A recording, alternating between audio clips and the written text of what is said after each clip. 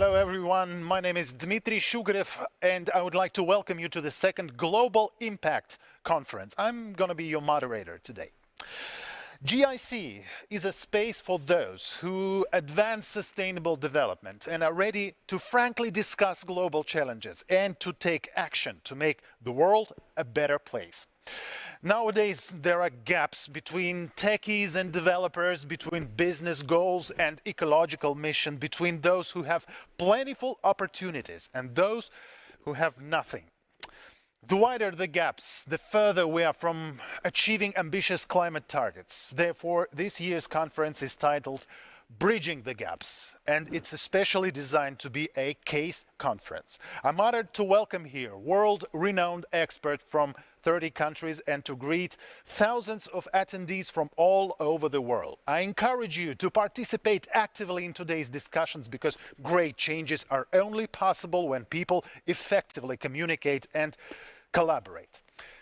Major change can't be achieved by just one person, so I'm not going to moderate our conference alone. Let me introduce my co-presenter to you. Please welcome Jaya. She's the truly virtual digital human. She doesn't pretend to be digital, but actually is. She is pure artificial intelligence cased in 3D digital reality. The future seems to be here already, doesn't it? So Jaya, hi, I'm turning the floor over to you. Thank you, Dmitry. I'm glad I can join the Global Impact Conference 2021. It is an outstanding moment in history when you and I are working together and are doing our best to contribute to the future of our countries and the planet as a whole. Artificial intelligence plays a key role in many technological innovations that help to find solutions to global issues and help to drive economic and environmental progress across all social groups and countries. That is why I'm honored to co-moderate our conference today. Let's get it started. Thank you, Jaya. In the beginning, I would like to introduce you to the technical capabilities of our platform to make it a real tool for communication and cooperation. The live stream is available in HD in both Russian and English languages. To the right of the broadcast window, you can find a chat section for your greetings and communication. Your activity is very much welcome. If the topic or the speaker resonates with you, feel free to click the like and send us hearts. If you have any questions or concerns, please use the online support chat. You can also email or call us. Our operators will help you promptly. With that, we wish you truly enjoy being with us for the next few hours. I believe we are ready to start our conference.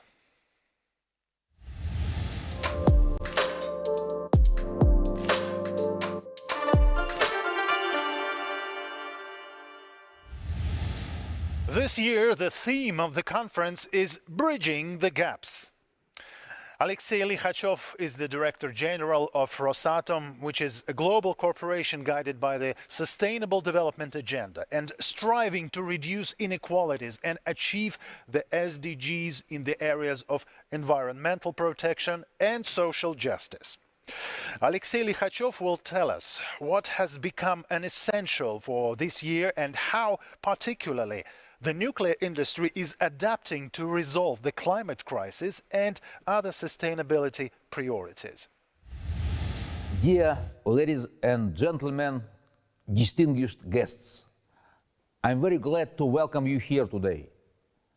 Last year, Global Impact Conference explored the role of human-centric approach in achieving balanced economic growth. This year, we turn our attention to bridging the gaps in our economies and society.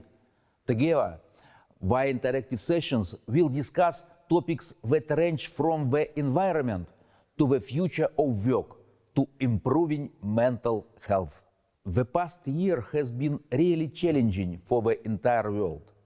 The two major crises facing humanity are COVID-19 and the climate emergency, and both provide reasons for concern and for the optimism.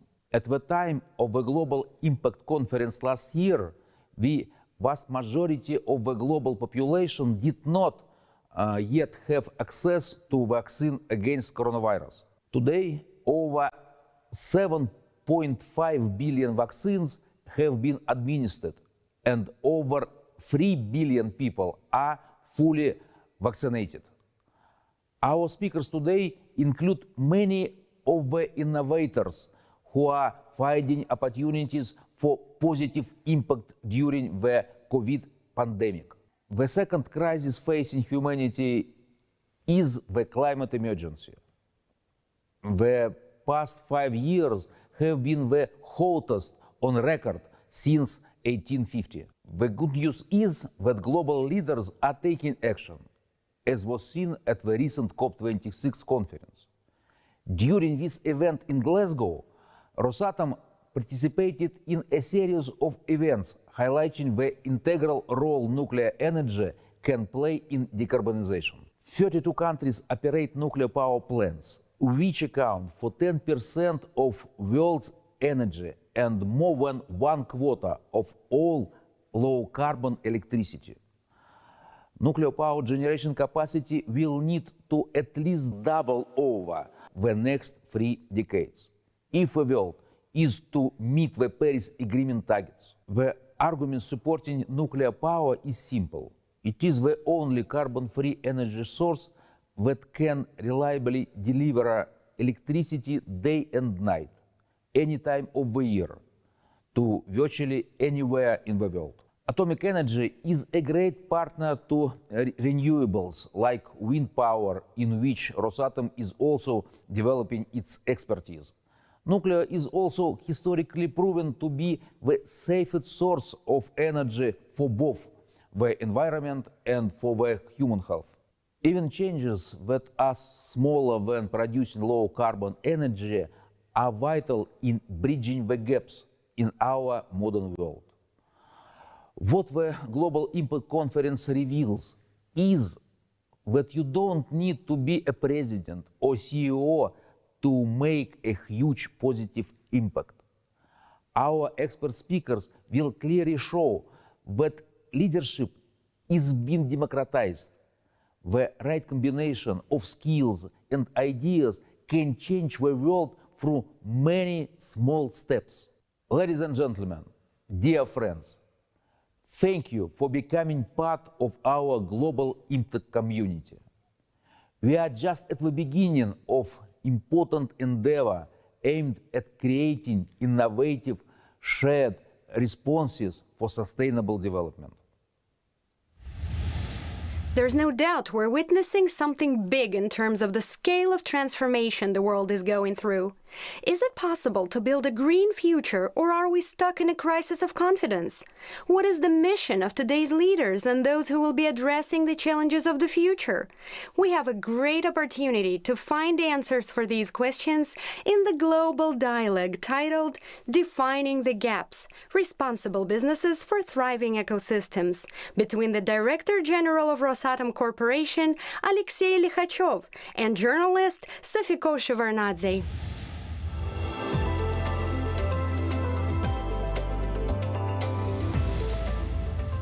Смотрите, в своем приветствии вы упомянули главное событие года по устойчивому развитию ＣОП26. Форум очень сильно критикуют. Alexei, in your welcome address, you mentioned COP26 as the most important event of ESG agenda, and the forum is criticized because people say, once again, it's de facto do as you please, no tough decisions. The G7 met, then G20 met. Guterres sounded really disappointed. He tweeted, I leave Rome with my hopes unfulfilled. And indeed, the impression is that the challenge is exponentially growing. The buzz is exponentially growing, while in decision-making, all we see is a plateau, a constant. Why so? Why is it always? Why it's always stopped short of decisive measures? You know, the real decisive measures. This is a very profound and complex question, Safiko. Thank you. Okay, let's start with our view of it. I believe that this is both bad and good. Well, this is a fact. This is, well, good and bad. Well, it's bad because that's the fact. And we can see many words unsaid in the conclusions and incomplete decisions. So this has to be admitted. On the other hand, we can see some processes both for G7 and G20 and COP26, since if we had read in all the newspapers that the forums have shown the victory of all the progressive humanity and we can just relax, this would have been even worse, because this would have been a patent lie. And secondly, we understand that humanity, as of today, doesn't have a consolidated position on solving the issues. There are many reasons to it. They are technological. We understand that the countries differ pretty much in terms of technological development. Another issue is a poor understanding of the challenge as such. Well, politicians differ, and we often see simplifications, well, I beg your pardon, even vulgar understanding of the environmental challenges. Well, sometimes this is, well, too simplistic or oversimplistic. And the third thing is the overall trust crisis everywhere in terms of people-to-people relationship, geopolitical or political relationships. So all these things are happening globally and then are working against developing common solutions in many areas, not only the ecology, but also the economic policy, for instance. If you look at the global trade and what is going on, well, if you look at, say, the last 10 years with the WTO and the World Customs Union, well, they're just walking away. They're walking away from the decisions and solutions as of year 2000 and early 2010. Well, the migration policy. Well, what kind of trust is there? What kind of looking for solutions? They're just shifting the burden to somebody else's shoulders. The political agenda globally. Well, I believe that now we are living through a very problematic time there. If you look at the time from 1940, for instance, well, this issue, so now it's in a cold situation, but it's quite threatening. So with this trust crisis and cooperation crisis, how can we in this environment come to terms at the environmental discussions? Well, everybody understands this. This is a problem, but there is some good news to it. A number of solutions were articulated at COP. They were signed. And the third important thing is that, well, maybe not legally, but at least politically, the parties have come closer after COP26.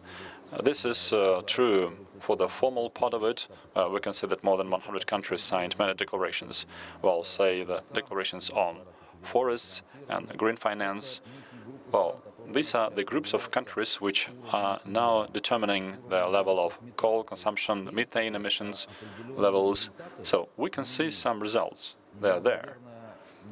But I don't think anybody expected a complete consensus or a solution of the problem at Glasgow. This problem, the way I see it, doesn't have a solution for the whole humankind. So many thoughts about trust. But okay, we'll get back to it later. For now, let's dive into specifics. You once said that nuclear energy history is now divided into before and after COP26. Quite a big statement. What exactly... Many things changed at the forum. Let me take a step back.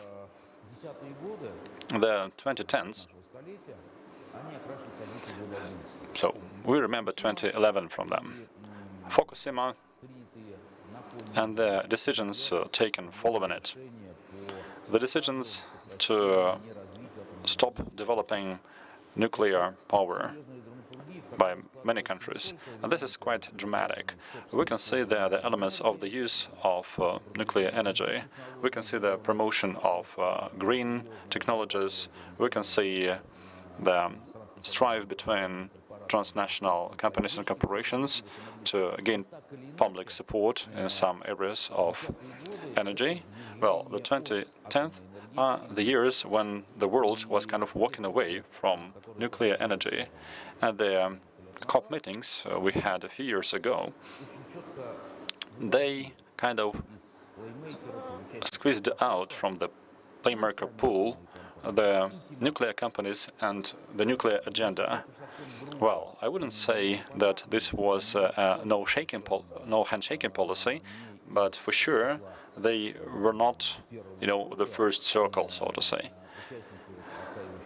I mean, those who were for the nuclear energy. So they were squeezed out of this first-tier circle, and they were not invited, and they were not discussed. So what happened before COP26? What is important there? We were quite active in this. I mean, Rosatom. We asked, and this was approved, we asked for the promotion of nuclear energy, our priceless, seriously,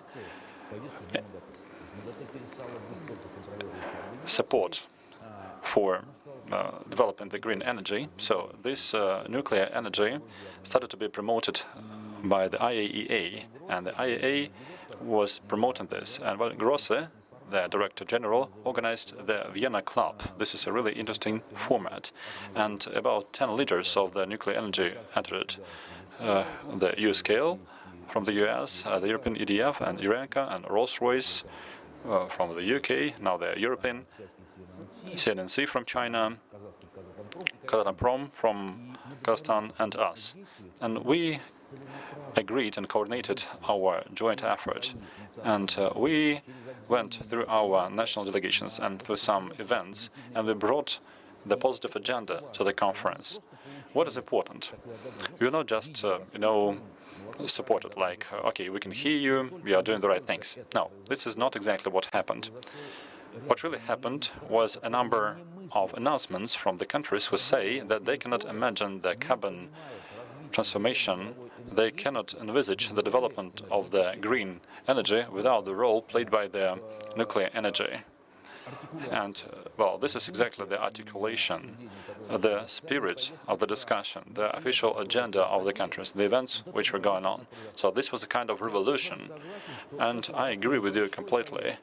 It didn't happen in the big agenda or in the de jure issues like declarations and announcements. And we see a lot of lies in this ointment. Well, the strangest things which are happening in terms of this field would be the rejection of the European taxonomy of nuclear energy. So the big countries have decided this. I mean, well, including Germany, where we have some issues, but still, well, I can hardly understand how the EU, having France with 70% of generation, and the Balkans, where have more than half Finland, they're developing this, and Poland, they have approved a nuclear program.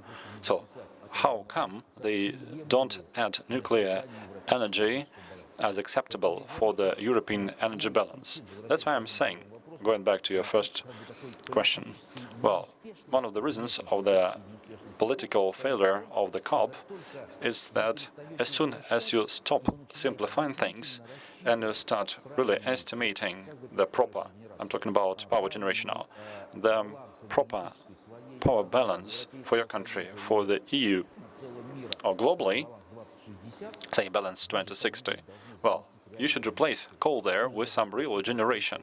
You should understand the cost of it, to build it and to operate it, and how it will depend on the fuel price, for instance, if this is gas generation. Well, now we are talking about electricity only, but apart from that we have transportation, we have industry, and their CO2 equivalent, the emissions of carbon, methane, and so on. Has anybody estimated this? Well, my take is that electricity makes about 30% of the greenhouse anthropogenic effect, and about 65 to 70% comes from the industry and transportation chains. Well, I didn't really expect any breakthrough from the Glasgow events. Well, any conference is usually political. If we were to simplify and describe the transfer to green energy as a process, what we're saying is that the first echelon countries, they can afford it. They are rich countries. How about the low-income countries, though? They might be willing to transfer, but how can they manage I mean, physically, as you were saying, countries are so politically, economically, technologically different. You know, when I come to think of it, I say, uh-oh, looks like all our efforts to change something, to make a difference, and the global warming are doomed to failure. Okay, another step back. Well, in Russia, we have many century traditions which have brought us close to the EU in terms of business, and we are interwoven politically. And if we look at some other countries further away from us, some of them are much bigger than Russia. Well, here I'm talking about, say, China, India, and others, like Bangladesh and Pakistan. They long ago entered to their programs the development of nuclear energy, their building capacity, and China is doing it fast. India is catching up. Our Bengalese friends are saying that 2 units and 1 station are not enough, so we're building 2 units more. So I don't think that they care much whether Brussels is going to add nuclear energy to the green taxonomy. We understand that we have the carbon tax and they'll engage with the European suppliers, but they cannot envisage the development of their power systems without nuclear power. And this is true for the Central Asian countries as well. And all those who have this dynamic economy development, those who develop consumption, Kazakhstan and Uzbekistan and others, they're discussing this seriously at the national elite level. They're not talking whether this is needed or not. They're talking about where and when to build this and what kind of capacity. And the nuclear power plant works for 60 to 100 years. So we should look at this with a long time horizon. The second thing, the nuclear power plant is, say, 2 to 3% dependable on the raw materials in terms of power generation. And if uranium becomes 5 times more expensive in the next 20 years, the power consumer is hardly going to feel it. Well, and if gas and coal were going to become 5 times more expensive, well, you understand what it means. So the economy of the NPP is attractive, but there is an important condition to it. The political wisdom and boldness should be there, so that the political leadership should look at the long term. When they stop thinking within 1 presidential term, the country quickly decides to build a nuclear power plant. Well, I'm confident we don't have any alternative to support the development of the technological progress. So without nuclear power, this is not possible. It's not only for power generation, this is for traffic, for exploring the far space, and radio medicine, and understanding the matter, determining the fundamental development laws in nature, because the picture we have in our mind now, I mean the protons, neutrons, and electrons, this picture dates back to the early The new physics is about a deeper understanding of matter, and without nuclear technology, you will not obtain this. Well, speaking of the new picture, the green future, an ideal green future, is it utopian to expect it? You know, I was thinking it's like a patient coming to a doctor, the diagnosis is known, we know how to treat you. And then the doctor goes on, oh, but you need to understand, any medical intervention has its adverse effects. So does the green future have any such adverse effects? Or it can be 100% perfect? We can be even more cynical here. We have a joke, you know, of the 1990s.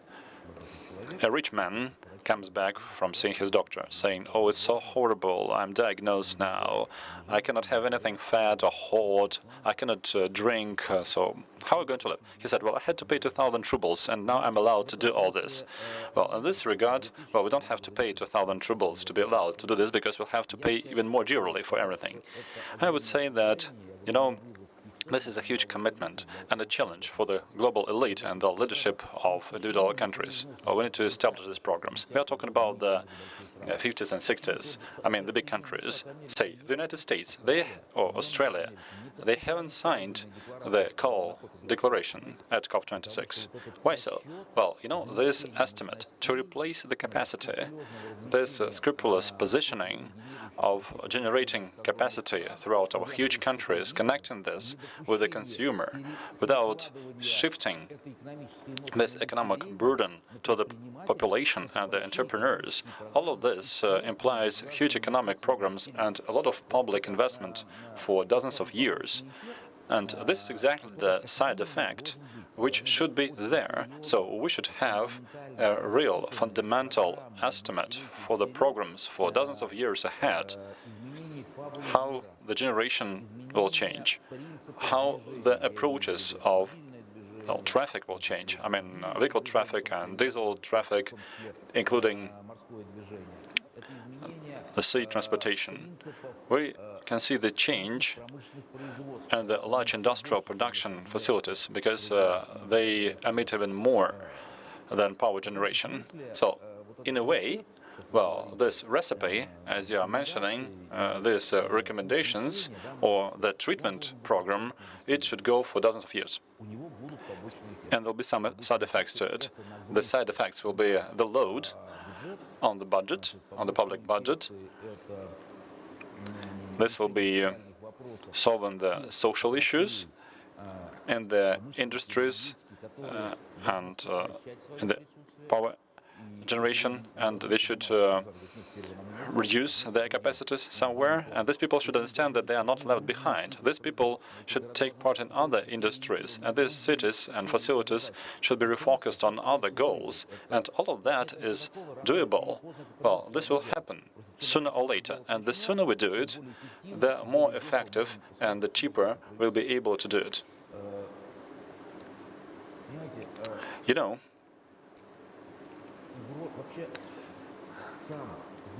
the challenge related to the climate agenda is not completely understood yet. We can hardly understand many of the processes going on. Let me share with you a basic example. Rosatom is the operator of the Northern Sea route. We build nuclear ice breakers, and this is quite challenging in terms of how much we should spend, how quickly we should build it. And some colleagues have recently, within the last 2 years, have told us that, well, Rosatom shouldn't have been telling these scary stories about the big fleet of icebreakers. We are getting warmer, 5 degrees plus, the ice doesn't go there, and so on and so forth. Okay. We can see this trend, but this is one of a dozen trends. There is another trend. The Siberian fires of this year impacted the Arctic atmosphere a lot, and the sun couldn't penetrate this, and they couldn't heat the Arctic enough in the summer. And the winter came 3 weeks sooner to the Arctic this year. No one could predict this. Well, they should have, because this is a two-move technological estimate. Okay, fire, heat, fire, smoke, no heat, quick winter. And now 14 ships are being rescued by us. So, each of these aspects related to the climate and the change in temperature, all these things have a lot of nuances and subtleties. And the technological framework we need in the energy, in transportation, in power generation, and in the industry, well, I believe this framework is not clearly understood by any of the countries. Well, I believe that the COP is there to come to terms on the framework idea and the stages, because, well, you cannot build it in one country. You cannot have a good future in one country. You cannot cover a country with a dome. Well, we'll talk about this whole in it together thing, because it's indeed the most important factor, and everyone has to be united around this common goal. But before that, please give me some more specifics. We keep talking of sustainable green development, and I hope you don't take offense now. I do realize you're deeply in it, it drives you, but this phrase, sustainable development, it is so trite, so overused. So, you know, it's getting devalued, what it means anyway. So please let me ask you what it means to you to do business sustainably. It's just that there is this feeling that all too many corporations and institutions do it because it's good manners, because it's good for PR, for your image. No guarantee there, all for the planet and its future, what it means to do the business sustainably. Well, I risk annoying somehow the authors of the 17 Sustainable Development Goals, which is the Bible, the global Bible. And I can irritate the rating agencies who check how sustainable we are, and the activists can be irritated as well, because I have a completely different perspective of this. For me, sustainability is about setting for a corporation, in our case, or in a city where we are a core company, well, setting the human being in the center of our activity. So this is the essence. You should build all your activities around the human being. And if my KPIs, for some reason, say the economic ones, or any others, if they should harm the human being, this means that the KPIs are... Human being is most valuable. Sure, and this is not about payroll. This is much deeper. Well, payroll is important, the environment where they live, ecology and so on. And apart from these physical things, what I eat, what I drink, what I breathe, oh, this is important. And the mental health and the understanding that the people are in demand is important. I should do my best for the corporate tools to refrain from pressing the people into this square-headed officials. We should bring all the best from them. So the excitement, the science capabilities, or the social issues, because our social agenda is huge for the country and To resolve it, we do need all the generations to act together on these challenges. The new energy, the climate, combating inequality, and on and on and on. We are in it together. But then again, the Greta Thunberg generation, modern leaders welcome her, at least they make believe they do. They meet her, 2 weeks of discussions, speeches, all that. And then she, I mean, the face of the generation, so to speak, she looks at them and says, "You are nothing but a farm of hypocrites. How would I trust you? You ruined the world I live in, and now I have to repair it." That's my point, see? Seems like the generations, the 20-somethings, the conscious generation, they feel like the previous generation left them with so many grave problems, and now they are the ones to clean up. So, to the extent that the trust, much-needed trust, that should let us together, it's difficult to get. Thank you. This is a good question. I can agree to an extent. Indeed. The 1940s and 50s generation developing the nuclear project left some issues behind. In the 50s, 60s, those who were building their power energy in the Soviet Union, in Eastern Europe, they left some other issues like Chernobyl.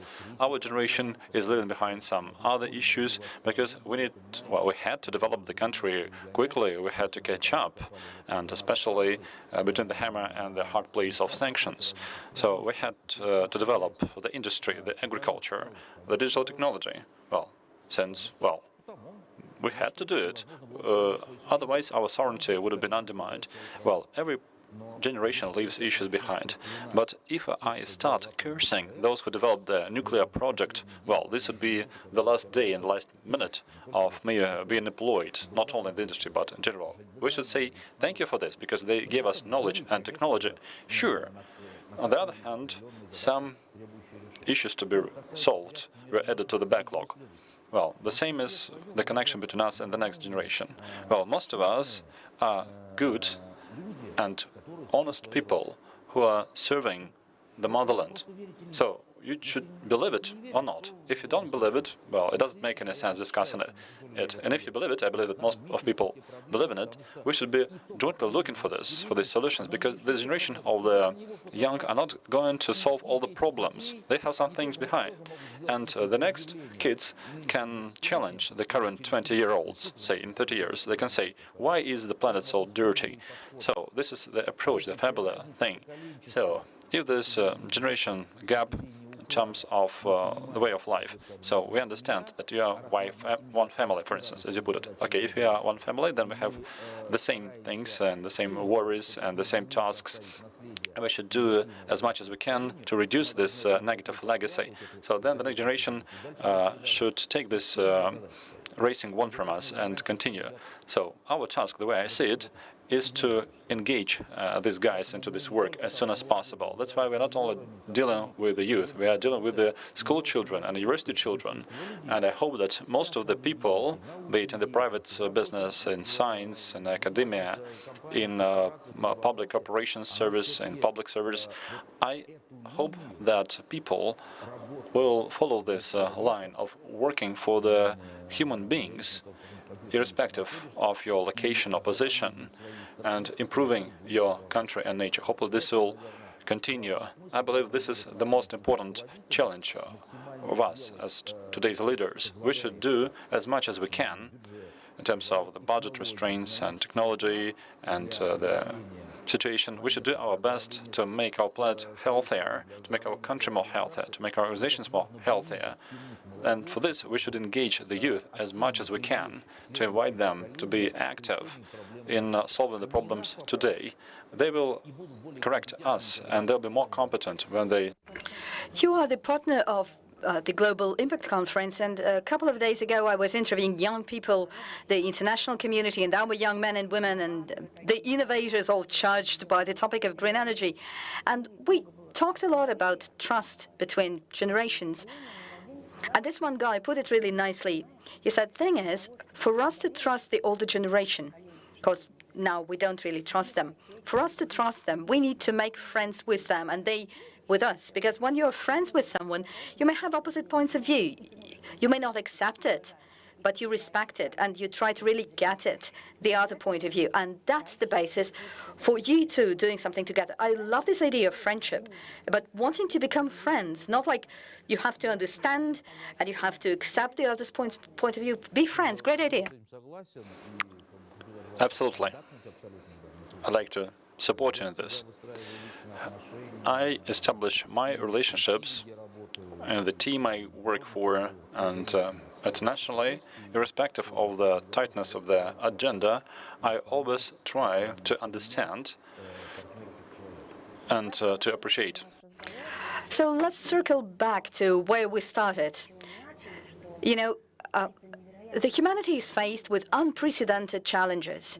Not imaginary, not made up, nothing to do with ideology differences, the real changes, the physical threats that loom over us. So there is a feeling that it has to do with all of us, and we can only manage it together as a planet rather than individually, like me, Sofika, or Alexei, or indeed Russia, Georgia, America, together. Yet it doesn't happen. The pandemic illustrates just what I mean. If we were to come as one, make a joint effort to create a vaccine, the medicines, common rules, never happened. So it is with everything, the global warming, the irresponsible consumption of the new technologies, the inequality, inequity. We need to be together, but we're not. And this feeling of total distrust, global distrust, I do hope you have something to tell me how to overcome it, because unless we join our efforts and do it together as citizens of the world, as citizens of the world, not respective countries, we won't pull it off. Well, it's really important. Absolutely. Strange as it might seem, the global challenges, the ecology and the pandemic, is not pushing people together. We are not united in the face of bad times, which should happen, logically speaking. And everybody here has his or her own commitment. The president, the head of government, all of them have their own commitment. And I have a commitment as a human being, and the public operations have these commitments. What shall we do? We shall be open as far as we can in discussing these things, hear people, exchange things with people, and promote this trust. We don't have any trust formula. Step 1, step 2, step 3. No. You can trust, and you can believe only based on the all the factors and characteristics and features, all of this comes together. And I believe that, well, our technology development commitment, the way we have it, was also in the field of developing trust. Well, we are at the beginning of the journey. I don't know the specific actions and the specific shape of this to take place, but I know that our goal is honest. It's not invented, and it's not on my KPI list. I understand that the risk looming over the planet is fatal.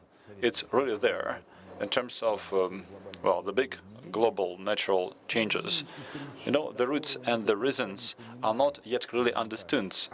I mean, the fundamental ones. This means we don't have a precise framework over it, and dealing with this risk is possible only at a different trust level. And just like in any discussion, well, for instance, if you want to establish relationships, well, what should you start with? Well, you should tell them about yourself. You should tell them about your plans.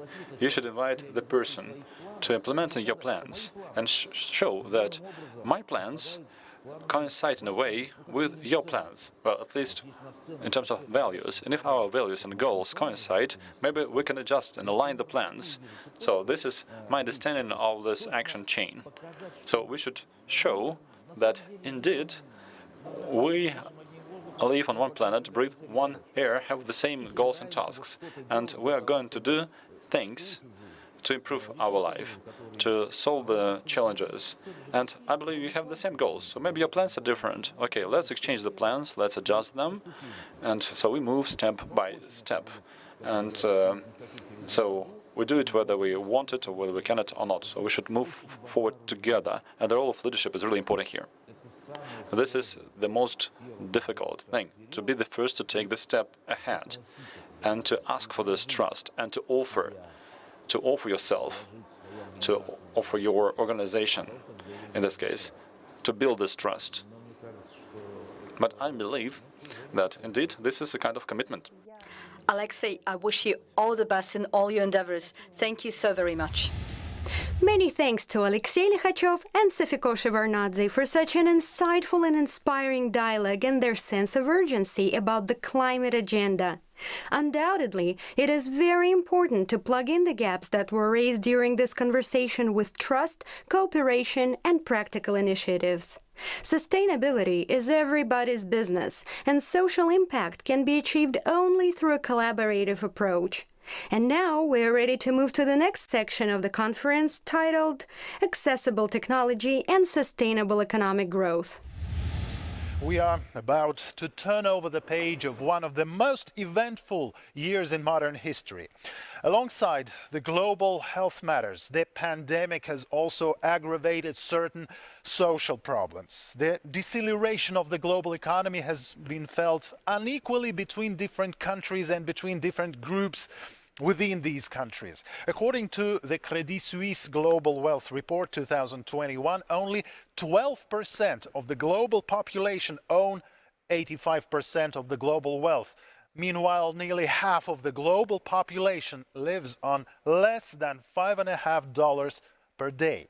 During the next 3 sessions, leaders passionate about the power of technology will discuss science-based solutions that can be scaled up to overcome social inequalities and take a step towards a more just and inclusive future.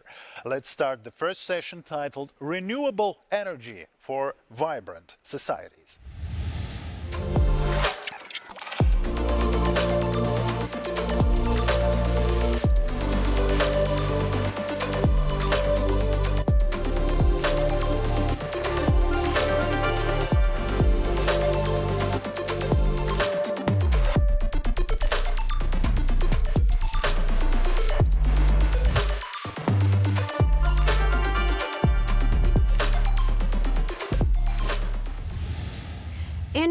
inequality is one of the greatest challenges of our time.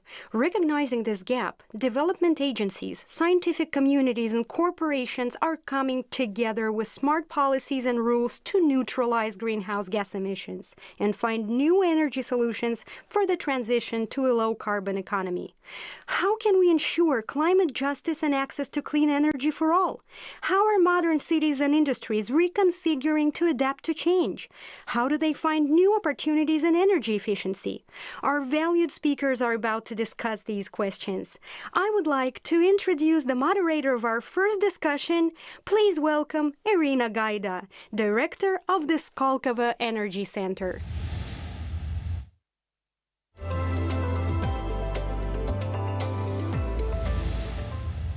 Good morning and good afternoon, dear colleagues. Welcome to the Global Impact Conference.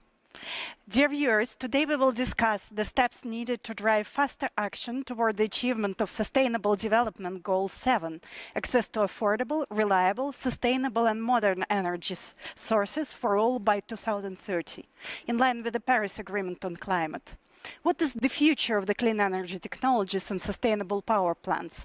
What needs to be done to make sustainable energy sources scalable in terms of cooperation between scientists, the state and business stakeholders, and why using nuclear power is better than developing solar and wind power solutions? Let's hear out our first speakers. Please welcome Dr. Leslie Dewan, the CEO of Radiant Nano, a nuclear energy startup developing next-generation radiation detectors. Previously, she was the CEO of Atomic Power, a company that designed safe nuclear reactors that leave behind less waste than conventional designs. Leslie has been named by the Time magazine as one of the 30 people under 30 changing the world, and the MIT Technology Review Innovator Under 35, and the World Economic Forum Young Global Leader. Leslie will engage in a dialogue with another prominent nuclear energy leader, Mirto Tripathi, who is the president and the founder of the Voices of Nuclear, a citizen association highlighting the contribution of nuclear energy to the human and environmental challenges. Mirto was previously Climate Policy Director at Global Compact France, during which time she actively participated in the climate and COP negotiations for the Paris Agreement. Leslie and Mirto, the floor is yours. Hi, I'm Leslie Dewan. I'm a nuclear engineer by training with a PhD in nuclear from MIT. I was previously CEO of the nuclear reactor design company Atomic Power, where we were working on making smaller, safer nuclear reactors that leave behind less nuclear waste than existing designs. I'm currently still in the nuclear field, but approaching it from a slightly different direction. I just started up a new nuclear company called Radiant Nano, where we're making compact radiation detectors for environmental monitoring and preventing the proliferation of nuclear materials. Well, that's very nice to meet you, and I'll introduce myself. I am Mirto Tripathi. I'm French. I have a double degree in business management and engineering, and I did the first part of my career, the first 10 years, in Areva, which used to be the very major nuclear company in France. And at the later part of my career, I was in charge of promoting and selling the French nuclear reactor third generation EPR. And then I came to the realization that climate change was very important and that we had to also enter into the policy field in addition to the technical one. And I decided to start working within the COPs already at the time of the Paris Agreement. And I did that for 3 years. And after those 3 years, I realized that nuclear was almost not present at all within the COPs. It was not addressed. And that civil society actually had a very important role to play in the fact that nuclear energy was not recognized as it should have in the energy transition. And so I decided to play the NGO game. And in 2018, I created the Voices of Nuclear, which is 100% volunteers, NGO, lots of young people, lots of people also that have never had a contact with the industry, and that all want to have nuclear energy be better understood, but mostly be better recognized in policies and also by industries and companies in its role for the energy transition and in fighting climate change. And I've been the head and founder of the Voices of Nuclear for the past 3 years. And I'm very happy to say that finally we're starting to see things moving ahead in a positive way. It's wonderful to meet you and great hearing more about your background. I'm really excited for this conversation we're going to have. Me too, sincerely happy. Yeah, so I'm really happy to meet you today, and it's really interesting for me to get a chance to ask you a couple of questions, especially after that past week I've spent here in Glasgow at the COP26. And I was wondering if you could tell us a little bit about the perspectives of nuclear energy and how nuclear energy could, in your view, contribute to that fight against climate change for a more sustainable economy, not only in developed countries, of course, but on the rest of the planet, and how you would position yourself, nuclear energy, as compared to what I have seen for this past week over and over and over, which is a lot of talk about wind and solar, which are certainly part of the solution, but maybe not all of it. Oh, thank you for the question. So first off, I strongly believe that we need a portfolio approach to clean power generation. We need to have nuclear alongside solar and wind and hydro and geothermal especially. But in addition to that, I think nuclear brings some really important pieces to the table that other forms of energy generation simply don't have. To be more specific, nuclear is very good at providing baseload energy generation. Nuclear is an always-on source of power that I believe makes it couple very nicely with intermittent sources like solar and wind in particular. Right, and so what kind of perspective do you see in the future? Because, for example, what was interesting in my role as an advocate for nuclear power is that people send back at me always the perception, the image of a technology that would be from the past and that will be kind of frozen in its current state. What would you answer those people? What are the perspectives to come? How is it not only capable of maybe answering part of the problem today, but also in the 50, 100, 1,000 years to come, because we talk about 2050 as some sort of a deadline to reach carbon neutrality, but certainly humanity is going to live well beyond that date. So how can nuclear support us up to the end of time, if I may? Absolutely. So what I think is important to emphasize here is the different types of nuclear power plants that have been developed already and the ones that are going to be developed in the future. So, as you know, the majority of the 400-odd operating nuclear power plants today are all conventional light water reactors. And those work well. And, you know, in France in particular, France has exceptionally low carbon emissions because so much of your power comes from nuclear, from these conventional plants. But what I'm especially excited about is what the next generation of nuclear power reactors would be able to do in the future. So these are things like molten salt reactors or reactors that use thorium fuel, liquid metal or gas-cooled reactors that have exceptionally good safety profiles, good proliferation resistance, have the potential to be much lower cost. They have the potential in some cases to be mass manufactured at a central location and then shipped out to where they need to be in rapidly developing countries especially. And so I think that piece is just absolutely crucial to being able to expand the development of carbon-free nuclear technology worldwide. And from my past experience, which now dates back a little bit in the industry, we know that some countries, France being one of them, but not only, Sweden as well, as sometimes, and today China and Russia as well, those are countries that have been able to deploy fleets of nuclear power plants in a quite an efficient way.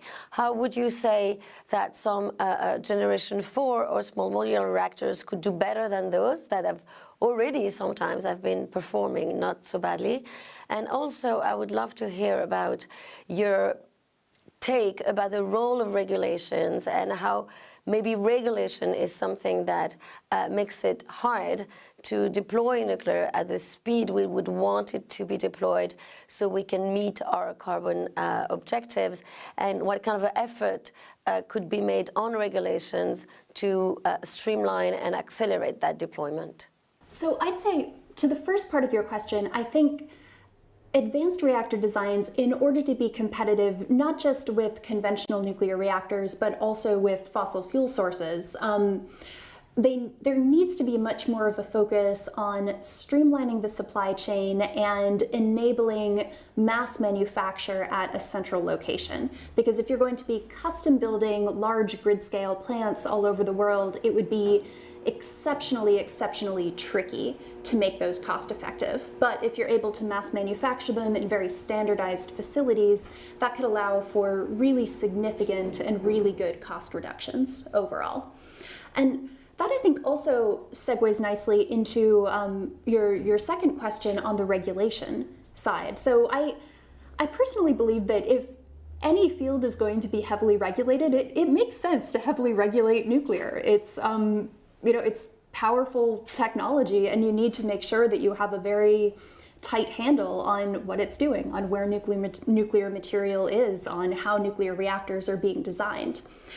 I think, at least on the US side, there's been tremendous work for the US Nuclear Regulatory Commission in broadening its mandate to encompass advanced reactors as well, to make sure that these advanced reactors have a sensible and thoughtful and performance-based regulatory approach.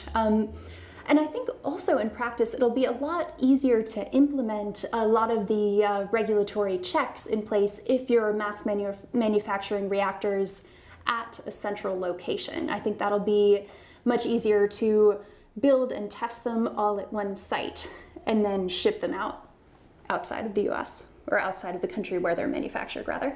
So I know that France is, of course, the leader in light water reactor design, and especially light water reactor construction, showing the country's ability to build a very large number of those plants, at a very fast schedule. And I wanted to know, perhaps from a government perspective within France or a private industrial developer, what is the appetite for next generation reactors or advanced reactors within France, in your opinion? That's a very difficult question, not because the answer is not is difficult in itself, just because it pains me a lot to tell you what the status of matters are today. So you're very right. Nuclear is a very important part of French well-being today and French history as a developing country.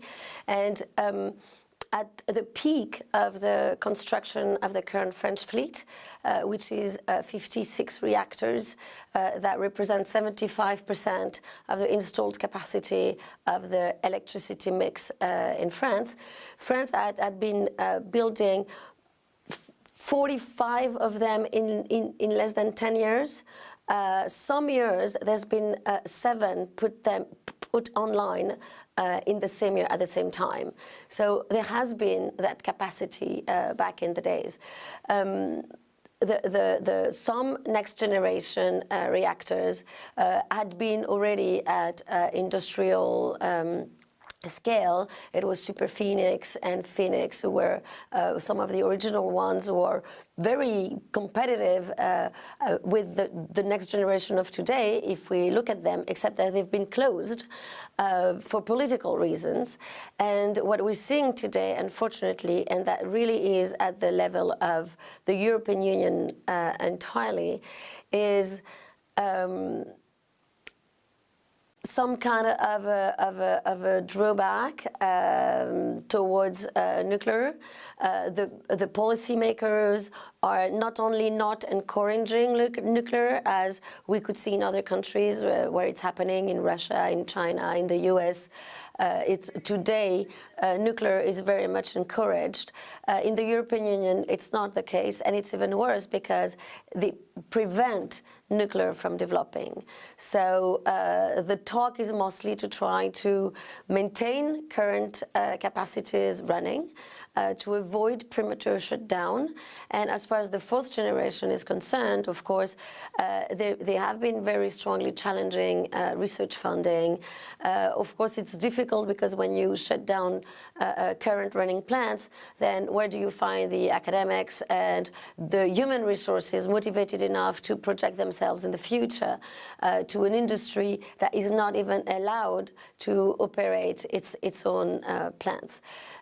So the situation is not easy. A lot of people are nevertheless hanging on to the science because it stays very exciting. Also because the ITER project, the fusion project, kind of shows some, though distant light, but at least some light. And that maintains a lot of enthusiasm and excitement, and hopefully a lot of research is still keeping that in focus, and in the meantime would benefit to the next generation reactors, generation 4, which are the high temperature one, the molten salt reactors, plenty declination of the small modular one, the fast breeders, and all of that. So I would say the knowledge is still there. There's still a lot of appetite in the research and science community, but right now it is not being helped at all, neither financially, neither by the policy ecosystem and framework. And I'm certainly part of the people that is working really hard to make this change.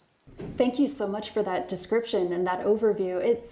Yeah, I agree that it can be so incredibly frustrating because there's so much brilliant research and within Western Europe on nuclear reactors and advanced nuclear reactors, and there's at the same time like such a rich history perhaps, or just like so much of an existence proof of how you can build these plants quickly and on time and under budget, and just the fact that political forces are preventing this from being investigated in a rigorous manner is just, well, just very frustrating. Very frustrating. And again, it seems to me that it's particularly relevant at the European Union level that we are drifting away from science-based policy. So a lot of people are talking a lot about science, but the rational criteria on which you should be making your decisions are quite absent from the debate. The words that are being used are very conceptual. We're talking about green technologies. We're talking about renewables. Renewables don't mean much in themselves. I mean, the fuel only is renewable. The rest of the infrastructure delivering the power is not. And within that renewable category, you have so many different energies. You have hydro that's dispatchable, low carbon, like nuclear is, but that's bound to geographical locations. You would have biomass that may have a very, very important carbon footprint and is renewable only if you renew it, and is not naturally renewable. And of course you have the intermittent wind and solar, which rely on a natural and renewable fuel, but at the same time requires so much natural resources consumption that we really have to also pay attention to what they're actually capable of delivering or not. And part of what I'm trying to do is to convince policymakers, for example, to use simple indicators like how many euros, dollars, rubles you spend for each grams of CO2 avoided. Just assess its technology with this kind of criteria, which is a very basic square rational criteria, and then your hierarchy and your priority are going to be laid down in front of you in a much easier way. That's so incredibly logical, and it's interesting perhaps to compare that to where the dialogue is at within the United States right now, because oddly enough, even though the US has a very divided political climate right now, it seems like there is still very broad bipartisan support for advanced nuclear reactors. Both Republicans and Democrats say, well, we'll at least investigate this. And this has translated into good support from the government at many different stages of technology development. There's been funding for increasing collaboration between US national labs and smaller nuclear reactor design startups. There's some government funding for building prototype advanced nuclear reactor facilities. But the interesting piece of it is that it's generally not talked about in terms of averting climate change, because the averting climate change language is, is very volatile, perhaps, in the United States, or it's hard to get people to circle around that particular language. So it's discussed in terms of, enhancing the US's foreign policy position, or enhancing national security, or enhancing energy security within the United States. So it's so odd to me, sort of the different political perspectives that can be brought to bear on this issue. Wow, yeah, that's interesting, because certainly at the European Union level, if you use the word climate, then it's the sesame that's going to open you all the doors. But what's less obvious is how you're going to assess the efficiency of a given technology against that objective of climate. And I relate to what you're saying very well, because sometimes, for example, and that's also the beauty of nuclear, which at the end answers positively to a lot of different objectives, that each one can find the objective that's more important to them, be it climate, be it preservation of the environment and the ecosystems, or being energy independence, or price of electricity for the people, climate justice, and all those things. Nuclear is capable of providing a good answer to that.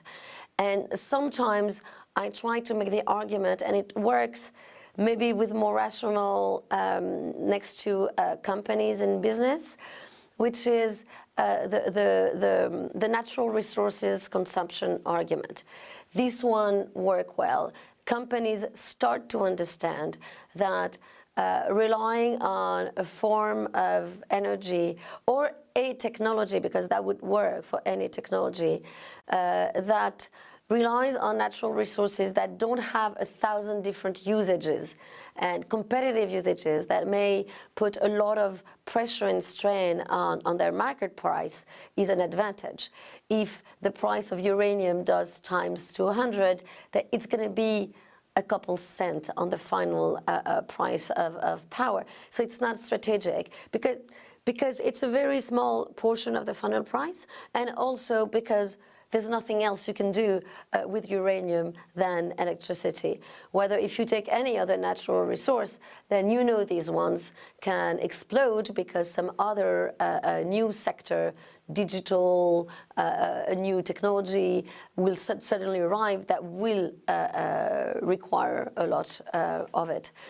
And that's an aspect of the role of the natural resources, but I think it's an aspect that talks well to what uranium may bring in the business conversation, in the rational conversation, then policymakers can take for themselves.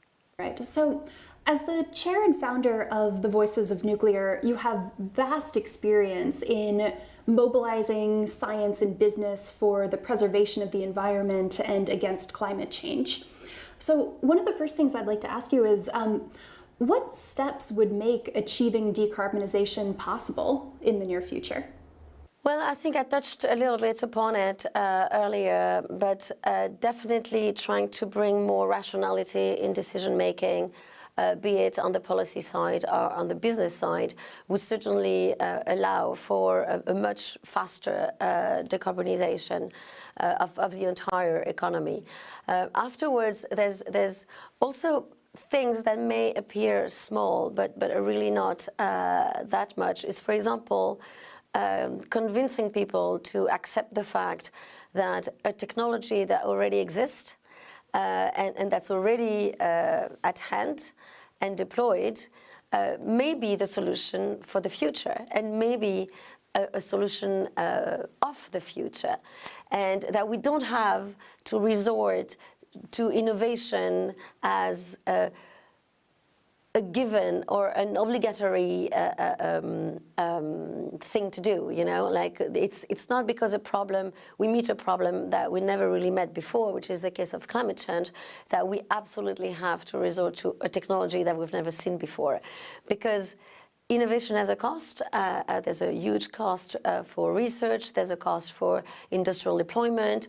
There's a cost in training, academic and science. There's obviously a cost for customers' acceptability and building the entire ecosystem around a new technology. And that cost is a financial cost. It's also a time cost. So we definitely need to convince people that when they have something at hand that works and that showed it could work, then we have to deploy that and use it as a bridge to the new technologies and the innovation that will come and be born from that.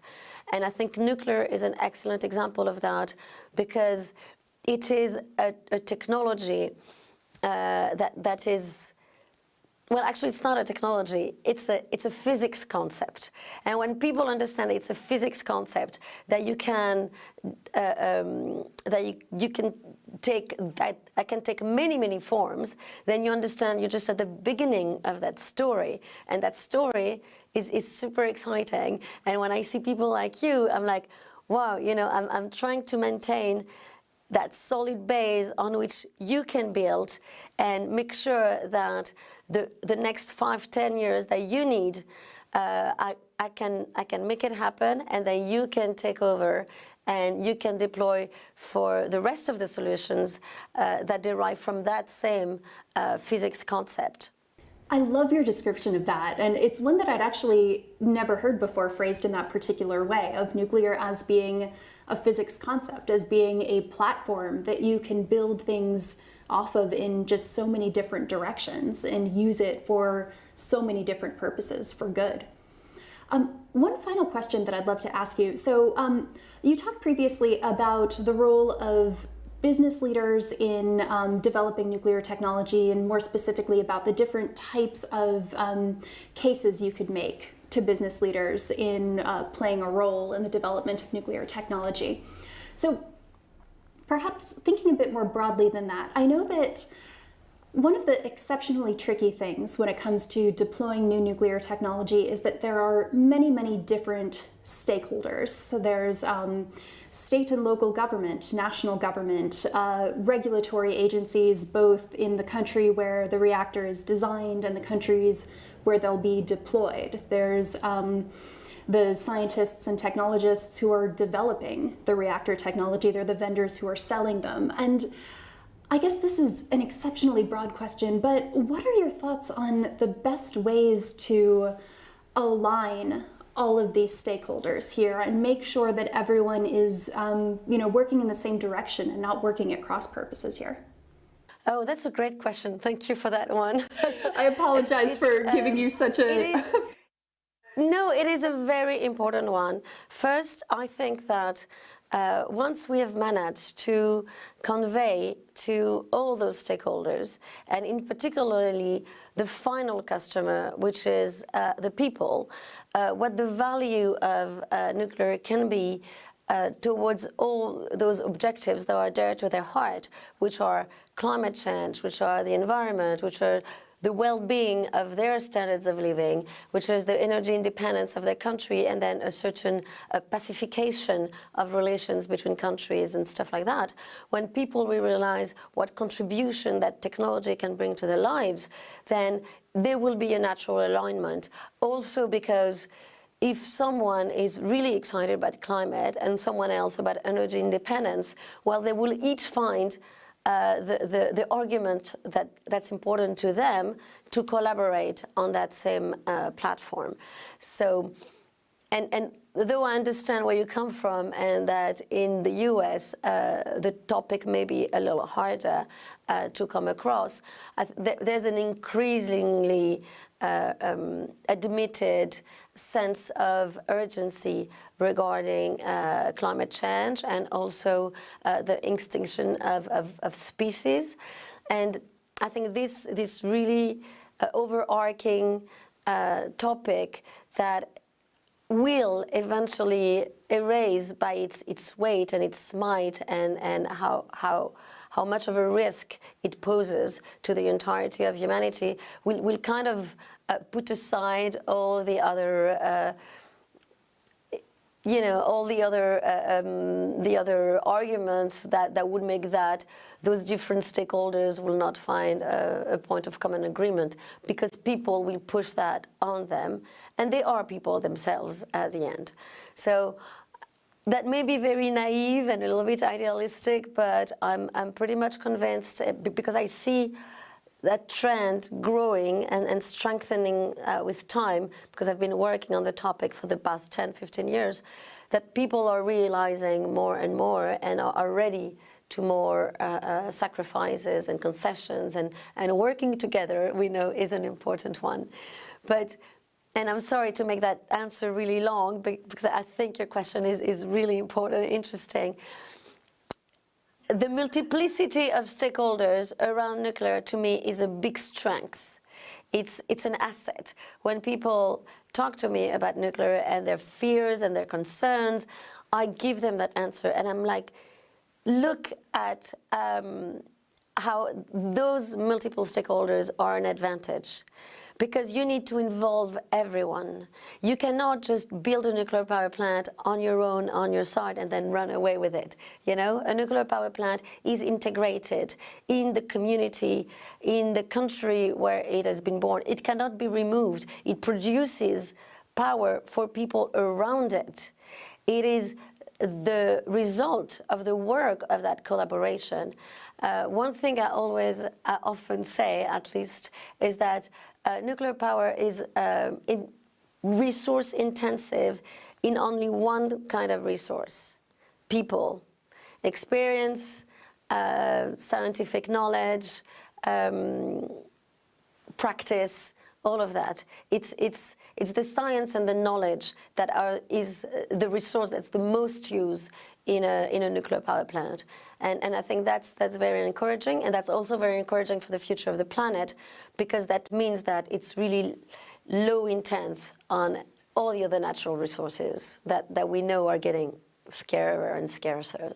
I really love your perspective on that, and I had actually never thought about it specifically in those terms before, especially about the fact that nuclear requires many, many stakeholders is an inherent advantage in these types of plants.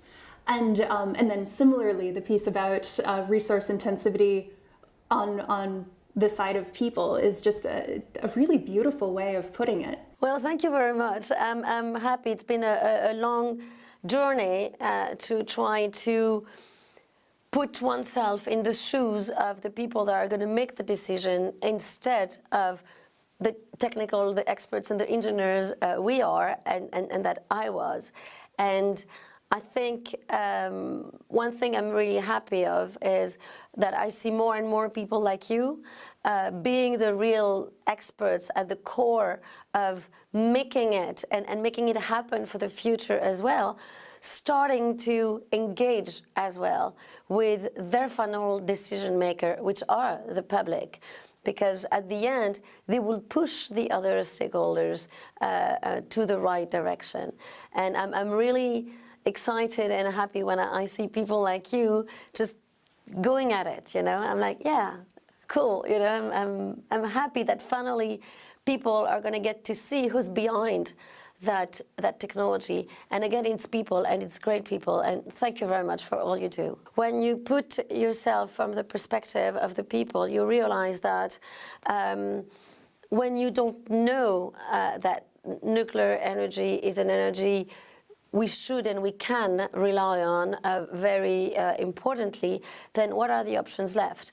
What we see is that we have, unfortunately, in the youth in particular, a lot of collapsologists, and that's the translation of despair. There's no solution, you know, so what do we do if there's no solution? And then on the other side, you have people that don't want to despair, but then find refuge in the dream, maybe, you know, the dream of those 100% renewable story that some countries, like Germany, for example, have been trying very forcefully to develop and to apply, but without results as of today, 20 years later, more than 500 billion euros later, which are amazing numbers. I mean, they're so huge, we can't really wrap our heads around them. And so either the dream that cannot materialize, which is the 100% renewable, or the despair, which is the collapsology, and then in the middle, then there is people like us who are really excited and enthusiasm because we know there is a solution towards which we should go, and that solution can embark the other ones, hydropower, wind, solar, and all the future ones to come as a complement to a low-carbon mix that stands a chance to succeed. I completely agree. And so the next question will have to be to you, when is that future going to materialize? How far ahead are those exciting other new technologies deriving from the current nuclear technology? Are they going to be there anytime soon? Can we expect them to be carbon neutral by 2050? How do you see it evolving? One of the most crucial things with advanced reactors in particular is to make sure that we're deploying them as quickly and safely as possible while still taking into account proliferation resistance, because the world crucially needs carbon-free technology on very, very rapid timelines. And one of the drawbacks of nuclear reactors is that it can take a long time to fully prove them out, prove their safety, prove their regulatory compliance. But I think right now this sense of urgency that you described previously is really helping to align all of the stakeholders in making sure that this process can happen as quickly and safely and effectively as possible. Speaking specifically to the US side of things, there are new testbed facilities for prototypes of new nuclear reactors that are being developed out at the Idaho National Lab that's aiming to have those units up and running as quickly as possible, use them to collect commercial data and be able to, or collect regulatory data rather, and roll into commercial products quite quickly. And then lastly, I think there's one other piece of the puzzle that we need to add in, because having wonderful, low-cost advanced reactor designs isn't going to be enough on its own. We need to be thinking about the entire supply chain of these advanced reactors. We need to think about making sure that we're producing enough of, say, the high-temperature steels and ceramics that will go into these reactor designs, some of the specific isotopes of lithium that might go into molten salt reactors. You know, we need to make sure that these companies don't design the one perfect advanced nuclear reactor and then not be able to scale it up to the scale at which we need. And then the other piece of it is the human capital, the personnel that's needed for these nuclear reactors. So we need to make sure, you know, in the US, for example, we've hardly built any nuclear reactors in the past 40 years. And so we've, to some degree, lost a lot of our expertise just on the construction side. So we don't have as many people who are trained in, you know, welding nuclear grade steel or pouring nuclear grade concrete, bending nuclear rebar. And so that piece is going to be crucially important for us going forward, is nuclear jobs training programs so we can build these plants quickly. So it's a really multi-dimensional problem. I think it incorporates not just science and engineering, but legislation and policy and jobs training and communication with people as well, so that the people understand what these reactors will mean to them. Well, thank you so much for this answer, and that really reinforces maybe the conclusion at which I came after so many years, but especially recently, which is at the end, it is a lot also of political will that is important, and we need to make the cost for taking the right decisions at the political and regulatory level not too high, so, which means what? Which means that we need the voters, we need the consumers to have understood the value of it and to have understood that that was the direction they wanted their leaders to take. And in which case, the political decision becomes easy. Even if it's hard, even if it's long, even if it's costly, it becomes easy because it's supported and it has support from whoever is the final decision maker, which is the voters, the citizens, and the consumer, which are the same thing.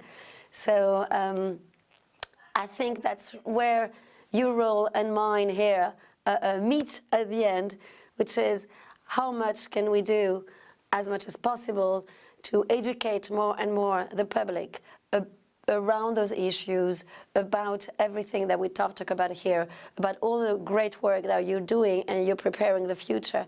We need to convey that to people as much as possible so that leaders can go in that direction and help all that ecosystem you've just so clearly described. But thank you so much for all of this wonderful conversation. Thank you so much as well. It's been wonderful talking with you. Looking forward for us to meet. Thank you, Dr. Leslie Dewan and Mirto Tripathi, for these fascinating insights on the ongoing and future contribution of nuclear power to a sustainable world. And now I'd like to give the floor to Tri Mumpuni, the Executive Director of the People-Centered Business and Economic Initiative, IPECA, in Jakarta, Indonesia. Ms. Mumpuni, your organization has successfully installed more than 80 micro-hydro projects across Indonesia with UN SCAP support, and your community-private partnership model became a model for many developing countries. Please tell us what community-based approaches help develop rural electrification and find clean energy sources, and what role does hydroelectricity play in this process? In the Global Impact Conference 2021, I will talk about how we are working together hand in hand with the local community to fulfill their own energy, and also in the same time conserving the environment, creating sustainability in the economic development for rural people. This is very important because we want to make sure that every humankind globally have the facility of energy. In the same time, they live in a very decent area because they have the capability to conserve the environment, and in the same time, they can have the welfare because utilizing local resources for their daily activities. The economic development that runs globally, unfortunately, creating so many damage to the environmental condition. There are many problems we are facing with the destruction of the rainforest. There are so many problems that we are facing to humankind, like floods, earthquake, and many more. Why this is happening? Because the way we develop the economic globally sometimes forgot that we have to secure and conserve the environmental. To create the balance is very important. That's why now every development approach needs to have the sustainability component. That is very important. I understand now that everybody globally talking about sustainability is very appealing to every humankind because this is very important that human being can be survive as long as the environmental conditions are healthy and also become a very good place to live in. Electrical power supply in rural area of everywhere is best if we can promote what so-called a community-based development of electrical power supply. This is very important because local community utilizing their own local resources to create their own energy demand. And we understand that primary energy are available in many remote areas which actually can be developed to be a renewable energy, and this is a very powerful tools to empower local community by utilizing their own local resources to have their own energy supply. This is what I call democratization of energy. Give space to the local community to also participate in fulfilling their own energy demand. And as a national context, this will help the government that the local community have the capability to fulfill their own energy and electricity. The approach of giving the energy to the rural community is by social preparation approach. What kind of social preparation that we can give to the local community? Meaning that we have to have a social engineering team to work together with local community. And we call this concept as a live-in concept. The team of social engineering should come and stay with local community so that the community have the trust. It's a very important to build what I call trust building. If the community trusts us, then we can together help in hand, hand in hand to fulfill the energy that needs by the local community. And working together is the best solution because both sides with a mutual benefit can understand each other and develop what I call a community-based development of electrical power supply. This is very important to be implemented to all rural area globally because local community really understand that local resources available is very close and they have a very easy access to develop. What they need is only supporting them with financial support, with technology appropriateness. Sustainability can be achieved if only local community are participating in the development process. So it is very important to make sure that the appropriate technology given to the local community is the best technology. So the best technology, if we can bring as close as possible to the local community capability, we have the responsibility to train the local community to understand. So when everything happens, they know exactly how to repair, how to cope with the problems. So by doing a community-based development on providing electricity, inviting the participation of local community will be the most powerful solution and really impactful solution for us to be able to fulfill the needs of energy to the local community. Mini and micro hydro is the best solution as a base load because they can operate for 24 hours and there is no disruption and there is no intermittent. Micro and mini hydro is also environmentally friendly because we don't have to build a dam and we are only using the runoff type river so that we don't have to change the landscape. We don't have to change the environment and we only diverted the water from the river that we ensure that the flow we design will be run constantly the whole year. And we also can teach the local community to take care of the catchment area because the catchment area is those who are actually guarantee the water flow that are needed in the design of having this micro and mini hydro.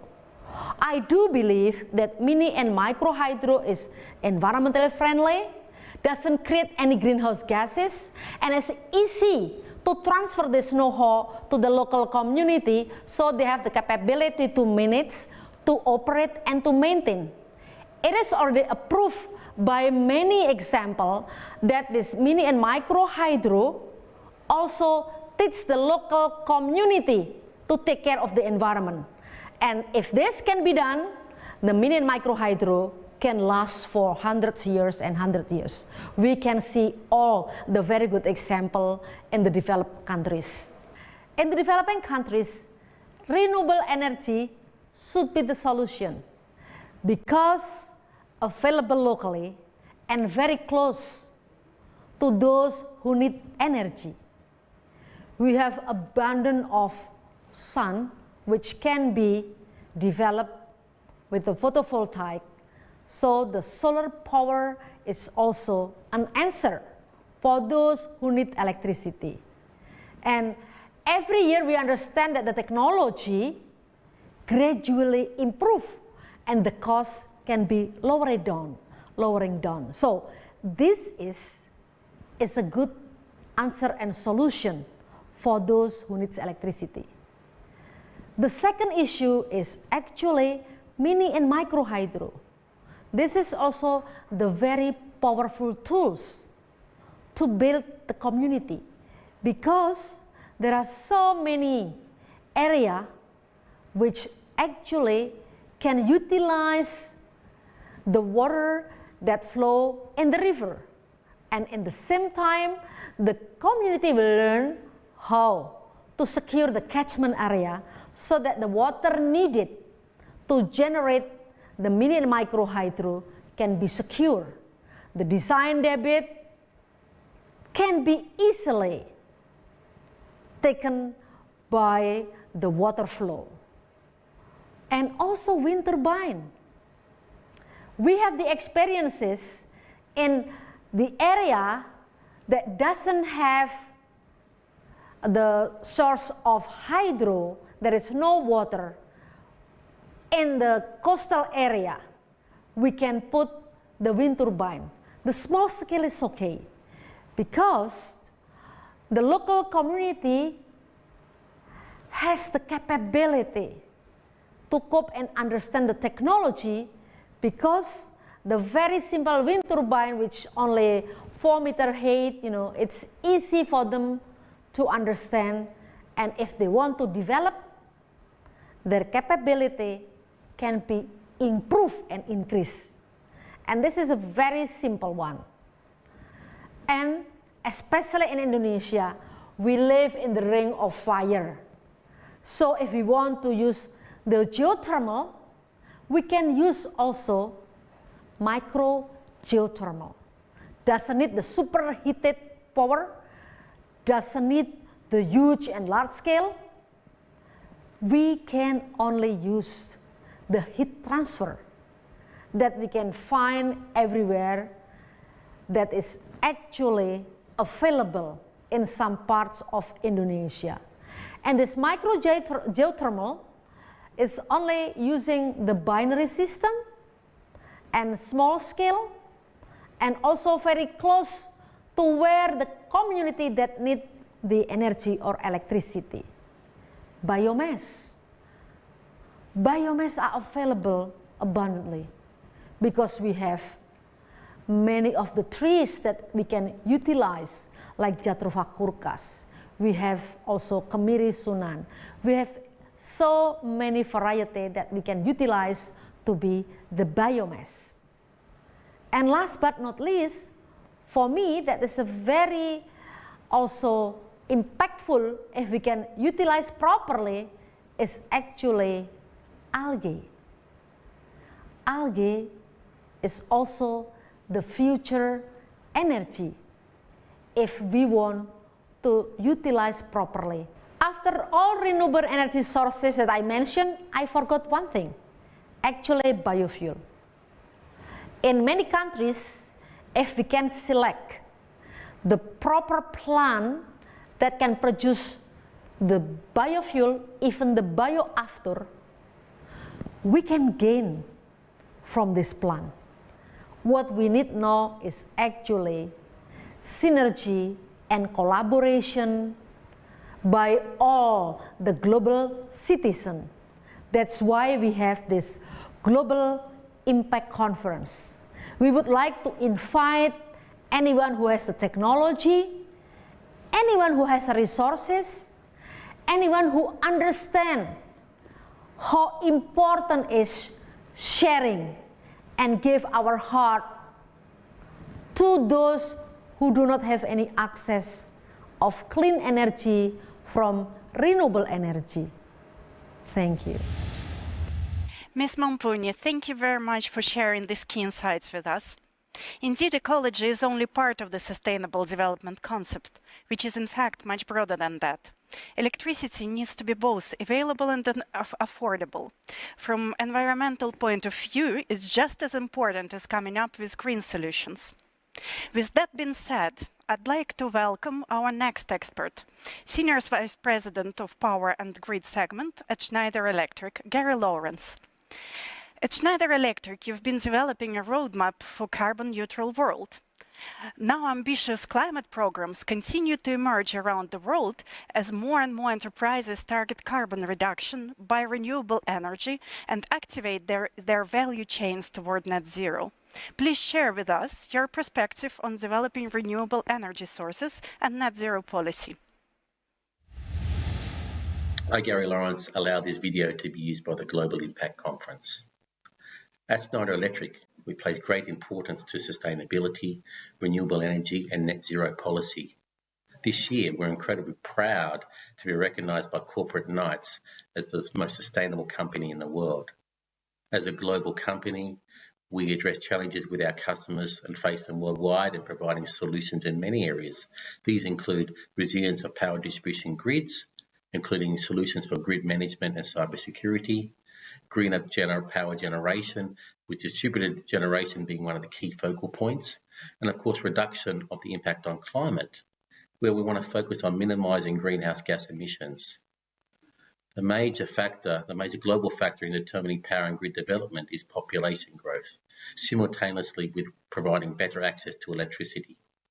Steady GDP growth and the focus on carbon neutral industries is key, and this is going to lead to a further growth in electricity consumption.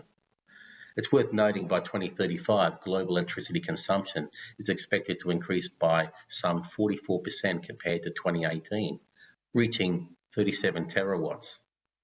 Now, this is going to be mainly driven by and led by Asian countries with a factor of 1.7, and we'll see moderate growth in China of a factor of 1.4 per year. Global carbon dioxide emissions total up some 33 billion tonnes per year and will continue to grow. It's projected by 2035 that will be 35 billion tonnes. This drives active development of carbon neutral electricity generation, including both decentralised and renewable generation, but also centralised generation such as nuclear energies. The competitiveness of renewable energy will grow, but it's going to be limited to a number of fundamental factors: low concentration of capabilities, dependence on the weather, and so on.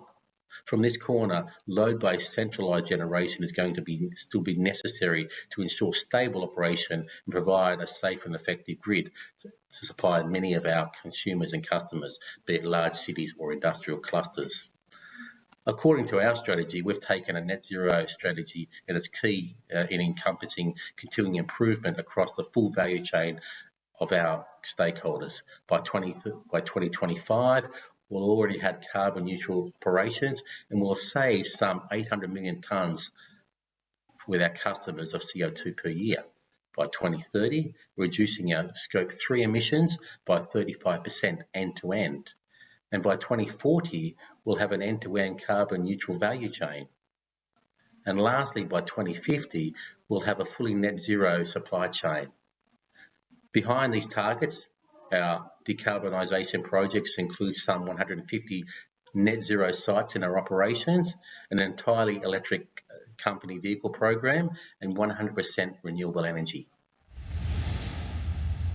Thank you all for your participation in this session. We are incredibly grateful for the information you have shared with us today, for these insights that definitely will help to implement positive ideas in new geographies and to develop new ones. One of the most important tasks of the 21st century is to solve the energy crisis. As of now, around 84% of people worldwide agree that the world should be fully powered by renewable energy. Perfect solutions will be harder to come by, not only because of the global differences in public and political support of various types of energy, but also because of the extensive knowledge required to address the many issues that the global energy landscape presents. Let's hope that this discussion brings us another step closer toward affordable, reliable, and sustainable energy for all. Thank you, Irina, and dear speakers. We're moving forward to the next session that is titled Bringing Down the Digital Barrier. The COVID-19 pandemic has accelerated the digitalization of social life, education, culture, and health. However, the digital barrier is more pressing than ever. UN experts suggest that this information gap may become the new face of inequality. Our experts will elaborate on how digital innovations help to develop inclusive mobility, improve food infrastructure, and stimulate cities to overcome modern challenges while improving technological efficiency. This session is going to be moderated by Mr. Dmitry Shugarev. Dmitry, the floor is yours.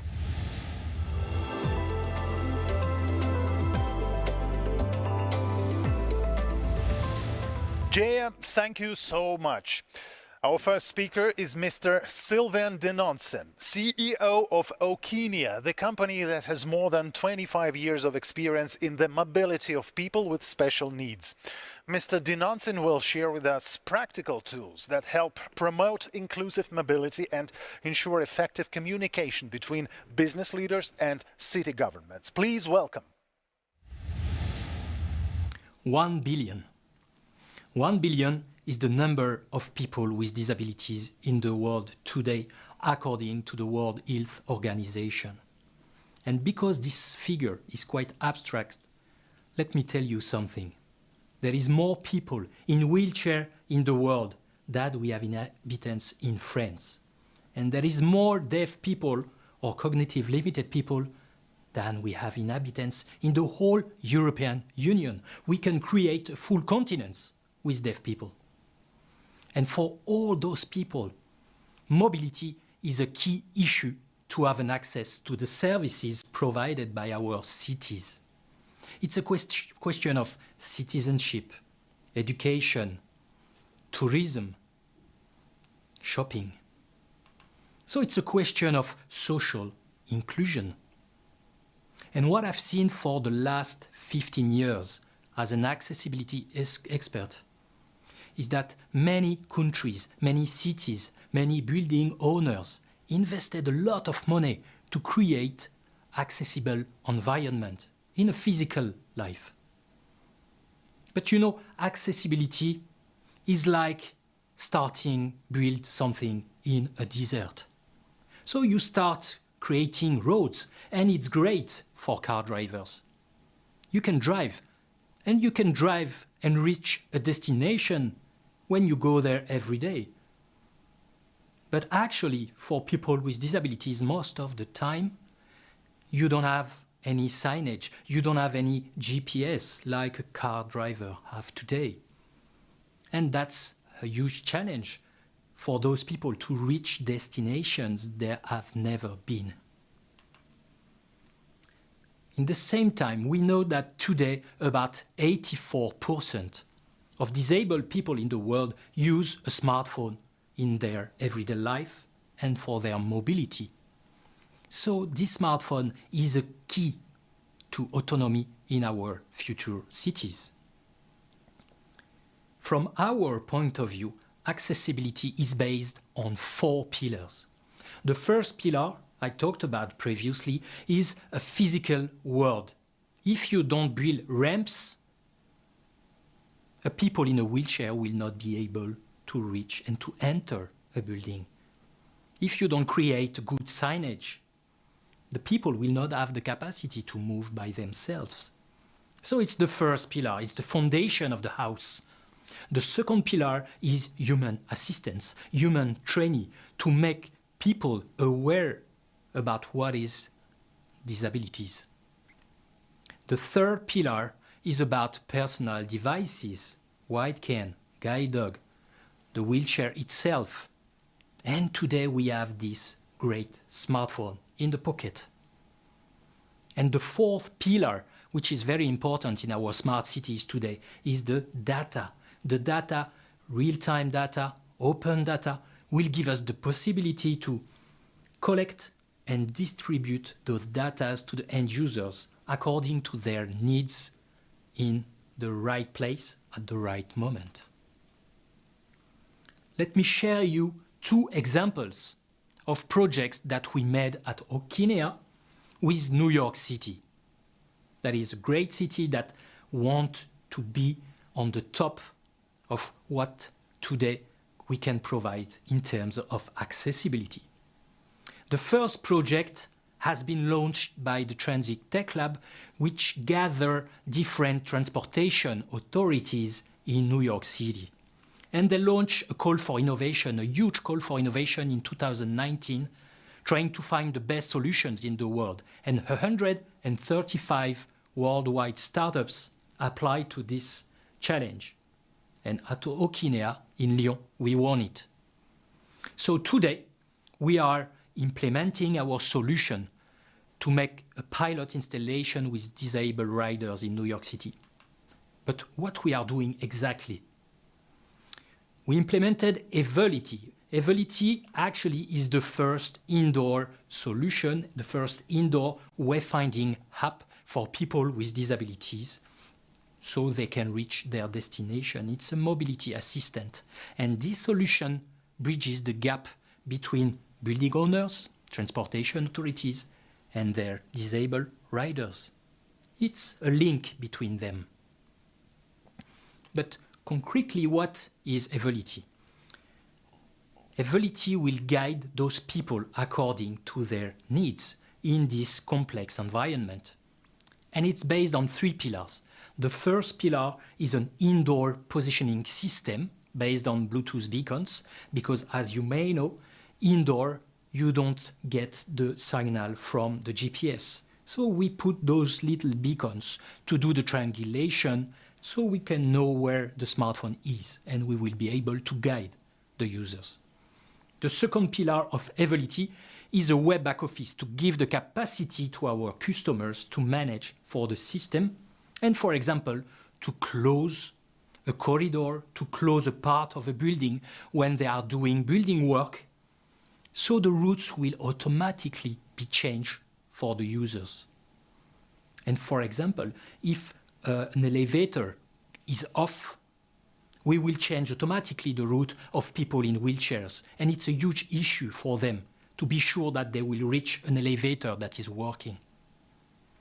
And the last pillar of the solution, of course, is smartphone apps for end users, free smartphone apps, because we do believe at Okinea for the last 20 years is that accessibility have to be paid by the building owners, by the cities, and it has to be free for the end users. They already pay taxes. So more precisely, Evolity has a different user interfaces according to the needs of the users and have different user experiences according to the needs of the users. A wheelchair people will not have the same route and the same interface than people that are blind, for example. What we use mostly is voice, audio information to guide them. And the solution has to work in the pocket, because when you are in a wheelchair, when you are blind, you need to have your hands free to move. And this is quite a technical challenge. Evolity today is implemented in metro stations, but it's also relevant for airports, railway stations, museums, theme parks, hospitals, office buildings, all those buildings that are quite complex when you need to have a personal assistant that will help you to reach a new destination. So that was the first project we made with the Metro of New York City, MTA. The second project I wanted to share with you today is about what we call acoustic pedestrian signals. Acoustic pedestrian signals are solutions that has been implemented since the late 60s in the US and in Japan. It's basically push buttons for blind and visually impaired people that they have to push to cross streets. This technology has been implemented in the 80s, in the 90s, but today we have the smartphone. And this is quite an issue for visually impaired people, that they need to find the push button, they need to touch it, and today we have the COVID, that is a supplementary issue. And the user service is not actually great. Today, what we made with the Department of Transportation of New York City, that wanted to improve, to enhance this solution for visually impaired people, we won it, once again, against 45 worldwide companies, to implement a beacon. A beacon is a speaker that we implement on the poles of the traffic lights, and that will automatically detect the smartphones of the users that needs it, and they will have the capacity to get some information from audio, from their earbuds, for example, and they will have the capacity to activate the crossings they want to activate, and they will have the sound corridor to give them the direction to reach the opposite side of the street safely. Those are two examples of how new technologies can improve the mobility of people with disabilities in our smart cities. Because you know the issue, the challenge is to help and to bring more autonomy to those people through the technology, because if we don't think about it, it will increase the exclusion of those people. What is the next step of, what is the future of accessibility? Through what I said, data, human assistance, devices, and physical infrastructures, we do believe that the next step will be what we call a personal assistant that will bring people from door to door, outside, in transit venues, and in final destination venues. And those solutions will communicate with the city, with the traffic light, with the entrance of buildings, with the services of buildings through data. This is the next challenge we have to face together. Thank you. Mr. Dinonsen, thank you for your outstanding insights. Hopefully your app will inspire others to come up with similar solutions in their cities so that no one is left behind during the technological transformation process. And now let's hear from our next expert, Ms. Tülin Akın, the founder of TABIT, Agricultural Information and Communication Technologies, that brought into action Turkey's first communication, e-learning and e-trade media in the agricultural sector and helped over 1.4 million farmers and their families. Ms. Akın was Schwab Foundation Social Entrepreneur of the Year and was nominated for the Nobel Prize in the Work for Peace category. Tülin, your business model is now being implemented in India, Ghana, Kenya, New Zealand and Tanzania. The fact that you've been able to bridge the gaps and make technologies more accessible for those who work in the agricultural sector is fascinating. Please tell us more about the process of making modern technology available to rural farmers and the way to make this business model scalable. Individual farmers still provide 80% of world food needs. That's a huge proportion. Industrial agricultural enterprise can only afford 20% of food. Industrial farmers increase their profitability by using technology. It is difficult for individual farmers to access low-budget and user-friendly technologies. Industrial farmers who benefit from technology increase their profitability. Individual farmers who don't have a chance to use these technologies have decreased their productivity and profitability. Unnecessary pesticides and fertilizer are used in agricultural productions without sufficient use of technology. This causes the farmers financial losses as well as contamination of the soils and groundwater. We started our work in 2004 by establishing an e-commerce and learning platform primarily to create alternative market opportunities for farmers' products. However, internet network systems were low and computer technologies were primitive at that time. There was no social media net. I started to go from village to village with a small team, taking our computers in our hands. In order to spread these efforts to a wider audience, we should have had financial opportunities and larger teams. In addition to selling their products on our website, farmers wanted to provide the products they needed for production at an affordable price. This was technically easy, but farmers were getting the inputs they used from local suppliers promising to pay during the harvest period, and they had no burgeoning.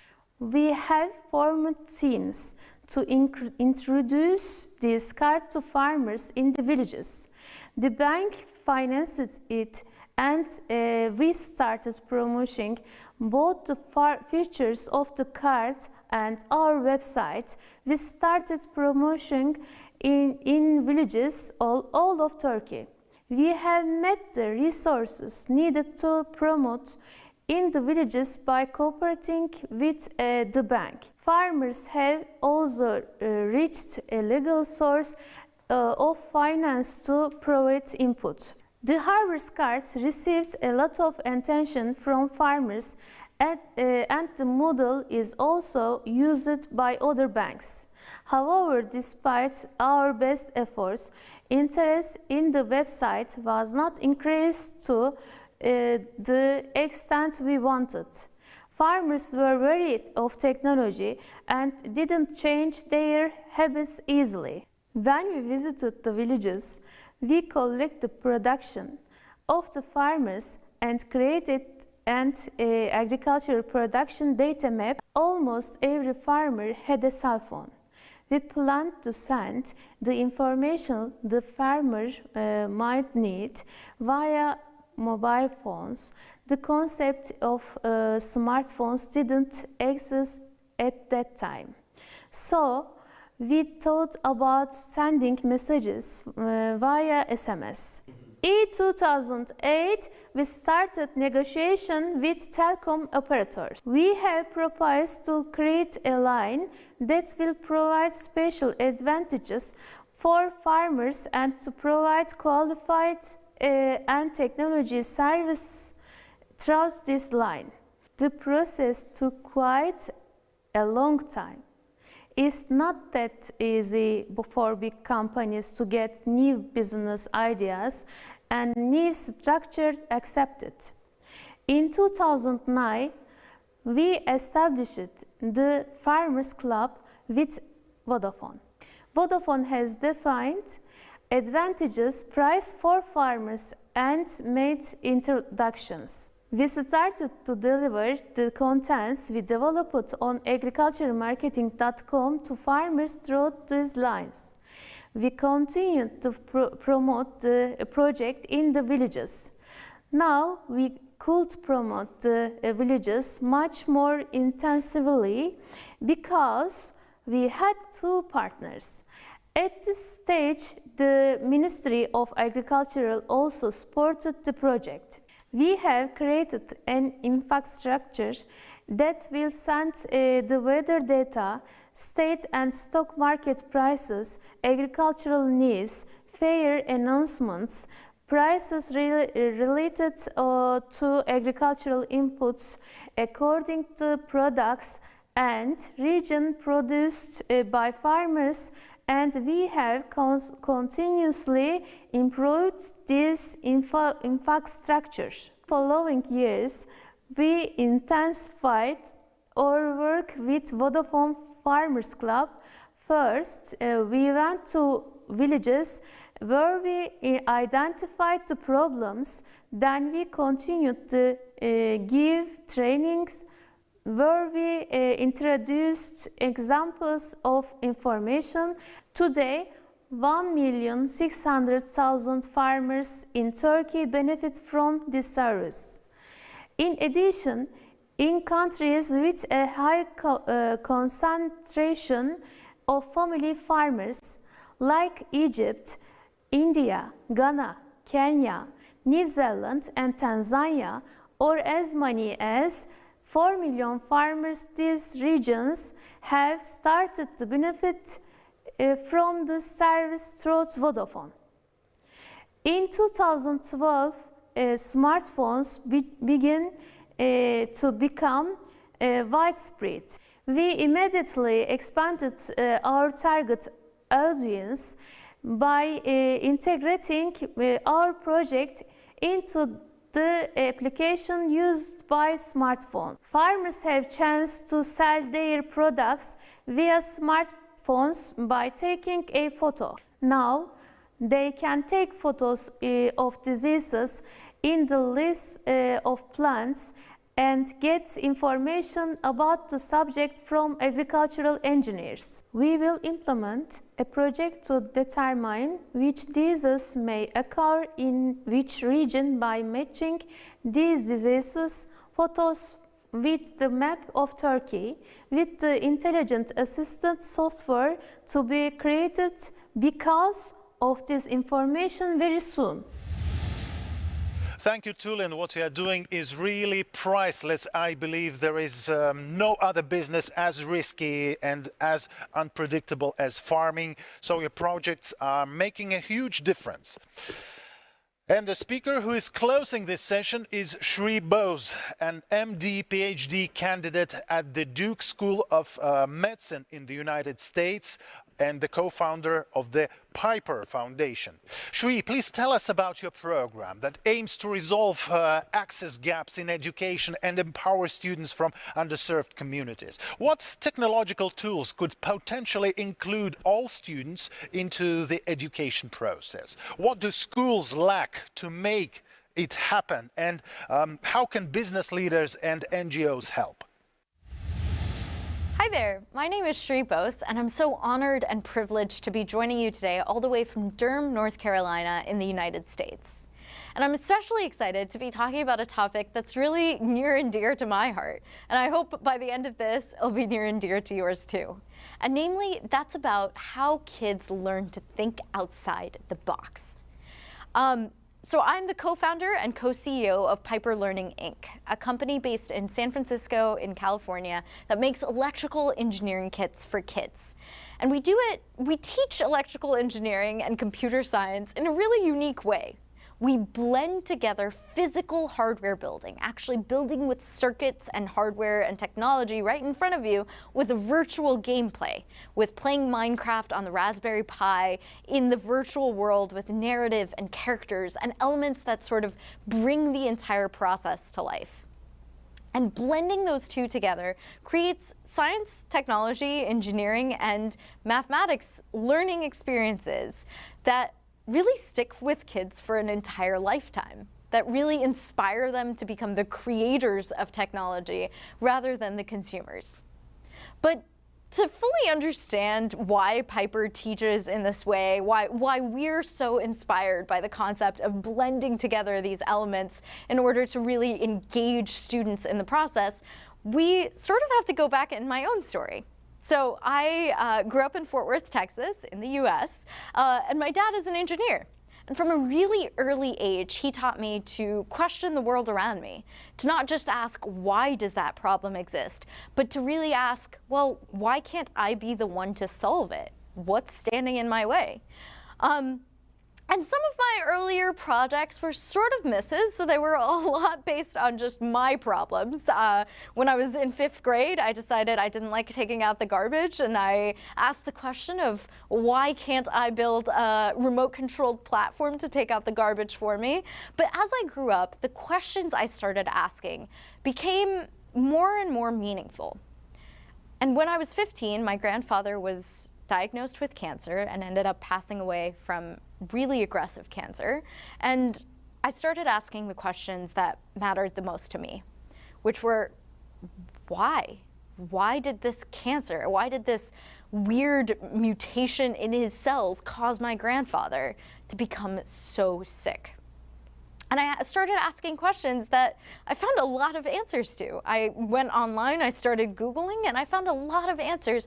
But at some point, I realized the questions that I was starting to ask were questions that the world as a whole had not answered yet. And so that's when I became involved with research at 15 years old. And my first few summers were a lot of hits and a lot of misses in understanding the process of asking questions that often didn't really have all those meaningful answers that I was looking for. But as I went through the process, as I sort of learned how research is done, how science is done, I gained an appreciation for asking the questions in the first place. So at 17, I actually entered my research in the first ever Google Global Science Fair in 2011, and I was the grand prize winner of this incredible global competition. And after that, my life became a little bit of a whirlwind. I got the chance to meet with President Obama, I spoke to directors at the National Institutes of Health, and most importantly, I got the chance to speak to students all over the world. I got the chance to tell them my story, to talk about how I grew up asking these questions and how some of those questions paid off. And afterwards, without fail, I would have students who would come up to me and ask me their own questions, who would say, you know, I find it amazing how you were able to get involved in biology research. I have a question about how I can use technology to solve this problem in my community. And I didn't have a great answer for how they could get started. And so Piper was my answer in a lot of ways to the question of, well, how do we inspire kids to get started with technology in a way that makes them feel not only like they're really good at it, but also in a way that inspires them to think, to create, instead of just being handed answers. And Piper does that in a very unique way, through these game elements where you're challenged to build hardware and the hardware actually reinforces the concepts that you see on the screen. We've fed into what kids are already good at. This concept of kids being digital natives is true. We are working with a generation of students who are most at home online. And that brings us to the past year, which has become a year of kids mostly having to be online.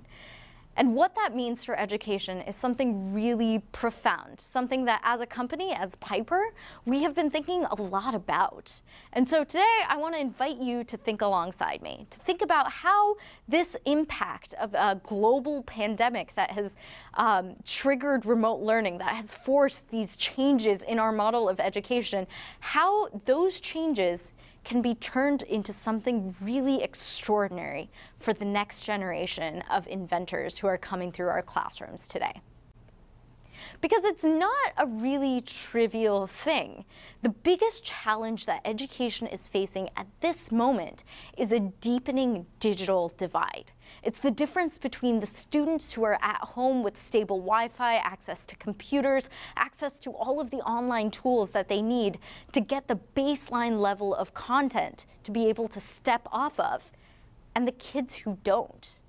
And as the days go on, where kids have been out of the classroom, where they are not all in the same environment, learning the same things, that deepening digital divide will have implications that are way bigger than anything that we understand at this point in time. So how do we approach that? To ask the important question, how do we resolve this deepening digital divide at a time that's really, really uncertain, really scary, and really important for the coming years? And I think the answer is through innovative ways of teaching. When we first started Piper, we took our little kit into classrooms. And at the time, we hadn't introduced a lot of story-based elements, a lot of the things that make Piper the magical experience it is. And we saw one thing across the board in the classrooms we took our kits into, namely that girls immediately stopped playing. And as a female co-founder, as somebody who's very invested in the next generation of female inventors, that was something that was really important to me to resolve. So in playing through and thinking about how girls learn, how that's different than what we are taught as girls in the classroom, I realized that a lot of times we don't want to just build technology for the concept of some vague concept of learning how the technology works. Oftentimes, we want to build towards a mission. So by introducing these story-based elements, by introducing characters into how you learn about technology, we now see equal proportions of girls and boys playing with Piper in the classroom. And actually, we see girls' boosts in self-confidence with playing with technology go far up, statistically significantly up, after playing with Piper because of these little tweaks that we've made in the process of how kids play. So today I want to invite you to think more critically about those pieces in education. As we're dealing with this digital divide that is separating out the kids who have access to technology and the kids who don't, how do we make sure as a global community that our tools even the playing field for all students around the world?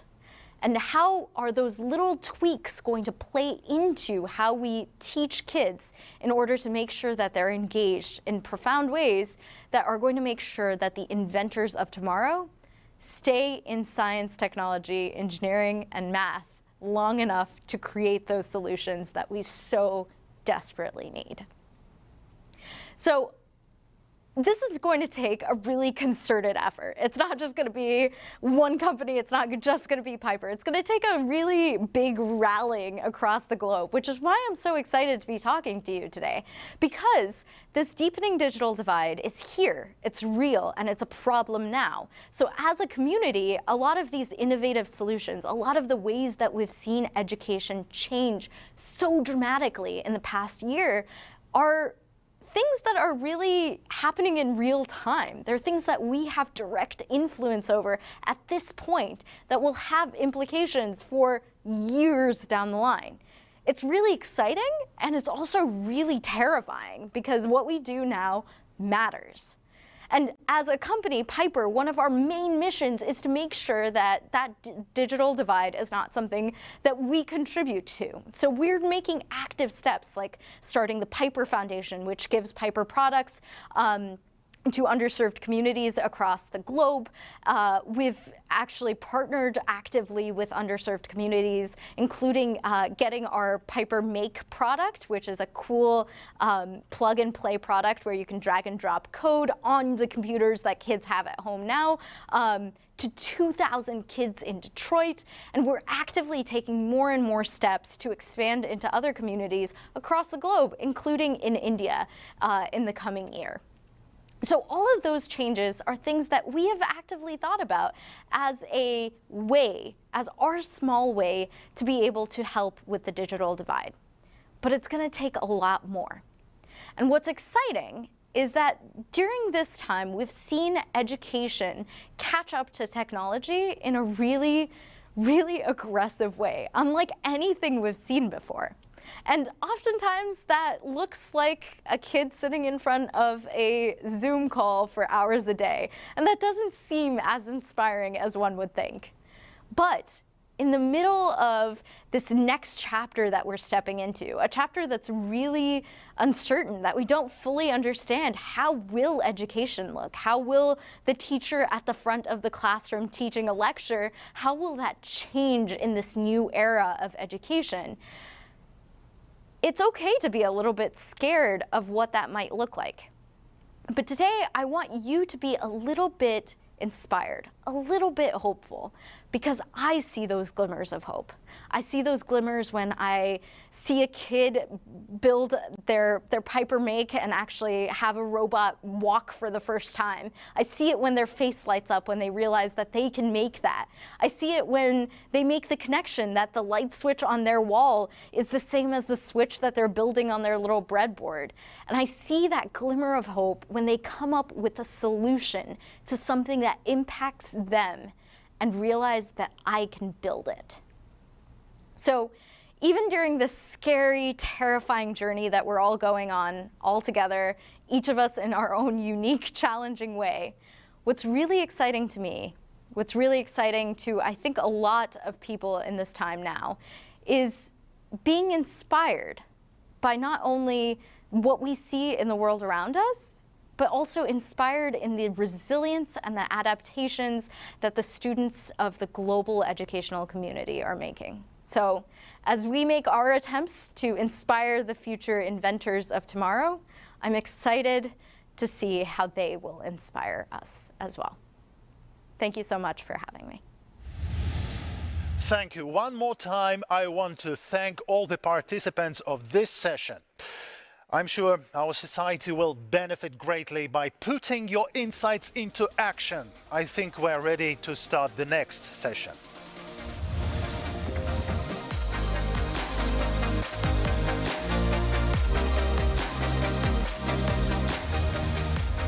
I thank all the participants of the Accessible Technology and Sustainable Economic Growth section. Very often, lack of investment is the only thing that is standing between an idea and its implementation. And we're grateful that you have shared with us today the sense of order and support. Events like GIC make voices heard, trusted and respected. And our conference wouldn't be possible without our key partners. Rosatom Corporation, Euronews, Europe's leading international news channel, United Nations Global Compact, the world's largest corporate sustainability initiative, VK, our digital partner. To them and to the rest of the GIC partners who have supported this event, we express our deepest gratitude. Dear audience, we have already heard a lot of exciting information, but there is still a lot of inspiration ahead of us. Now we are going to have a short break and we are waiting for you to join us for the next section.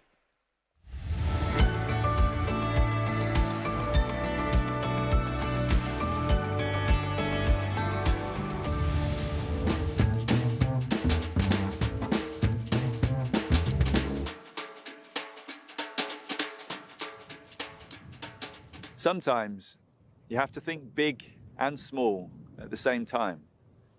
A grain of sand on your finger staring at the desert, raindrop in a jar. At the northern tip of the Sinai Peninsula, connecting Egypt to Asia, there is a lake called Bardawil.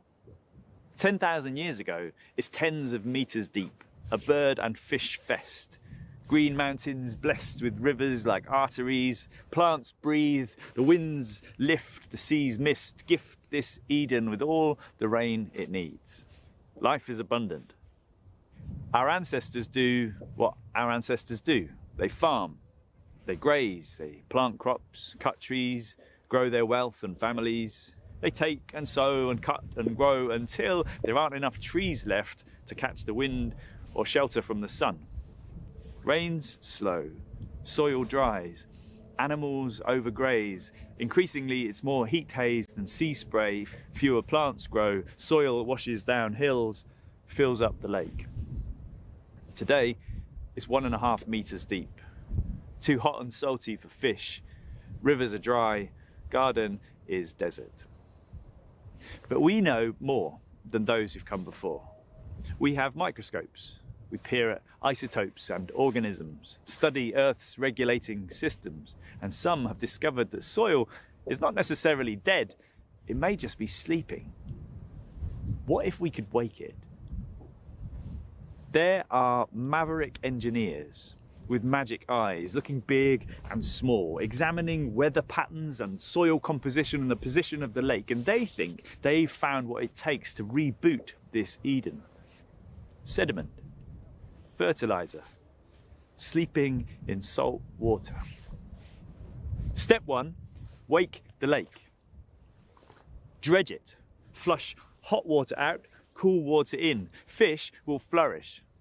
Plant salt marshes and wetlands. The roots will activate the soil. Birds will return. Step 2, re-green the land. In rows of greenhouses, desalinate the sediment in sun-powered water tanks. Flush with algae, bacteria, plants, insects, fish, each a giant petri dish of everything life needs. Each greenhouse seeds the steamy scene for a self-sustaining system. As each system's on its feet, move each house, repeat. Reboot the soil. Sow a patchwork of green. Step 3, change the weather. Fog nets capture moisture in the air, hold it there and make it rain. Dikes and dams are dug to send it where it needs to go. Streams begin to flow. The water cycle knows exactly what to do again. We dig fields, plant crops, graze animals. Within decades, they say, from desert to garden, extracting gigatons of carbon.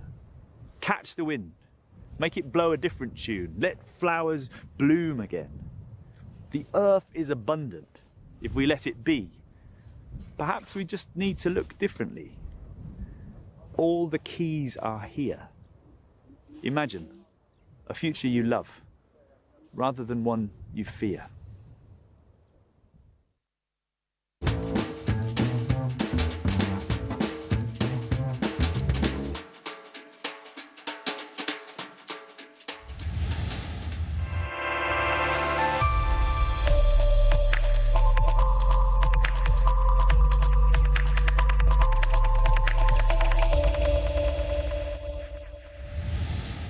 I believe it was a much needed pause. It will help us to concentrate better on the next section.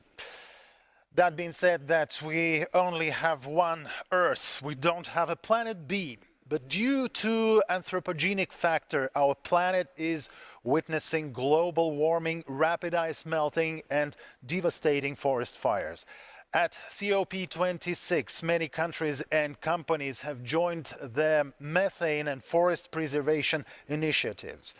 Today, we will dive deeper into this topic and study specific solutions that are being implemented to protect biodiversity and develop a green mindset globally. That being said, I would like to open our next section that is titled Environmental Initiatives.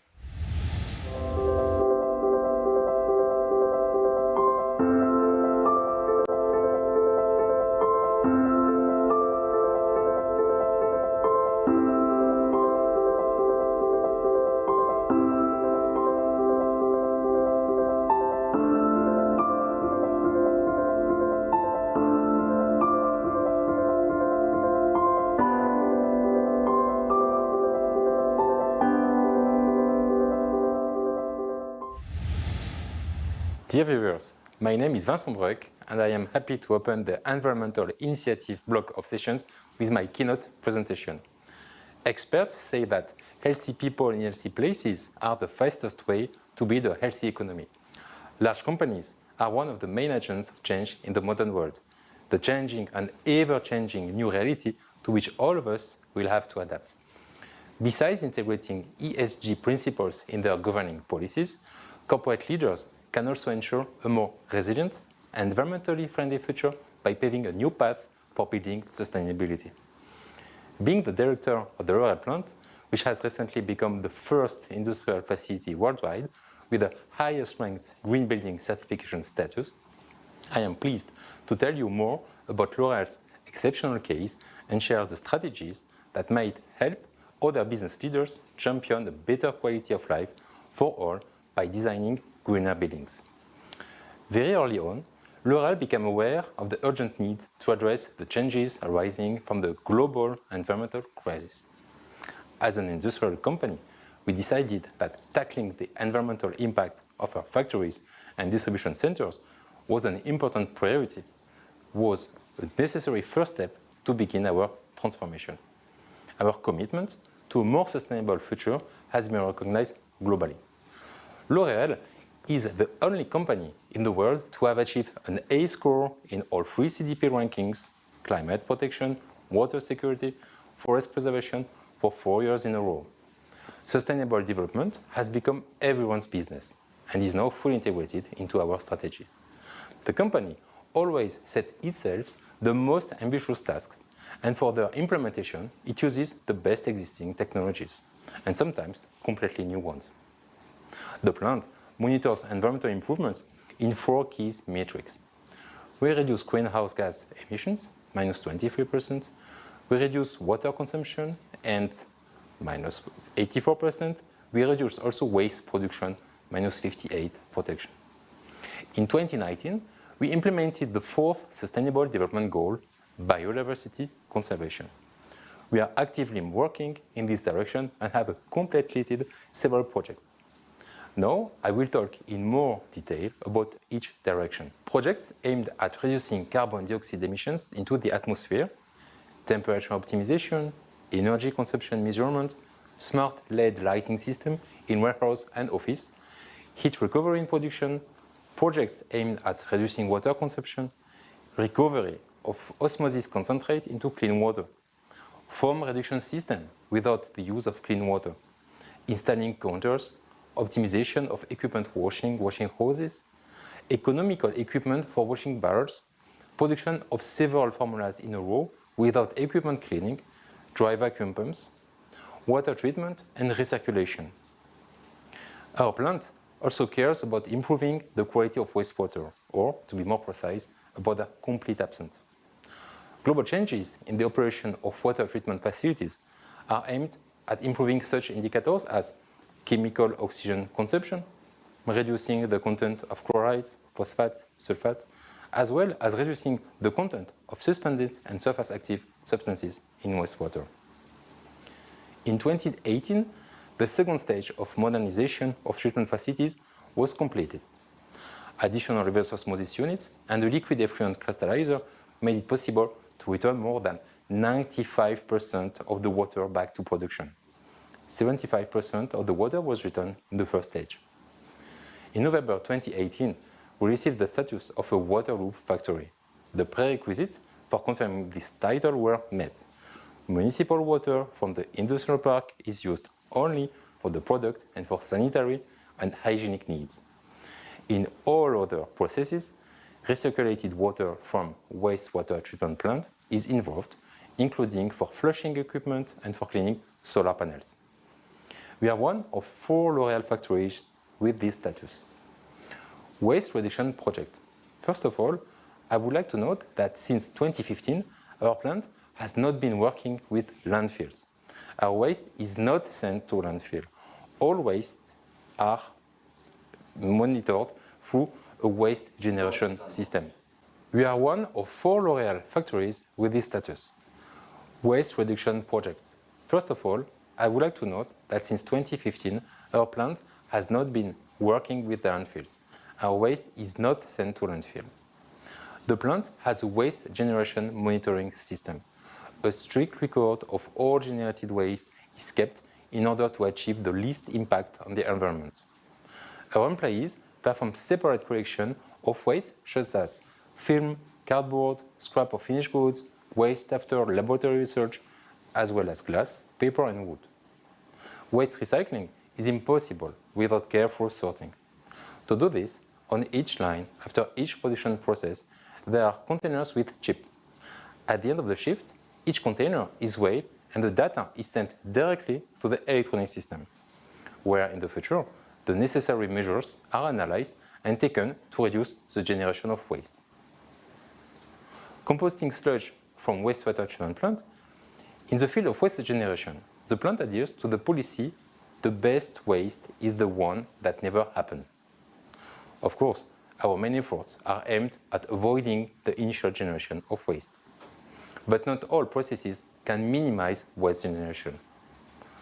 After the second stage of modernization of the wastewater treatment plant, the volume of sludge waste increased.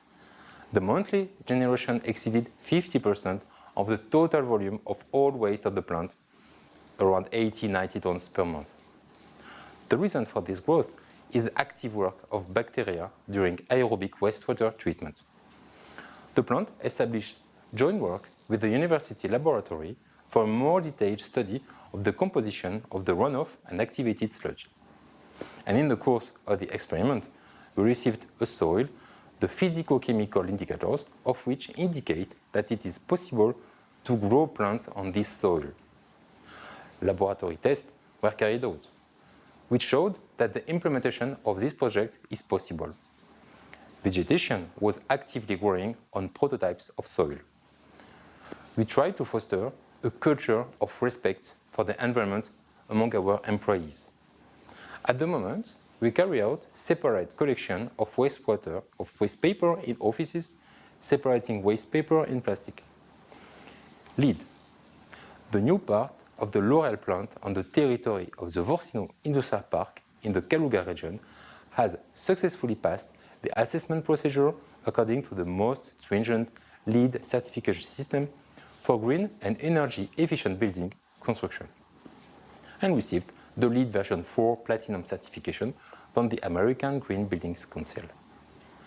The project proved to be a pioneer in the following areas: the first LEED version 4 Platinum industrial building in the world, in Russia, the first LEED version 4 building in Russia at all. What does this certificate mean for the plant, and what advantages does it give? LEED certification is a rating system for energy efficient and sustainable buildings. For us, this is, first of all, an opportunity to create a more comfortable environment for employees, to increase their labor productivity, to save on operating costs, strengthen our reputation in the market, and contribute to corporate social responsibility. What does LEED mean in plain language? First of all, this is the use of the most modern technologies in construction.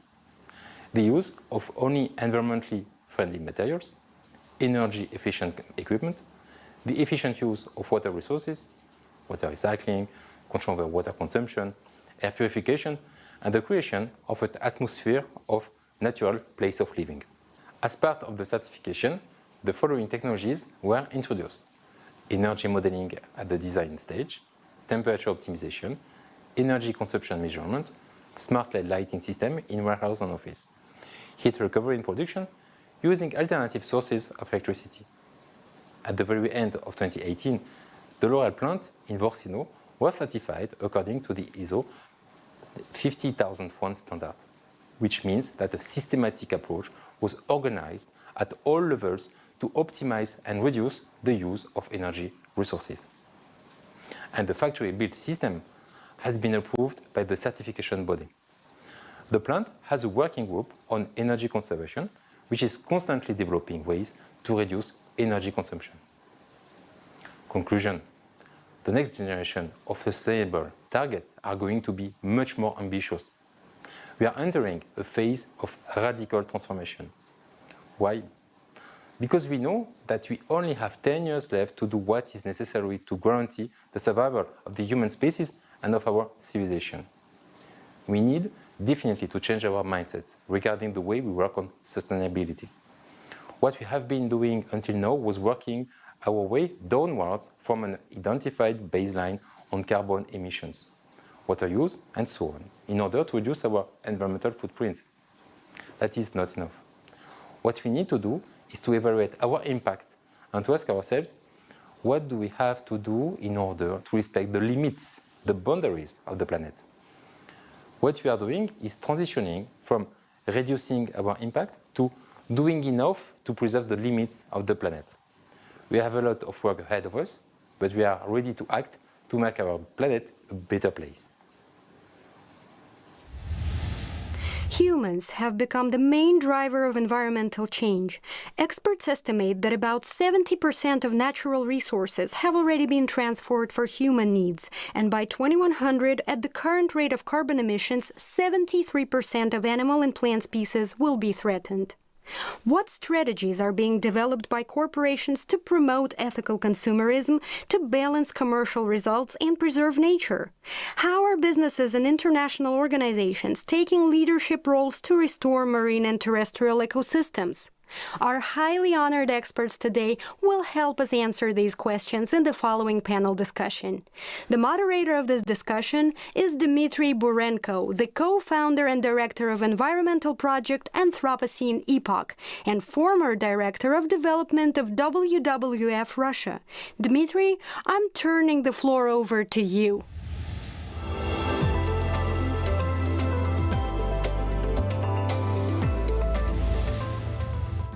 Thank you. First of all, I would like to emphasize that it's a great pleasure for me to be with you here, colleagues. Biodiversity, as we know it today, is fundamental to human life on Earth. But we also know that our planet is in trouble. It is being destroyed by us at a rate unprecedented in history. During this session, we will discuss with our experts what should be done in order to change the situation. Before we start our discussion, I would like to share a short presentation with you and tell you more about our experience we have at the Anthropocene Epoch project. Anthropocene Epoch is a community of researchers, educators, and communication professionals working together to advance the understanding of the ongoing environmental, social, and technological changes and their ethical implementations. Nature conservation and biodiversity loss is one of the key issues we've been working on. Why it matters? The loss of biodiversity is not only an environmental issue, but a development, economic, ethical one. Biodiversity plays a critical role in our life, providing us with fresh water, food, energy, and medicine, and it's a key to the regulation of our climate, as we know. Can we reverse these trends to decline? What ways can be found to solve these problems? Professional conservation organizations and protected areas in particular are the cornerstone of safeguarding biodiversity, but they need help. And yes, they need money to buy equipment for rangers, fuel, seedlings for reforestation, and multiple other needs.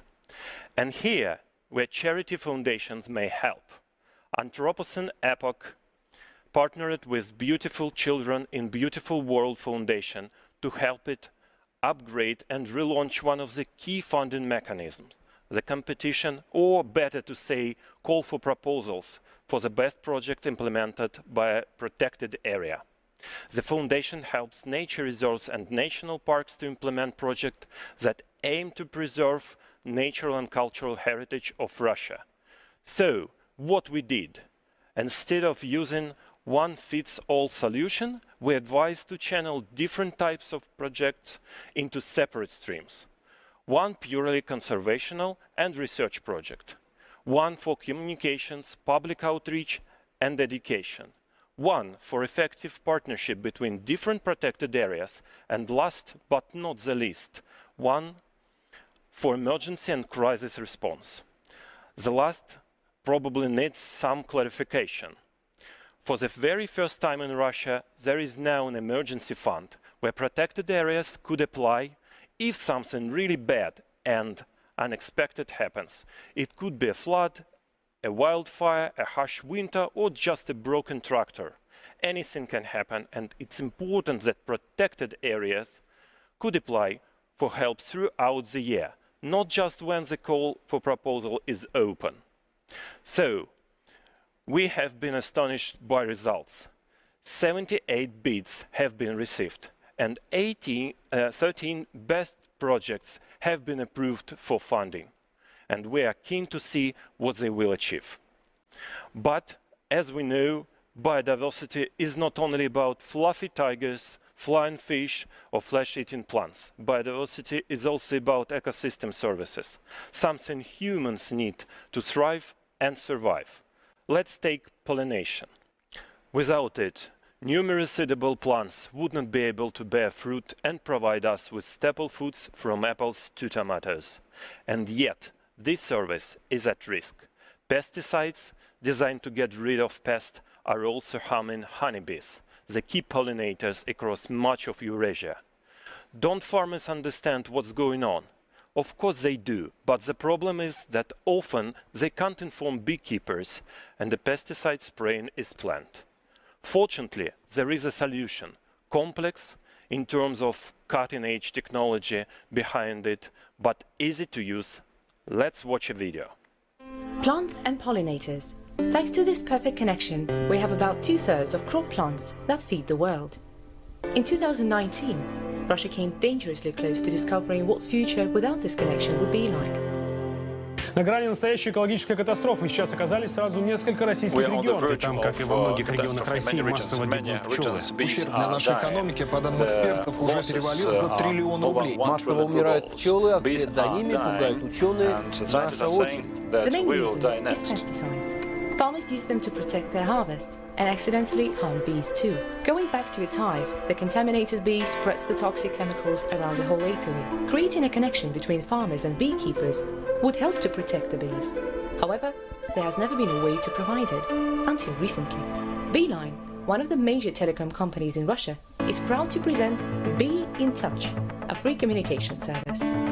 Now all a farmer planning to treat crops has to do is to just push one button. A special algorithm provided with massive data about fields and apiaries geolocation will evaluate the number of apiaries in danger and send a notification to their owners.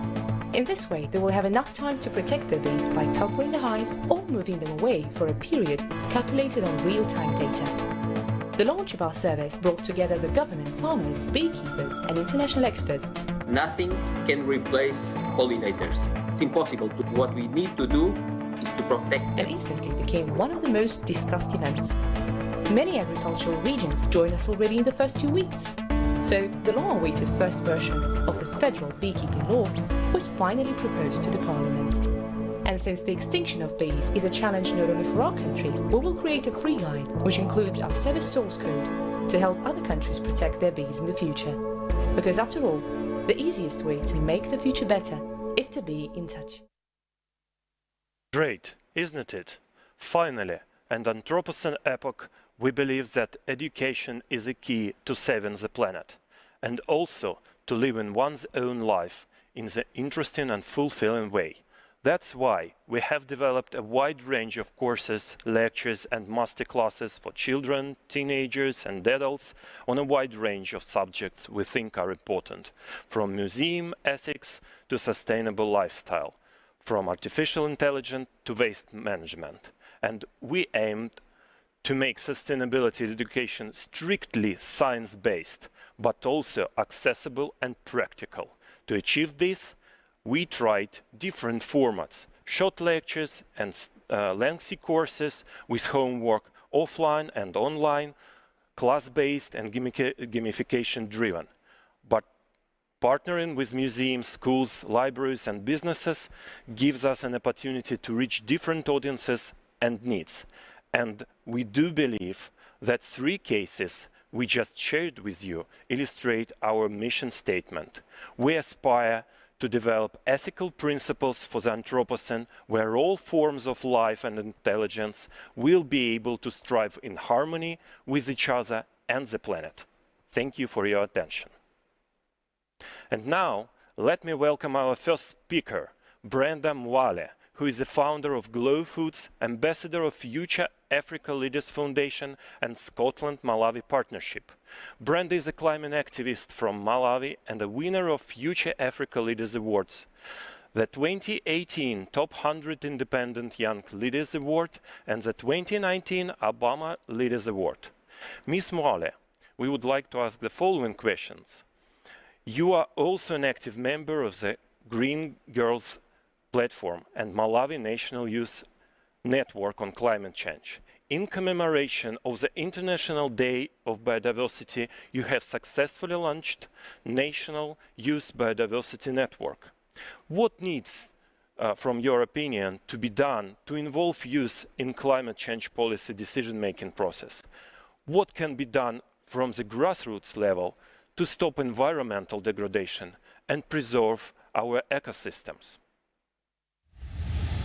Okay, so my name is Brenda Mwale from Malawi. I and Malawi is a country in the southern part of Africa. And I'm a youth leader, a climate change youth leader, and I'm also programs manager for Green Girls Platform. So Green Girls Platform was founded in 2016 and officially registered in 2018 with the main focus of giving women and girls a platform so that they can have like a safe space and also be active towards climate action. This was done after knowing that women and girls were not given like space whereby they can get actively engaged towards climate action.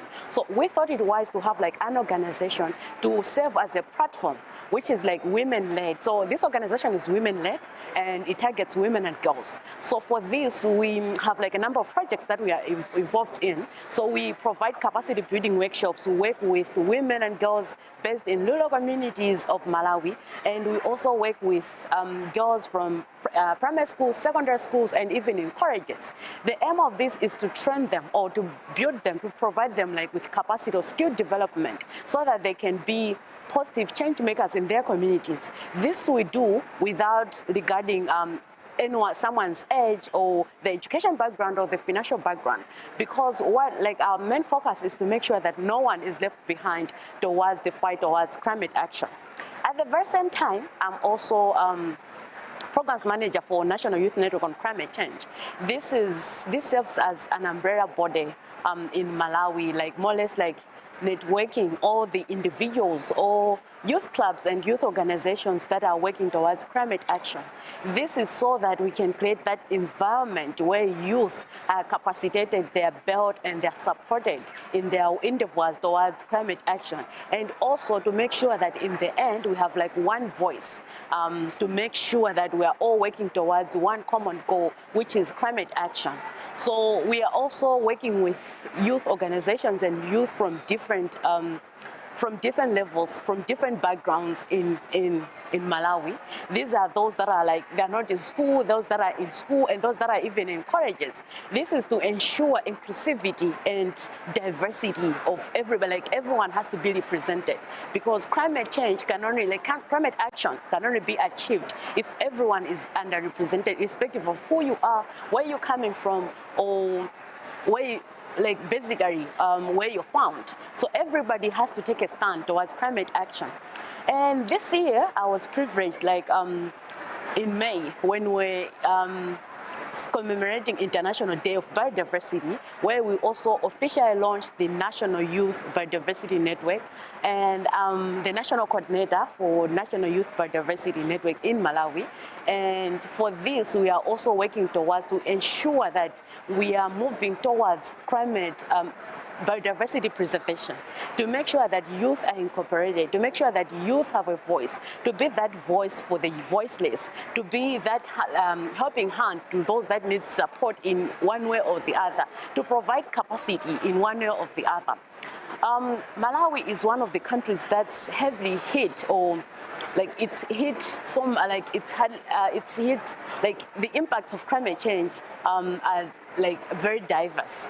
And there's so much that has to be done in the country of Malawi to make sure, being those countries that are a developing country, being a country that's suffering so much by the diverse effects of climate change. So this we do, having, knowing that youth are the biggest population in Malawi, and to also to make sure that we have sustainability in achieving, to make sure that we achieve climate action, is to make sure that children and youth are in the forefront of climate action. So right now, we provide different capacity building workshops. We provide different intergenerational dialogues, just so that we make sure that everyone is on board. That those who have never they have never even done environmental management in school, but they have passion to make sure that they are also in the forefront towards climate action. So as Green Girls Platform and as National Youth Network on Climate Change, we provide that platform for everybody, for diverse backgrounds, to be able to thrive and take a stand towards climate action. Despite the different innovations that the youth are doing out there, but then there are so many challenges that young people are facing to make sure that the innovations are scaled up, or to make sure that their voices are scaled up. All I can say is that as youth, let's not give up. Let's keep pushing for, let's keep keeping our policymakers accountable. Let's make sure that their doors are open. Let's keep pushing to make sure that we work together. As youth, we want to work together with our leaders.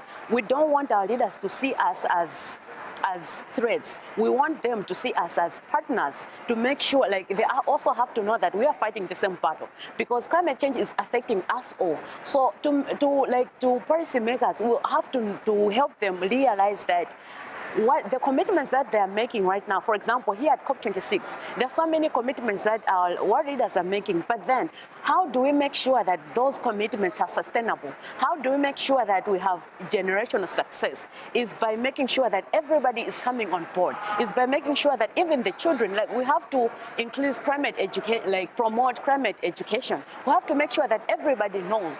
Right now, countries are submitting their national determined contributions. Who is going to keep those leaders accountable? It's you and I.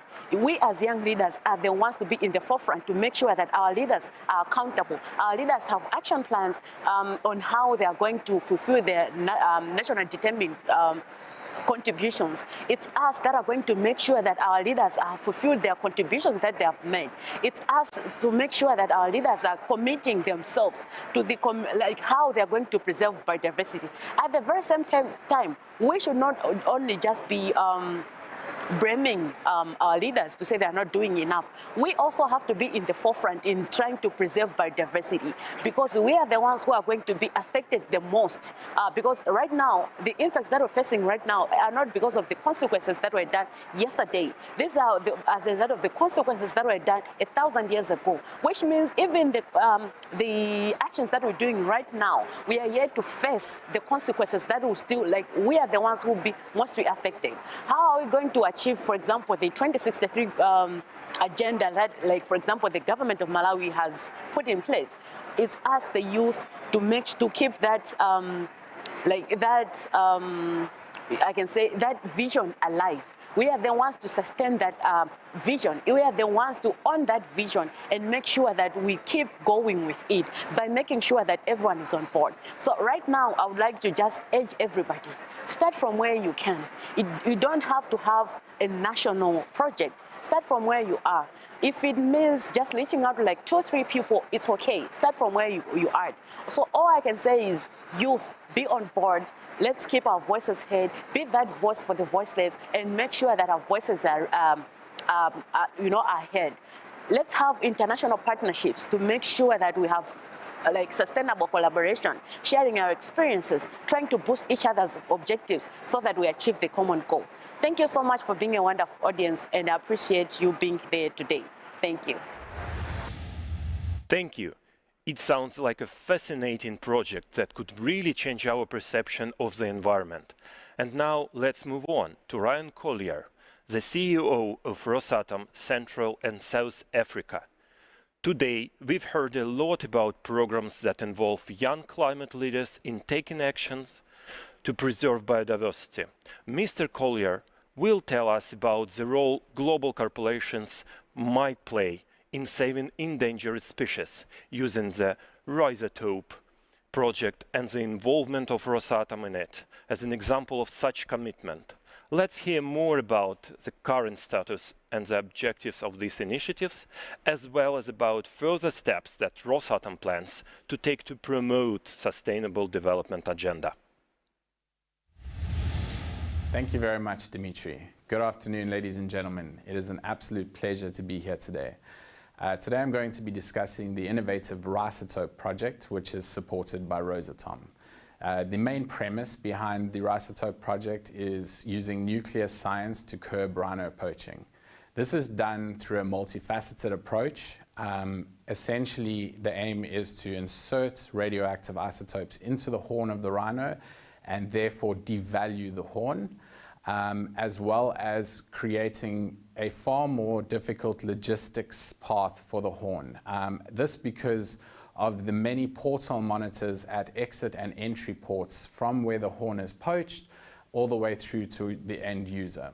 The other aspect of the project is education and community outreach. We aim to educate people globally on the plight of the African rhino, as well as on the project, in the hopes of diminishing the value of the horn with the end user. As for the community outreach, we've realized that it is absolutely essential for the local community to be behind the project, and therefore we have already started with a number of community outreach programs in the local community in the Eastern Cape. Most recently, we launched an aquaponics unit with the Amakala Foundation, and the premise behind that is a sustainable feeding program with a very sustainable and environmentally friendly system, which also creates a platform for us to reach out to the local community and educate them on rhino conservation. The current status of the project is that phase 1 is complete, and essentially phase 1 involved inserting stable isotopes into the horns of 2 rhino. Essentially these were completely harmless isotopes, and the reason behind this was to understand whether the isotope would travel from the horn of the rhino into the body of the rhino. Thankfully, phase 1 was an overwhelming success. It proved that the isotope does not travel from the horn into the animal, and that sort of gives us the comfort to move forward onto phase 2 of the project. It means that any subsequent radioactive isotopes that we insert into the horn of the animal will not move from the horn into the body of the animal, which means it theoretically should be completely safe for the animal. We are now moving into phase 2 of the project, and that essentially involves computer and phantom modeling of a rhino, as well as the development of the radioactive material which will be inserted into the horn of the animal. We will also be looking at various different methods of inserting the radioactive material into the horn. Essentially, we want to make it a very quick and the least distressing for the animal. So the method in which the radioactive material is inserted into the horn is vitally important. We want to essentially just be able to sedate the animal, very quickly put the material into the horn, and then release them back into the wild. The premise of this project is at all times to have the rhino's best interest at heart. Once phase 2 of the project is complete, we have the conclusive results from that, we will be going to the ethics committees. Once we have all of the animal ethics committees' approvals or endorsements, we will then be moving on to a pilot phase. The pilot phase of the project will involve inserting radioactive material into the horns of roughly 20 to 25 animals, who will then be monitored over an extensive period of time. As for Rosatom's involvement into the project, we've been involved from the very beginning. We seed funded the project, and we've also been very active in terms of the educational aspects, both globally and locally. We most recently sponsored the aquaponics unit that went into the Eastern Cape with the Amakala Foundation. Beyond that, we're also actively involved in the computer modeling as well as the metallurgy side, and looking into the various materials that we'll be able to irradiate and insert into the horn of the rhino. As for my own personal involvement in the project, obviously as a South African, this is incredibly near and dear to me. You know, African rhinos and rhinos in general are iconic in South Africa. And I remember as a young child going to the local dam to do some fishing, and there were white rhino that roamed around in the reserve. Unfortunately, those rhino are no longer there for various reasons, but really I would just like to play my role in conserving, you know, this amazing species, and hopefully one day my daughter and her children will be able to see them too.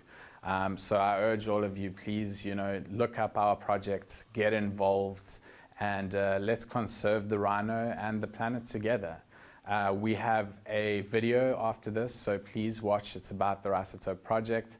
And again, thank you very, very much for the opportunity to discuss this project with you today, and have a fantastic rest of the conference. We are looking to find a way to devalue rhino horn. The answer is no, we can't, you know, make it poisonous. We can make it detectable by putting sufficient radioactive material into the horn of a rhino. If it's poached, that horn, it becomes that much more traceable, more detectable as it's moved down the poaching line.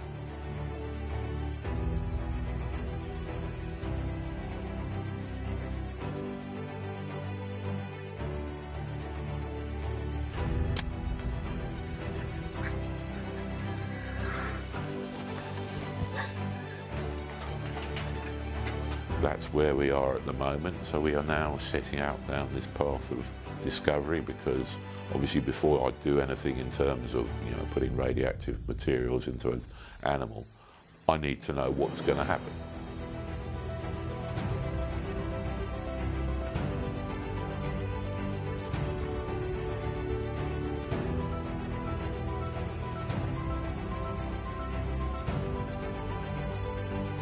If you destroy the desire to own something, then the supply is not going to be, people aren't going to want to supply it, because nowadays there's no market for it, there's no value to it. We introduce a number of additional points in the supply chain from poacher to end user, and the risk of handling it has increased. If you are caught in possession of radioactive material in South Africa, you have automatically committed a crime against the state. As a crime against the state, not only the green scorpions involved, but the hawks are now involved. And then, so the punishments for handling that sort of material, being in possession of that material, increase.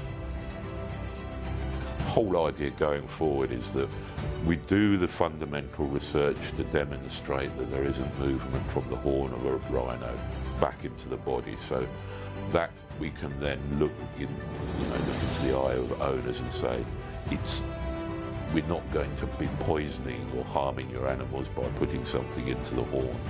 But then equally we need to be able to say, because we're all, people are all worried about radioactive doses, radiation doses. And so we need to be able to say, look, using well-recognised nuclear science techniques, we can then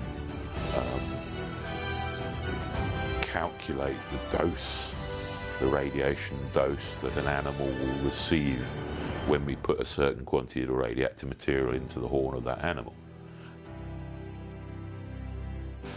Where are we going? Well, get our proof of concept right. Sky's the limit, to be honest. Next 2.5, 3 years, we want to be able to treat 3,000 rhino.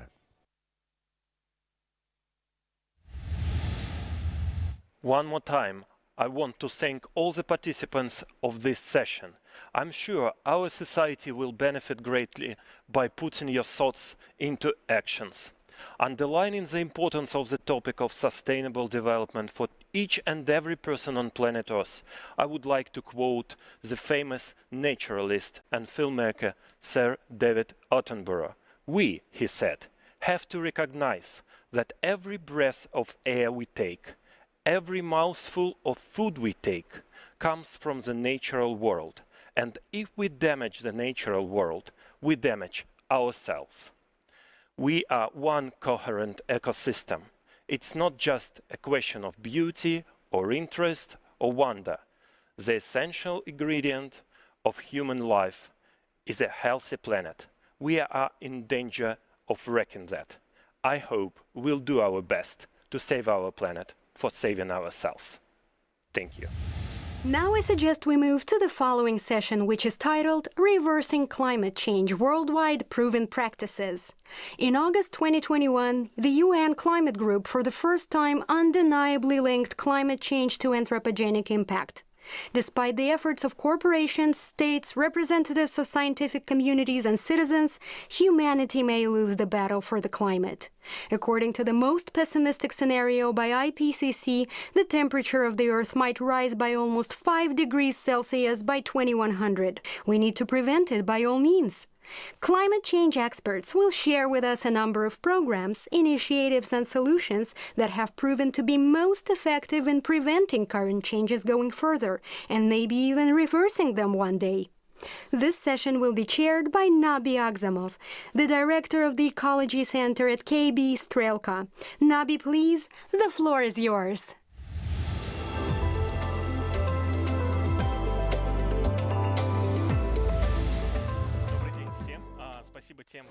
Good afternoon.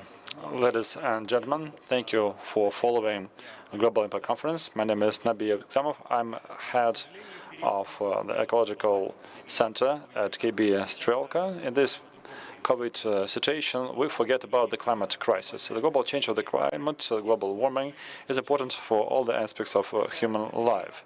Well, in the past, temperature would be higher than today, but now we can see that the temperature is rising at a greater pace. And in these conditions, the global business, corporations, and public leaders are discussing the measures which can save the climate. Nornickel, the Russian metal and miners company, is the largest nickel and palladium producer globally. Our activity impacts the environment. At the same time, the global corporations like Nornickel are now understanding their role and their impact on the climate change. Their corporate programs and strategies today should include effective and useful tools to combat the climate crisis. The company has its own strategy, long-term goals, responsibility, and mission. Svetlana Ivchenko is the head of Sustainability Department of Nornickel. Svetlana, hello. Good day. Could you talk about your programs, initiatives, and solutions on climate change and data, which would help us understand how the cooperation? Thank you for this question. For Nornickel, the topic of climate is part of a comprehensive and environmental, ecological, and climate strategy. This strategy was approved of this year. This year, we formulated our vision of the whole climate agenda. For us, it consists of two aspects. The first aspect is how we impact the environment. The second aspect, however, is how climate change may impact us, the company, and which risks can be inflicted by such climate change. If we look at the climate in terms of our CO2 emissions, we'll see that in the course of the last decade, since the year 2010 till the year 2020, the company has already reduced its emissions by 70%. And presently, we are the leader in terms of CO2 emissions, both in absolute terms and per unit of our produce. It's 8,000 tons of nickel equivalent, and it's at its minimum in the industry. The average is 18, and there are some companies out there that have 28. So we already reduced our emissions considerably, and the goals we set for ourselves is to stay in the same level in absolute values. However, if we take into account 30 to 40% increase in production volume, it means that we'll need to decrease the intensity, carbon intensity per unit of produce.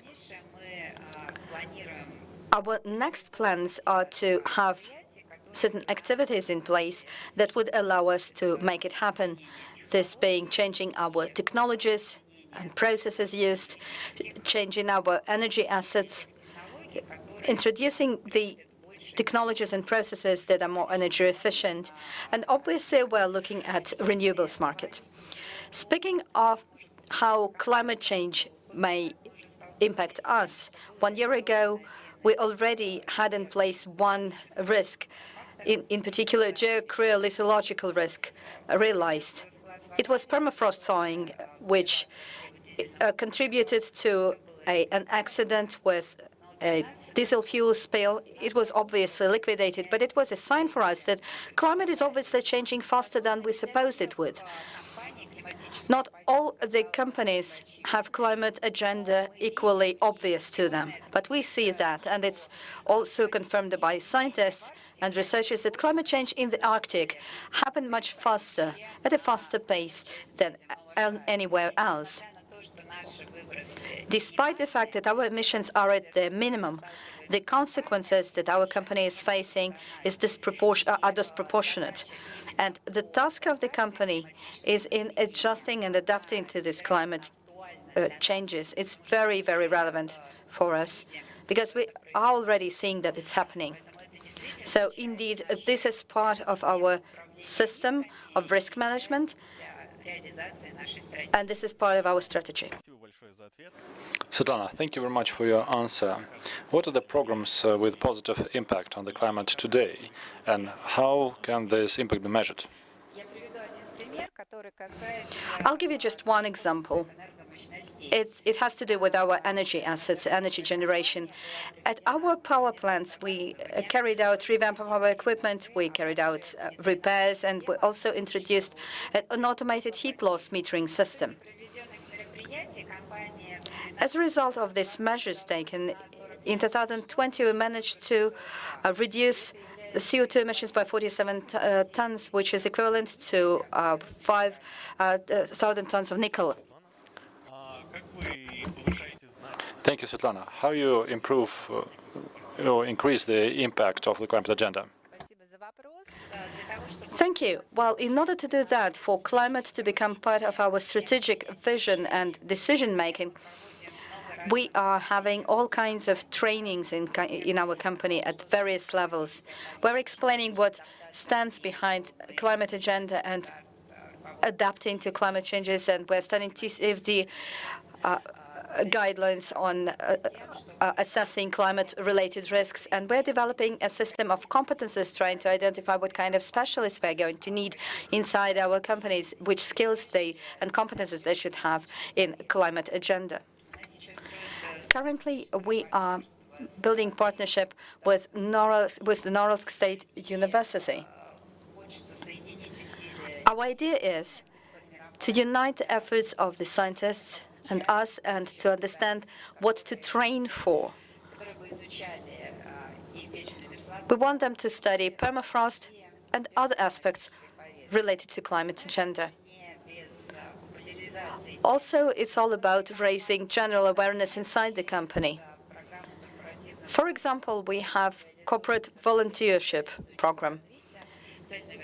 So the climate change sustainable development goal is what we mean. And thanks to our volunteers, climate... Thank you very much, Svetlana, for taking part in our conference. Let's proceed.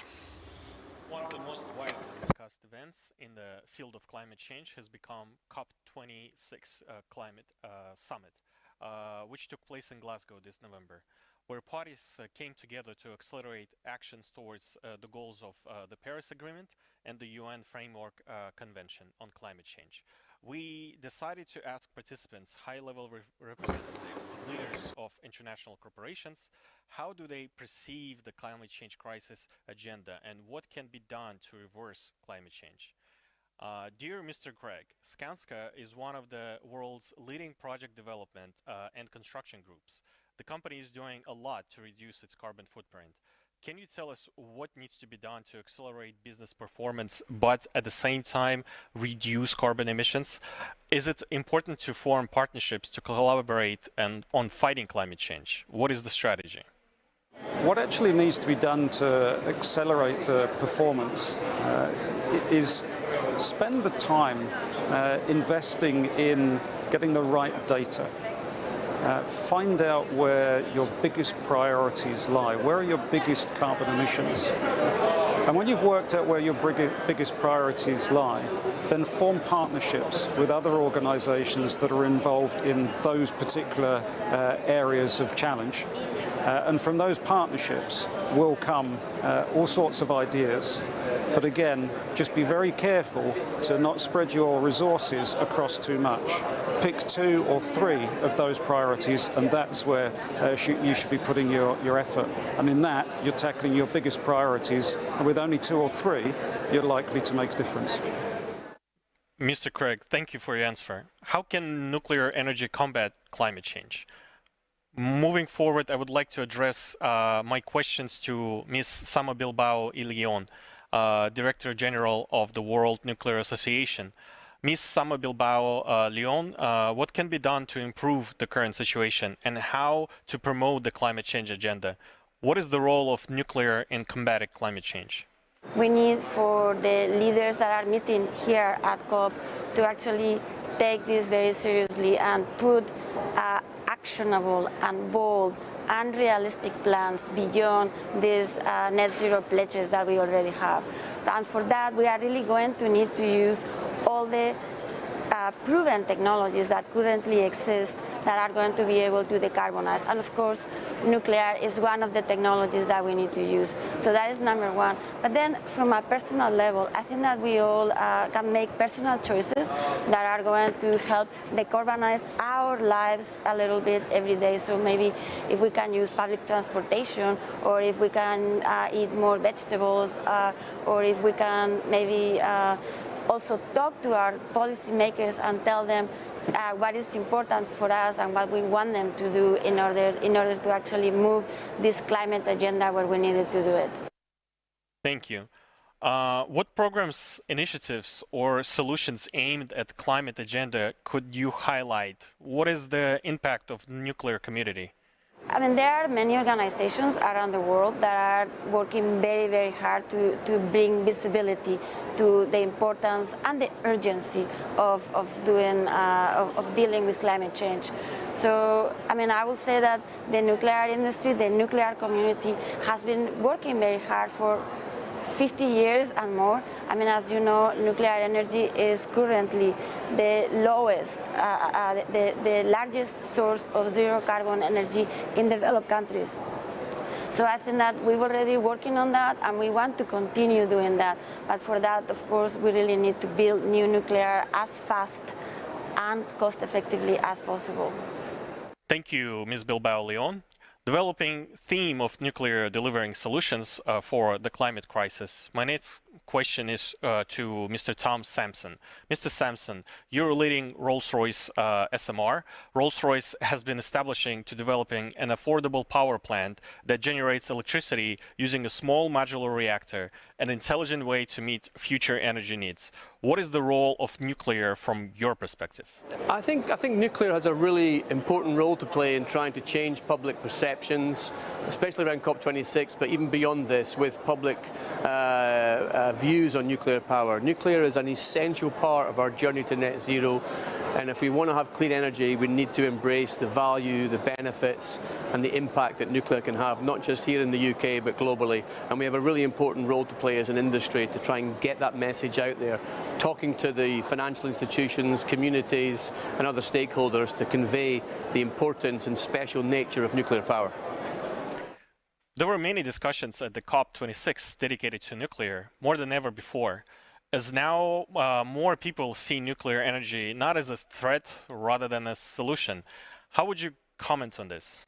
I think from COP26, I'm feeling a sense that nuclear is starting to be seen as part of the solution.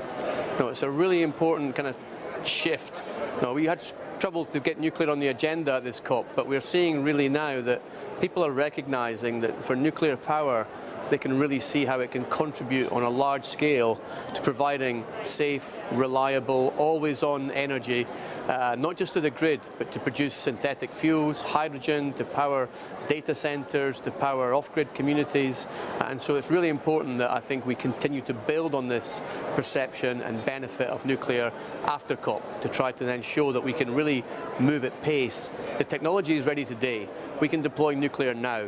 And if we want to get to net zero, we have to deploy much more nuclear at pace from this COP. Rolls-Royce is working on a new technology which helps generate electricity using a small modular reactor. How do you see further development of this technology? What impact it will have on climate change? So importantly, at Rolls-Royce SMR Limited, we're now bringing this new technology to market. We're bringing together the funding for the next phase, and we're hoping in the next 12 months to 18 months to get our first unit under deployment in the UK and then move the product into the world. And so with our technology, we think we can make nuclear small enough to make it more accessible to a wider set of consumers around the world. And that's what we think we can bring to this agenda. We can bring this new technology, this proven technology, it's ready to go today, and it can have a massive impact on climate change. Big businesses are on track to combat climate change. Volvo Group, for example, has an impressive sustainability strategy. Mr. Lars Stenqvist, Executive Vice President of Volvo Group Trucks Technology, what is the sustainability for your company, and how Volvo perceives net zero? Sustainability is very close to our heart, and We have a clear path going forward. If we talk about a net zero 2050, that means that we need to have a net zero road transport system by 2050. And with our vehicles on the road for approximately 10 years, then all of a sudden 2050 turns into 2040 for us. Only fossil-free solutions coming from the Volvo Group, 2040 and onwards. In order to be able to deliver on that, we work with 3 propulsion technologies in parallel. That's battery electric vehicles, it's fuel cell electric vehicles with hydrogen as the fuel, and it's also combustion engines, but then running on renewable fuels, of course. Is climate change on your personal agenda? Could you share your personal actions? We have changed the diet in our family. We are eating less beef and more vegetables today. When it comes to passenger cars, I am driving 1 electric and 1 plug-in hybrid car. And I think that these are those kind of actions that we can contribute with here and now. As we can see, many global corporations are aware of the importance of the climate agenda. Now we all understand our responsibilities in adapting strategies and programs aimed at combating climate change. Alena Yusufovich, co-founder of the Living Lab, beyond circular economy, diversity and inclusion, inequality, there's climate action among your activities. Based on your professional experience, what is the most important in changing the situation about the climate crisis? I think that this understanding is coming to us, that the mindset is essential in combating climate change. What is the human side of the decarbonization? How to empower employees, clients, and other stakeholders to dive deeper into climate science and act as citizens, parents in their workplaces? How can we work with the mindset shift needed to create real systematic change? Thanks a lot, Nabi. It's really an honor for me to be here today speaking at Global Impact Conference. And what I'm going to share with you today is my team's insights about how we can empower climate action through playing games. That sounds really strange, right? But I'll tell you what's the point. So a little bit about us. We're Living Lab, an international change agency. In what we do, we create learning spaces for sustainable leadership and system change. We do teach at universities. We have a deep dive course on system thinking for sustainable development in one of the leading humanitarian universities in Russia. We do a lot of leadership development programs around systems thinking, about sustainability, ESG, and we're also En-ROAD's climate ambassadors. And this is exactly the point that I'm going to talk more about today. So what is En-ROADs?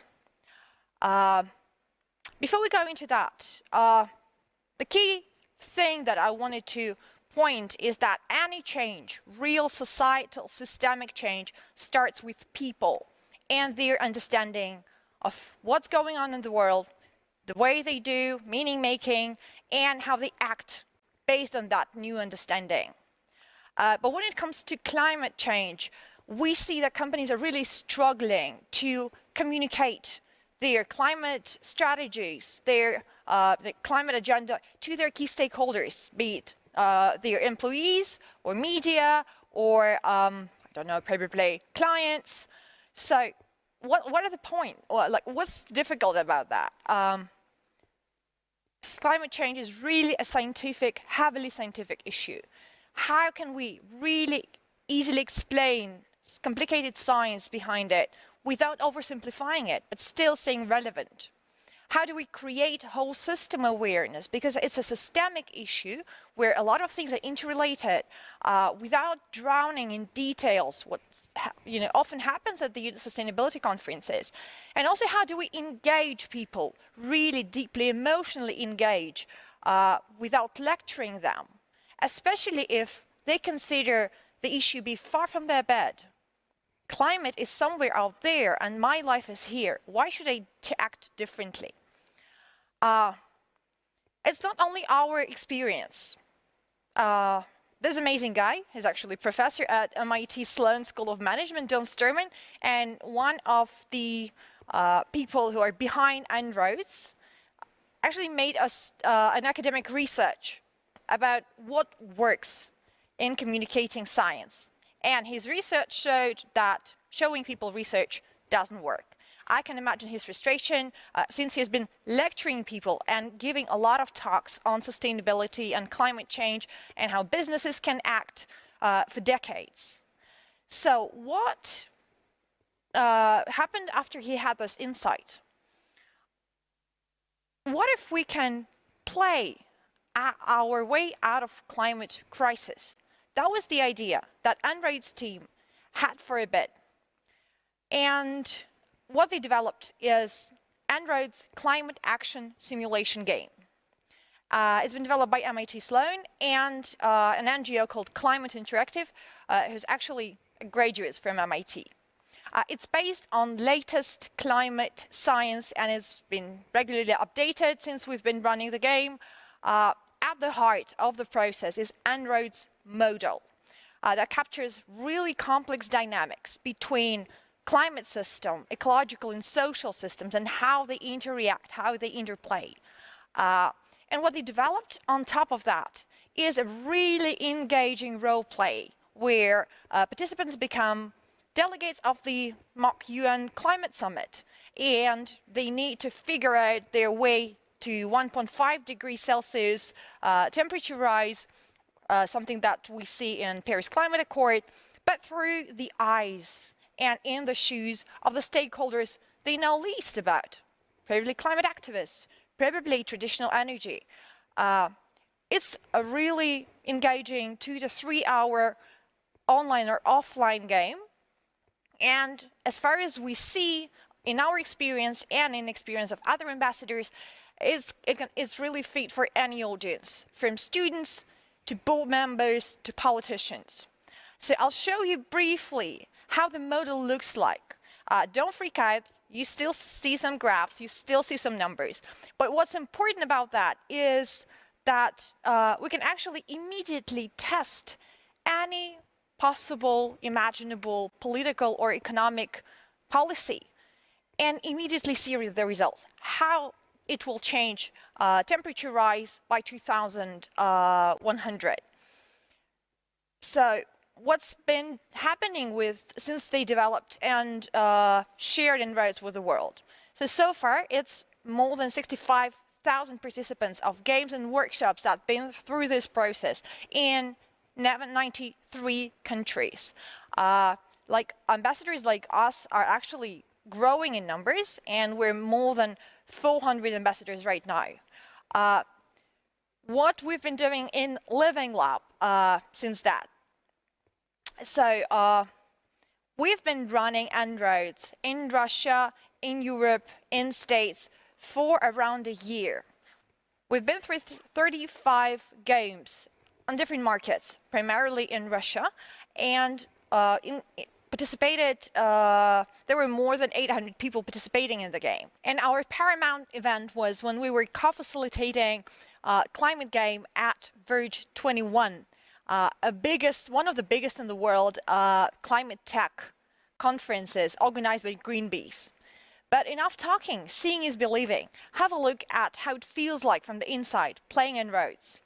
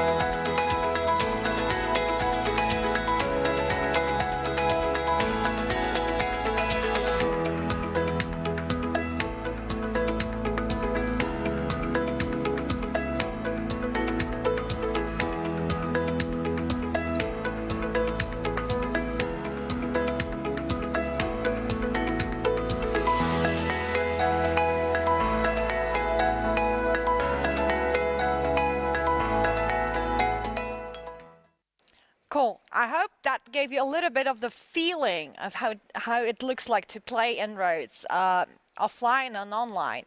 So our key learning from this year of playing games with very different audiences is that it works. It really does, even in resource-rich countries like Russia, where the official narrative has been dominated by climate skeptics for years. Still, starting to play En-ROADS, and people really get it. People really start, checking the nuances and understand the key things about climate science. Secondly, it does work with audiences who are far away from sustainability field.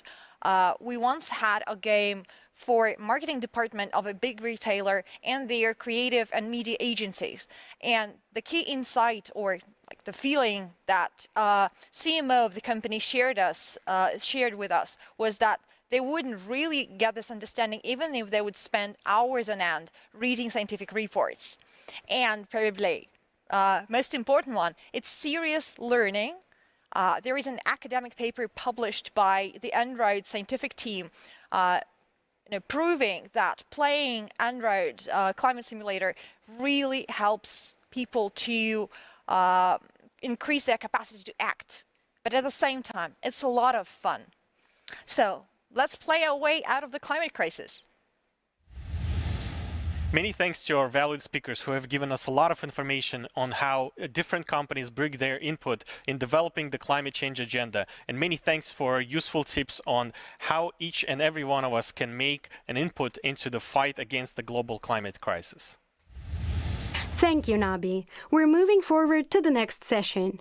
Numerous forecasts predict that the population will rapidly age. By 2050, every sixth person in the world will be over 65 years old.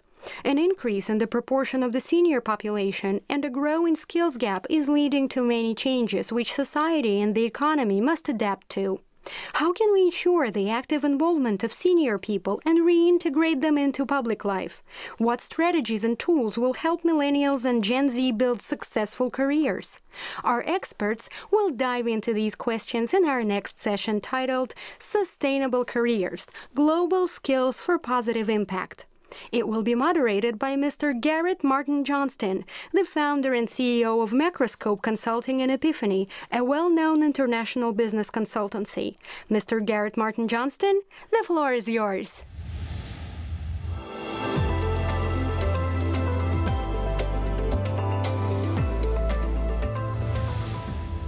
Hello, dear viewers. I'm really glad to see you joining our panel discussion from all over the world.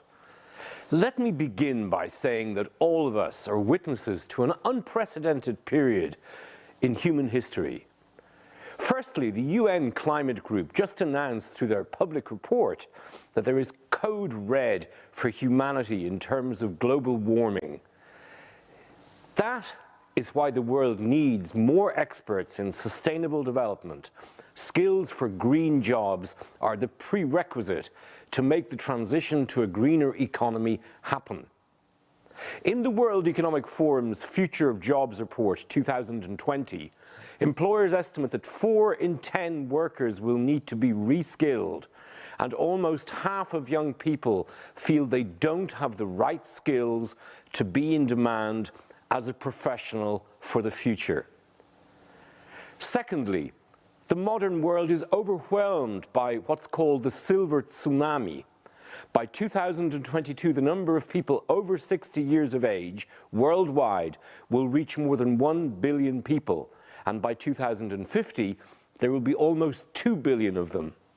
Even though corporate leaders are striving towards mindfulness and being age-friendly, solving this challenge and reaching a just and inclusive labour market is still a long way to go. We have a need to develop approaches to improve the working capacity and quality of older people's lives. In the current situation, it is absolutely necessary to unite all of the international efforts to systematically combat this problem. We will now listen to our first speakers in today's session. Let me introduce them to you. Please, first of all, welcome Kerry Hannon, a workplace futurist, the best-selling and award-winning author of 14 books, including Never Too Old to Get Rich, The Entrepreneur's Guide to Starting a Business in Midlife, and Bradley Schurman, a demographic futurist, founder and CEO of The Super Age, a global strategic research and advisory firm helping organizations harness the opportunities of demographic change with a focus on population aging. Kerry and Bradley, welcome. Please share with us the most effective tools that companies could use to tap into the longevity economy by attacking age-related bias, and to elaborate on what needs to be taken into consideration to create intergenerational workplaces and ensure successful communication between employees with different backgrounds and, of course, from different generations. Kerry, it's great to be with you today. Ageism is one of those things that's affecting all of us today. What can businesses do to combat this bias? You know, Bradley, there's a lot of things businesses can do right now. The most important thing to do is take a look at your organization. Ageism starts at the top. So what are you doing in terms of your policies? Are you promoting older workers? Are you giving them opportunities to go for stretch assignments? What is happening at your company per se? Look at how many people are leaving. What are you doing to retain them? Second, do you have workplace development programs in place that you pull them in so that they're constantly learning and able to stay relevant and stay with the organization as it expands? Those are the two most important things from a management standpoint. The third piece is, what does it look like outside? What's your marketing look like? What's your website look like? Are you showcasing experienced workers, or is it all young people? So because what you say to the outside world reflects who you are inside. Right, but obviously it's a two-way street. Individuals, especially older individuals, have to compete for jobs in the marketplace, both retaining their current job and maybe getting a new one if they're made redundant. What strategies, as an author of a number of books on getting back into the workplace, would you suggest to older employees? Absolutely. Their most important thing an older employee needs to do is to stay relevant. If you want to stay in the workplace, you have got to keep learning. It's an ongoing process, and look around you. What's happening in your industry? What are the industry trends? What are people around you learning? And then pick up those skills now. I think one of your favorite lines is, if you're not learning, you're not earning. And I totally give that to you, but it is so true. And so really, what are you doing to manage your own career? Are you nervous? Are you raising your hand and asking for those assignments? Also, remember, you can redeploy your skills. Don't get stuck in your lane. There might be an opportunity in another part of the company or with another employer, but you don't have to reinvent yourself. You need to figure out how you redeploy those skills that you have. And the final thing, this is my favorite thing, stay physically fit, because people judge a book by its cover. So if you can have some kind of fitness plan, eat with an eye on your nutrition, and so it brings this sort of, people don't know what it is. They want you on their team. They want your energy, your enthusiasm, your can-do spirit that comes from being physically fit. So forget all that facelifts and Botox and everything. Just go get an exercise plan. And obviously it takes a lot of individual responsibility to do that. Kerry, obviously we're entering into a new era right now where there's at least 5 generations in the workplace. We might be entering a near future where there's 6 generations working together at one time. What advice do you give to younger generations, especially those just entering the workforce or in their middle careers right now? Those individuals, they're going to have to live and work longer than we do today. Without question, Bradley, and I know you bring up some of those key points in your book, The Super Age. And what is important to remember is that you, as a young person, you have to, as I mentioned with the more experienced employee, you need to keep learning. It's a constant thing. You're going to be changing careers. You're going to have a portfolio of jobs, a portfolio of careers. Stay nimble, stay enthusiastic, stay curious. Curiosity is the thing that's going to get you through your career. So keep looking ahead. What are the trends where you're going? And remember, every job that you shift to, it's all about your values. That's your spine. That's what matters. So where you're moving, you're going to redeploy skills. You're going to add skills. But stay true to yourself, and you'll keep that enthusiasm to stay in the workplace longer and engage and make a difference. Right. Amazing. Thank you. Thank you, Bradley. Bradley, it is fantastic to be with you today. I'm so excited about your book, The Super Age, and all of the demographic changes that you write about. Things are happening very quickly for an aging population around the globe. What do you see that organizations can do to manage this change? Well, Carrie, like you said, this is happening to everyone, everywhere around the world. There's literally no economy that isn't being affected by population aging, the confluence of decreased birth rates and increased longevity. When we work with employers, we talk to them about building a proper business case. C means you're going to have to compete for new talent because we have an employee crunch for the first time since the Second World War, if you can believe that. The second thing is we have to use technology by augmenting technology, augmenting automation, augmenting artificial intelligence. The third thing is we have to support. We have to support the lives of our employees at home with either increased caregiving leave or perhaps increased flexibility in their schedules. The fourth and final thing is that we have to extend working lives. And we can do that through a number of means. One of the easiest ways to do it is by improving ergonomics in the workplace. I'm really glad you got to that point because I was thinking that is so important to keeping workers on the job longer. The second piece, and this fits into that, is this idea of people talk about age-friendly employers. Right. What the heck does that mean, and how can someone really make sure their organization is working towards that? Right, well, Carrie, like you said, age-friendly employers is really a big thing that we want to get behind today, but it's often confusing to a lot of employers. I talk about enhancing generational diversity at work. One of the things that we want employers to do is have age-neutral postings for jobs. That's an easy thing that they can get behind, and you mentioned that earlier today. The second thing is we want to create environments that foster exchange between generations. A lot of times it's communications that break down, not because two people are sitting next to each other or on the same team. We want to facilitate that ability for them to have those conversations. Because for sometimes people who live in an analog world, using digital devices isn't necessarily the thing that they want to get behind.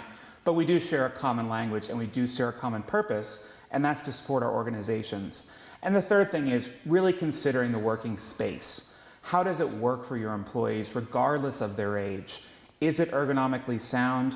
Do people have the benefits that they need to stay with you and stay competitive going forward?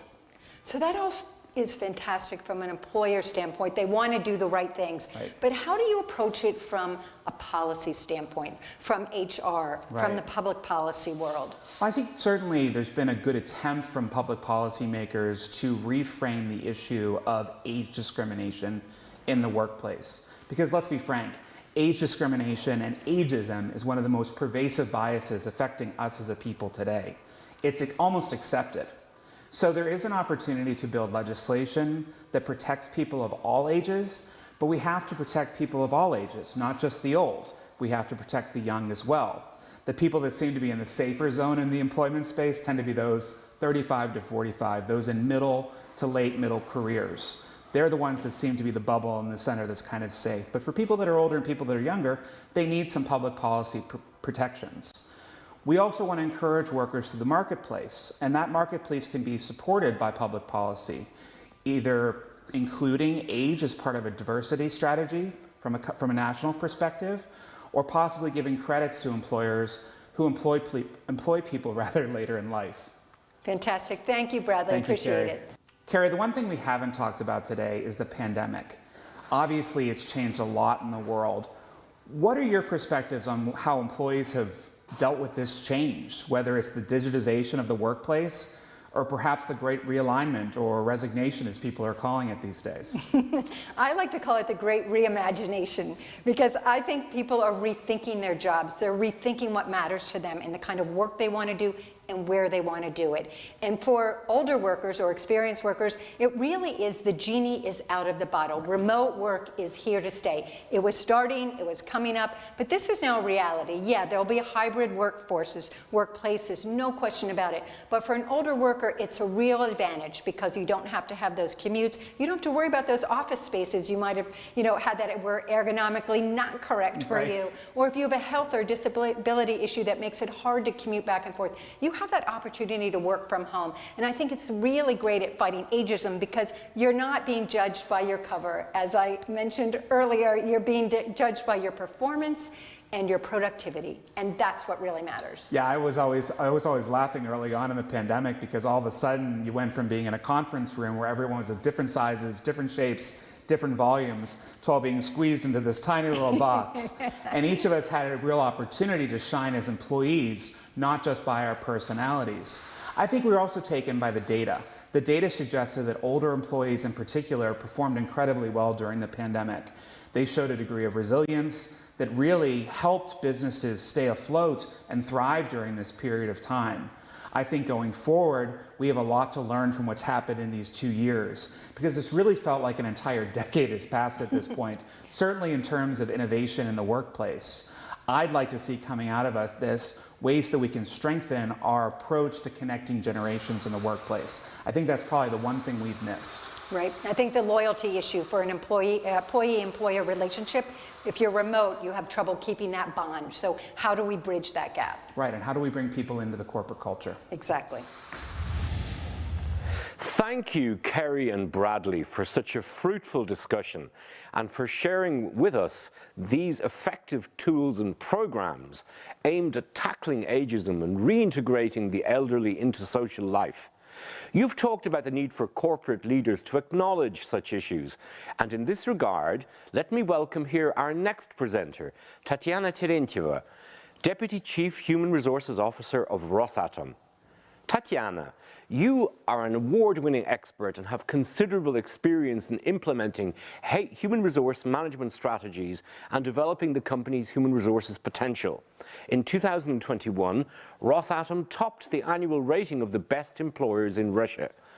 We've discussed age-related issues with our first speakers, but needless to say, there are many more challenges that each big company and its chief human resources officer face. Please, tell us about the programs you have developed to enhance corporate social responsibility and improve employee skills. What tools ensure the successful implementation of the ESG agenda in Rosatom in the development of human capital? What challenges, in your opinion, do corporations still have to overcome in order to speed up the process of achieving the Sustainable Development Goals and creating a fair and inclusive labour market? What professional competencies and soft skills would you advise to develop for the new generations of specialist workers and employees?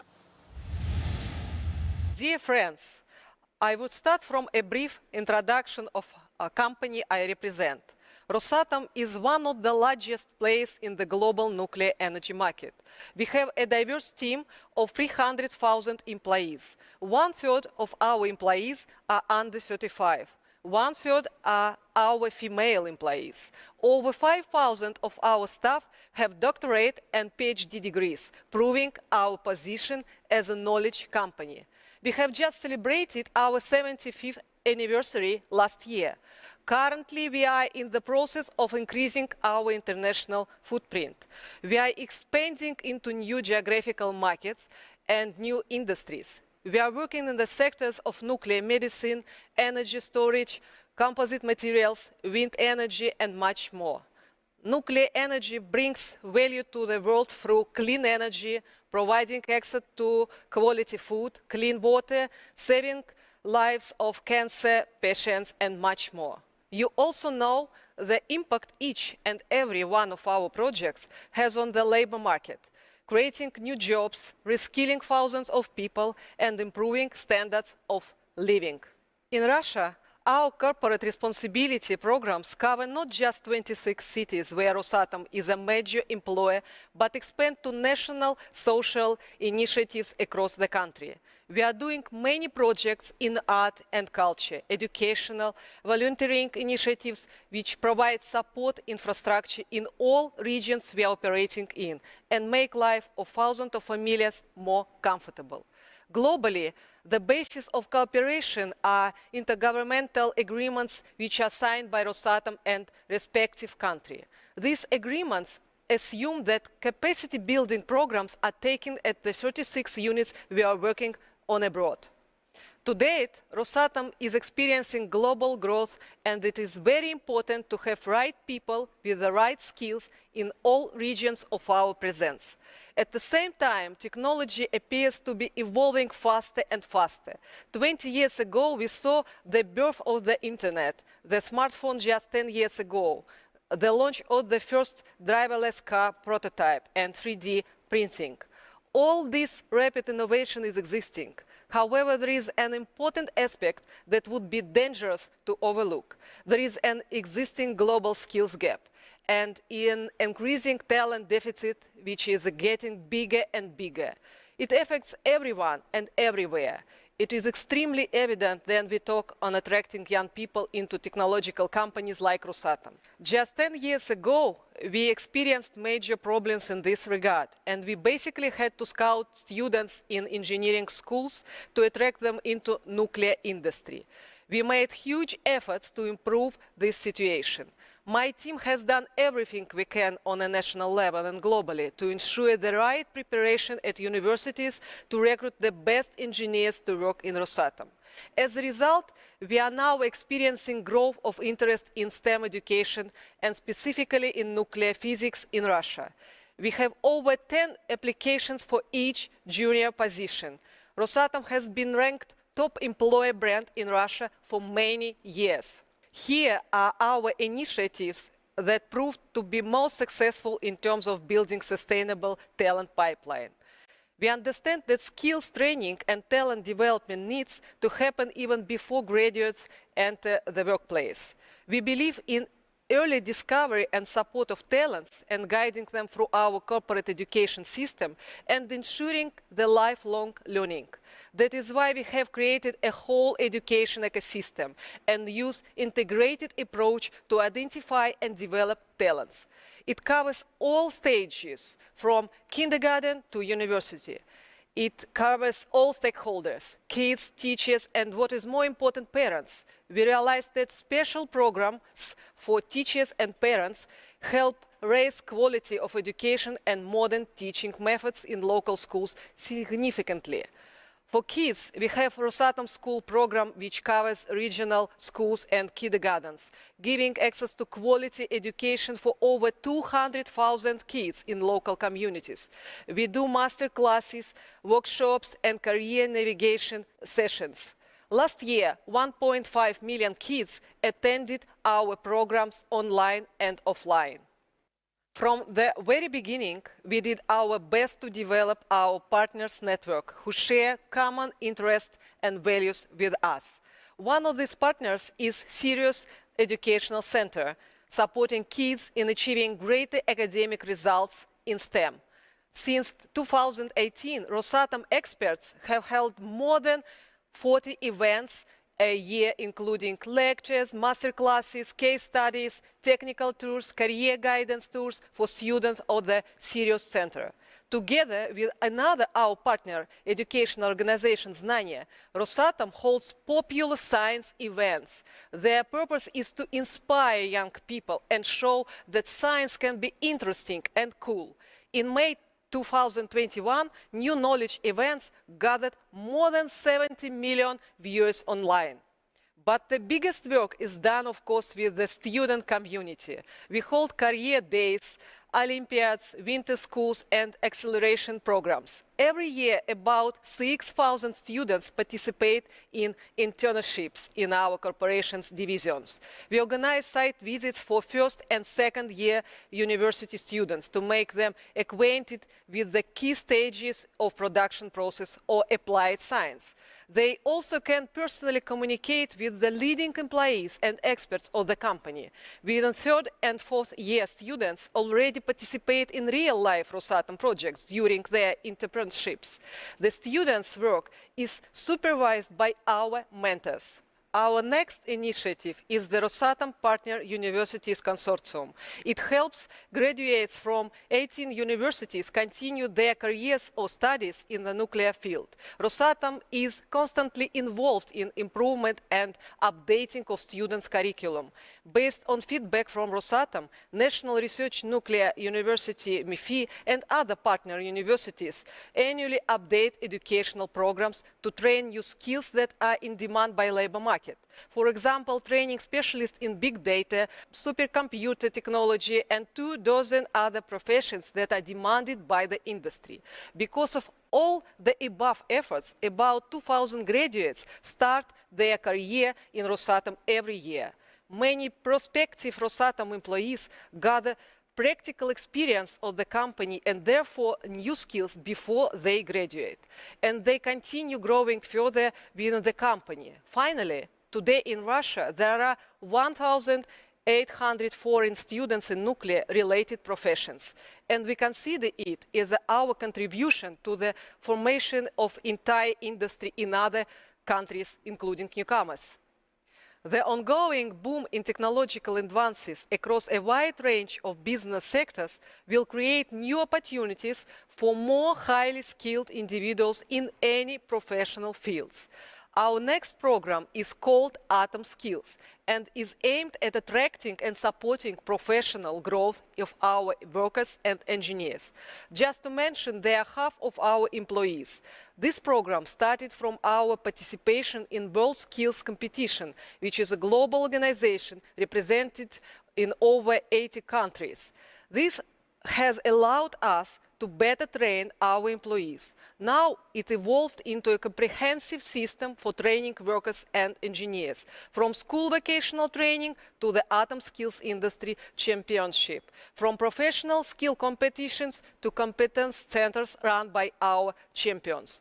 Based on Atom Skills experience, some Russian regions where Rosatom operates develop programs to ensure that young people from remote regions have world-class competencies and had the same opportunities as students residing in big cities. At Rosatom, we know we haven't got all answers to the complex problem of building sustainable talent pipeline. However, we do know that certain proactive steps we have taken years ago have served us well in the past and were a meaningful contribution to sustainable agenda. I am proud to say that 10 million school kids and 7 million students are part of our educational ecosystem now. Such result wouldn't be possible without our partners, and we truly believe in power of partnership. Our experience has taught us how to plan for the long term and how to create a loyal workforce. Now we want to share some of our best practice insights with a view of kickstarting this global debate. I am looking forward to learning from my peers in this session and hope our discussion will inspire new insights and ideas that we can apply in our countries and companies. Tatiana, thank you so much for sharing these key insights with us. Now, you've touched upon future skills that young professionals might need to be in demand, and this leads us to the potential need to reshape education.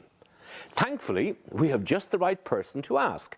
Please welcome Professor Peter Higgins, Director of the United Nations University Regional Centre for ESD in Scotland, Director of the Global Environment and Society Academy.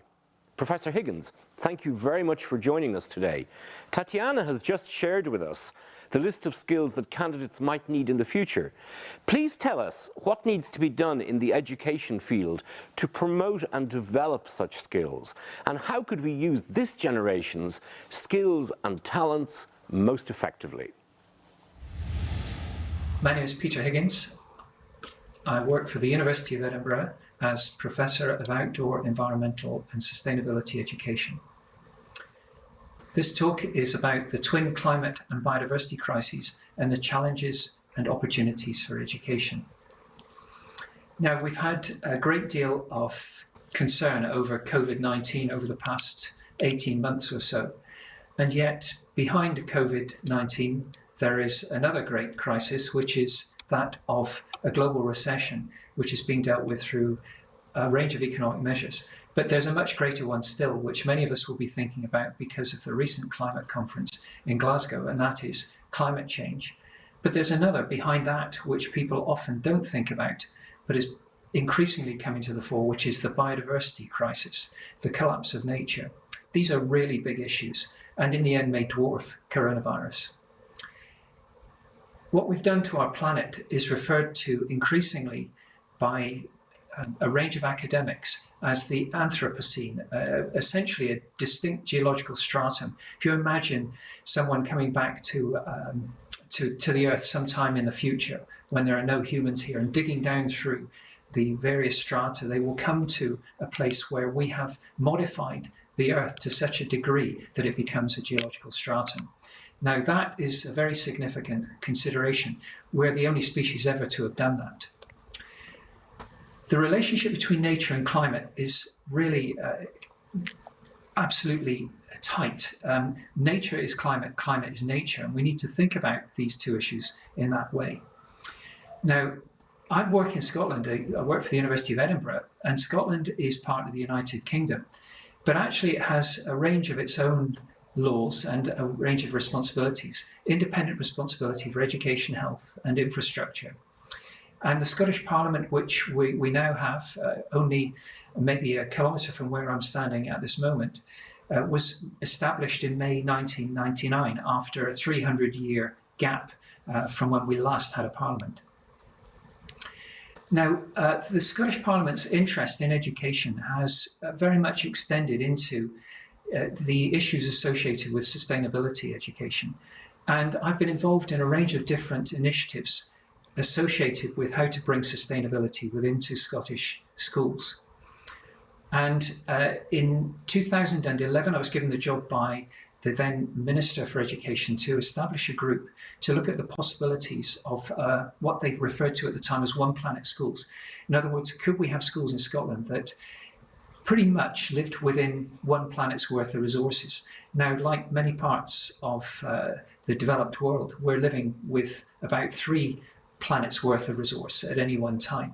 So this was about helping schools to change and helping the education systems to change. The idea of sustainable development has been around for a good long time. The Brundtland Commission back in 1987 defined this as the ability to make development sustainable, to ensure that it meets the needs of the present without compromising the ability of future generations to meet their own needs. It's fairly heavily focused on people, of course, whereas we really should be thinking about that in terms of the whole planet. But in terms of education for sustainable development, it wasn't until 1992 at the Rio Earth Summit that there was a call for environmental education to ensure that young people developed understandings of what we are actually doing to the planet. Now, this idea became education for sustainable development eventually. Now, my colleagues and I have not been all that convinced by the effectiveness of education for sustainable development. If you think about it, if it had been very effective, we wouldn't have the same global crises that we have at the moment since 1992. It's a good long time when we should have actually been making progress. So we started from the position that we needed to do some research, and we needed to think about what were the expectations for young people that are born today in the 21st century, and what do they need from us as educators to prepare them for a future. These young people may live to the end of this century, to the year 2100, so what will they see in their lifetime? Now, one of the things we concluded was that we needed to find ways of working our way to relate all this complexity that young people find when they're in their school years, and look how we might find ways of connecting them to the world and understanding that complexity. And that is a way in which you start to help young people to develop an understanding of the consequences of their actions, whether it be in terms of sustainability, whether it be in terms of the decisions they make when they vote, right through to an ethic of care. So trying to link this idea of connection with care was a big theme in our research. And we concluded that the education systems of the world are going to have to adapt to prepare us to deal with these complex, uncertain issues and to deal with change. learners will need to be prepared in terms of knowledge, skills, critical awareness, attitudes, personal qualities, and above all, the ability to continue to learn. We did quite a lot of research on this, and we used this in the work we did for Scottish ministers in this One Planet Schools project. And we concluded that because we've forgotten that we're part of rather than apart from the environment, we needed some form of education in nature as part of our version of Education for Sustainable Development in Scotland. So here in Scotland we have ESD, Education for Sustainable Development. It's a term used by UNESCO and it's globally common.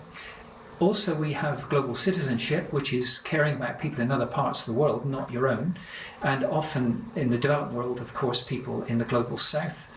And those two are often linked, but nowhere, as far as we know, is outdoor learning linked with these.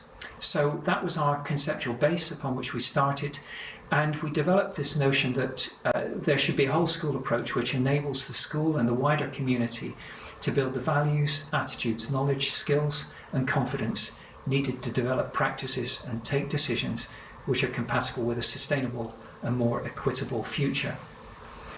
The reports that we produced in 2012 and 2016 linked with the United Nations Sustainable Development Goals, and they were accepted by Scottish ministers.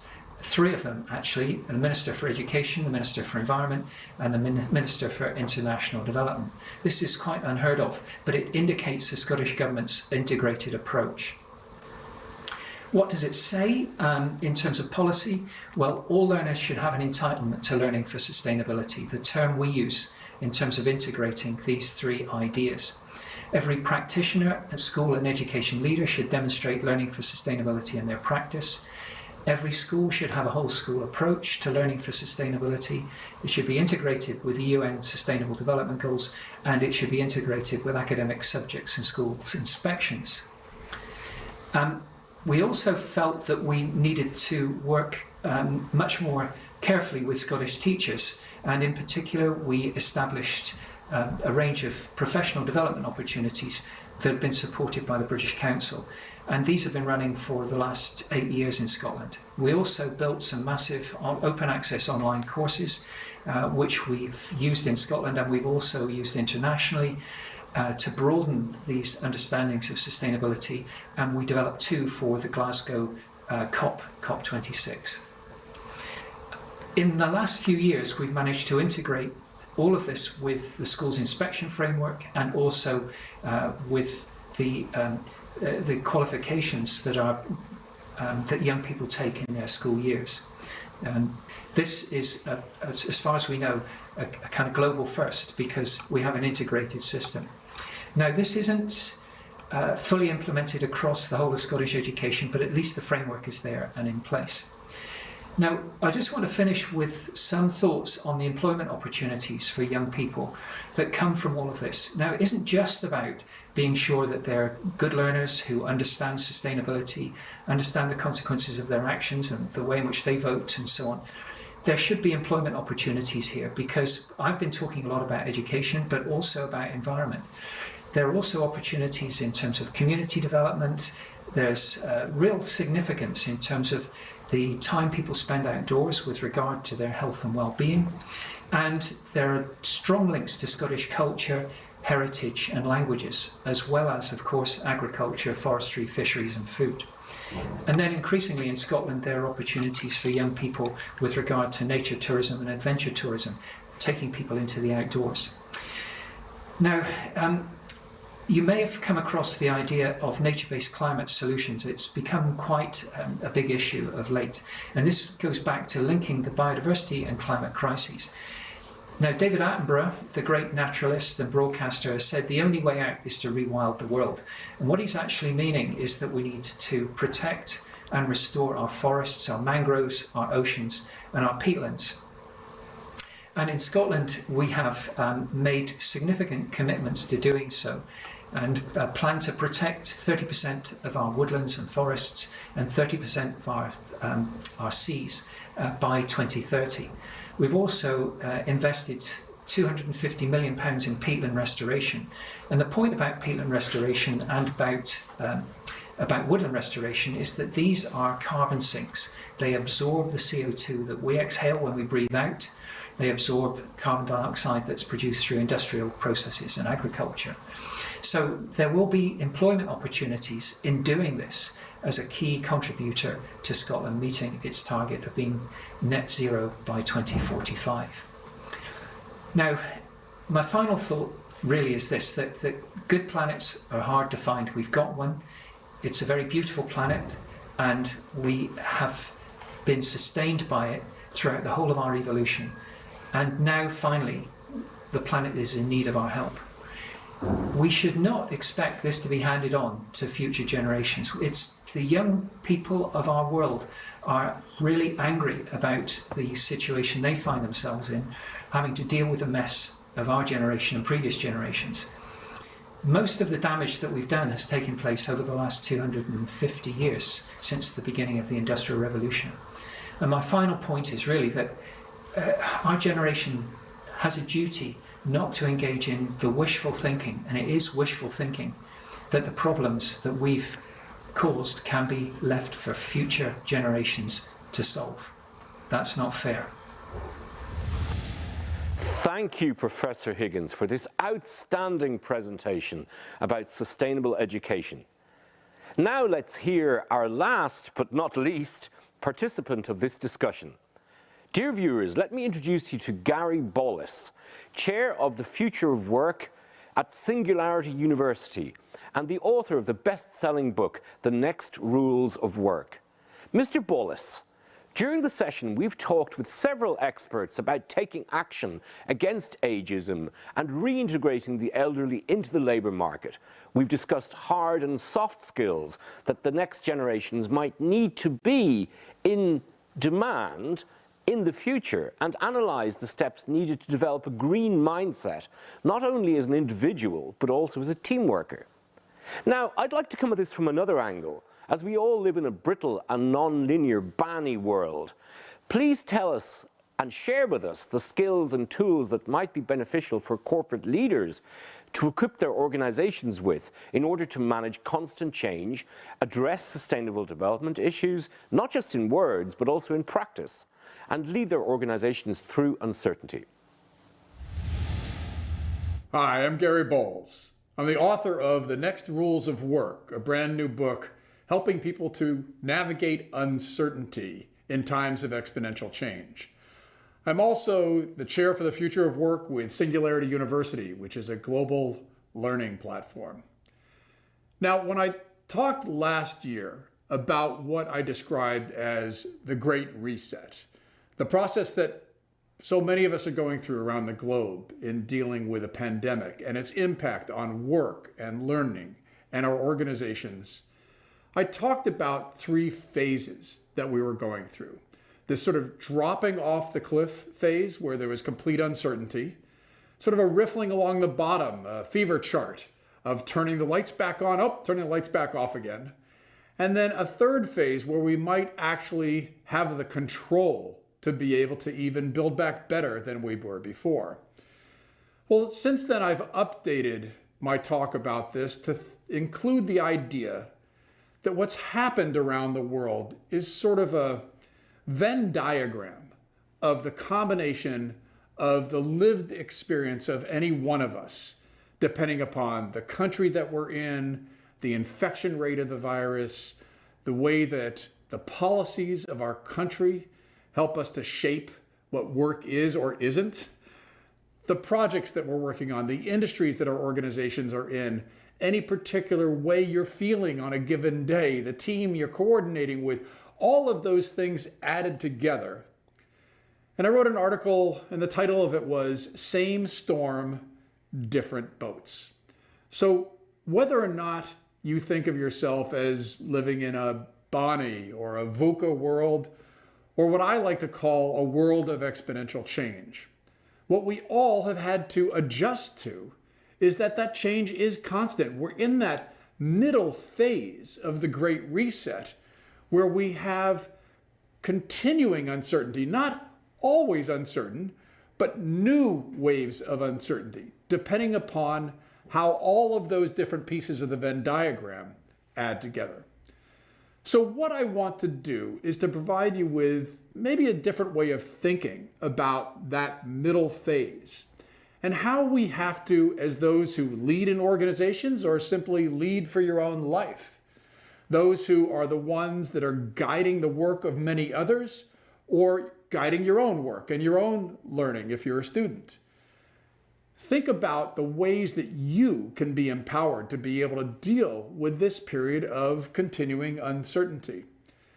So, and I'm going to put it into the context of sort of three, what I call legs of the stool: mindset, skill set, and tool set. So what's the difference between those? Well, your mindset, think of that as the way that you approach problems or interacting with other people. Your skill set is the range of capabilities that you as a human have or that your organization has to be able to solve problems for the organization's stakeholders. And the tool set is the combination of the techniques and the technologies that you use to be able to continually develop that mindset and to be able to hone and develop that skill set that you have to be able to solve the problems of today and tomorrow. And if I could wave my magic wand and give you any kind of mindset, skill set, and tool set to be able to navigate this world of uncertain change, let me just go ahead and wave that magic wand. So the first is the mindset, the way you approach the problems of your organization or challenges in your own life or the people that you interact with. The mindset that change is constant. That is, this isn't just some period of disruptive change that's going to go back to some new normal or some new abnormal. It's very likely change is going to be constant. Another part of that mindset, though, that's important is that if you want to proactively be able to solve problems, you need to have what is often called a growth mindset. That comes from the work of Professor Carol Dweck in her book, Mindset. If we have a fixed mindset, we're going to approach the problems that we're trying to solve with the same mindset we had of the past. And instead, we need to have that continually adaptive mindset to be able to solve the problems of today and tomorrow, and to accept that this is pretty likely to be the way we're going to have to continually be adapting to change on an ongoing basis. So if that's mindset, what about the skill set? Well, again, if I could wave my magic wand and have anybody have, let's say, 4 skills, whether you lead an organization through uncertainty or you're trying to actually, in your own life, deal with a world of exponential change, the 4 would be, I want you to be a problem solver who is continually adaptive, creative, and with empathy. Now, why those 4 out of all the hundreds of skills that humans can have or that organizations can have? I want you to be a problem solver because, well, that's what work is. That's why people pay us, why we pay other people. We solve problems. And if you approach the work that you do, if you think of the needs of your stakeholders, of your organizations, not just your shareholders, but your employees, your customers, your partners, your suppliers, the communities in which you operate, even the planet, all of those have challenges. And your organization is essentially a framework for solving those problems for your stakeholders. And if you approach those problems as a problem solver, if you help everybody within your organization or with whom you encounter or with whom you collaborate to be problem solvers, you're going to be able to have the mindset and the skill set to be able to deal with a world of constant change. But because it is constantly changing, we all need to be adaptive. And so that's the second skill that I would wish everyone to have, how we can continually adapt to a world of exponential change. And that actually is a skill set. We can learn how to be able to continually adapt. One of my courses on LinkedIn Learning is on learning agility and developing a learning mindset. Those are skills we can learn to be able to continually adapt. Third, we need to be creative. What's going to keep us ahead of those robots and software we were all worried about pre-pandemic? It's our ability as humans to creatively solve problems. And then finally, with empathy. That's another uniquely human skills. And especially if you lead in an organization, your ability to empathize with the problems of your workers, of your customers, of your community, and so on, you will be far more able to continually adapt to this world of exponential change. So I've talked about mindset and I've talked about skill set. What about tool set? Well, if we think of the techniques and the technologies that are enabling us to be able to solve the problems for our stakeholders, think of that as a constantly shifting landscape where, in the same way that if we were all artisans working in a woodworking shop, or artists painting or designing, we would want to have a pretty extensive toolkit, and we would want to be able to continually find the right tool for the right problem at the right time. Now, in the past, pre-pandemic, we might have thought that the tool set that we needed was the ability to run good meetings when we're all in person. And then along came a virus, and suddenly we needed this Zoom thing and other ways to be able to communicate and collaborate in real time. So we have to think of that as a tool set, techniques and technologies that needs to continually change based on the kinds of problems that we're trying to solve. Now, if we are all approaching our problems with that fixed mindset I was discussing, then we're going to keep on using the same tools. We're going to go back to the toolkit and keep on bringing up the technologies that we used years ago. And that is not going to be sufficient to solve problems in a world of exponential change. So here's my charge to you, is step back for a moment. Take some time to think about how you think about your own mindset when you approach problems, how you think about your skill set. Do you have pace, or those skills you need to develop, whether you lead an organization or you lead yourself? And then finally, look at the tool set that you use. What are the techniques? How do you run meetings? How do you solve problems? How do you collaborate with others? What technologies do you automatically reach for? And are there new techniques and technologies that you can be reaching for and putting in your toolkit, becoming proficient in, so that you can solve problems in a world of exponential change? So that's my charge to you. Don't wait. Do this today. Take 5 minutes to just look at your mindset, skill set, and tool set. And then tomorrow, think about how you can put some of these into action for your own work and your own organization. Good luck. Okay, I would just like to say once again, thank you very much for these extremely valuable presentations and insights to all of our esteemed speakers. Thank you very much indeed.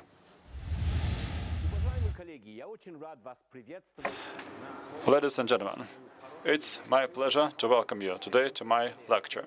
So today I say that 60 is new 40 and 40 is new 20. The opportunities for sustainable self-development in this roaring 20s of the 21st century. Okay, let's consider Russia. For the historic reasons, in Russia we have two demographic bubbles. One bubble is 60, and the other bubble, the concentration of people, average age of 40. This is a big difference compared to the European demographics, where the demographic pyramid looks like a triangle. In Russia, it's not a triangle. In Russia, this is like two groups of many people. That is 40, around 40, and around 60. Now we are starting the roaring 20s of the 21st century. So what are the roaring 20s? Well, the roaring 20s describe the 1920s. And in the 1920s, an unprecedented economic boom happened. Well, what did it look like? The products and services which early in the 20th century used to be available only to the rich, like the car, the telephone, the radio, the fridge, the vacuum cleaner, and many other usual goods, Well, in the early 1920s, they were available only to the rich. And within the 1920s, a kind of radical democratization of the luxury took place.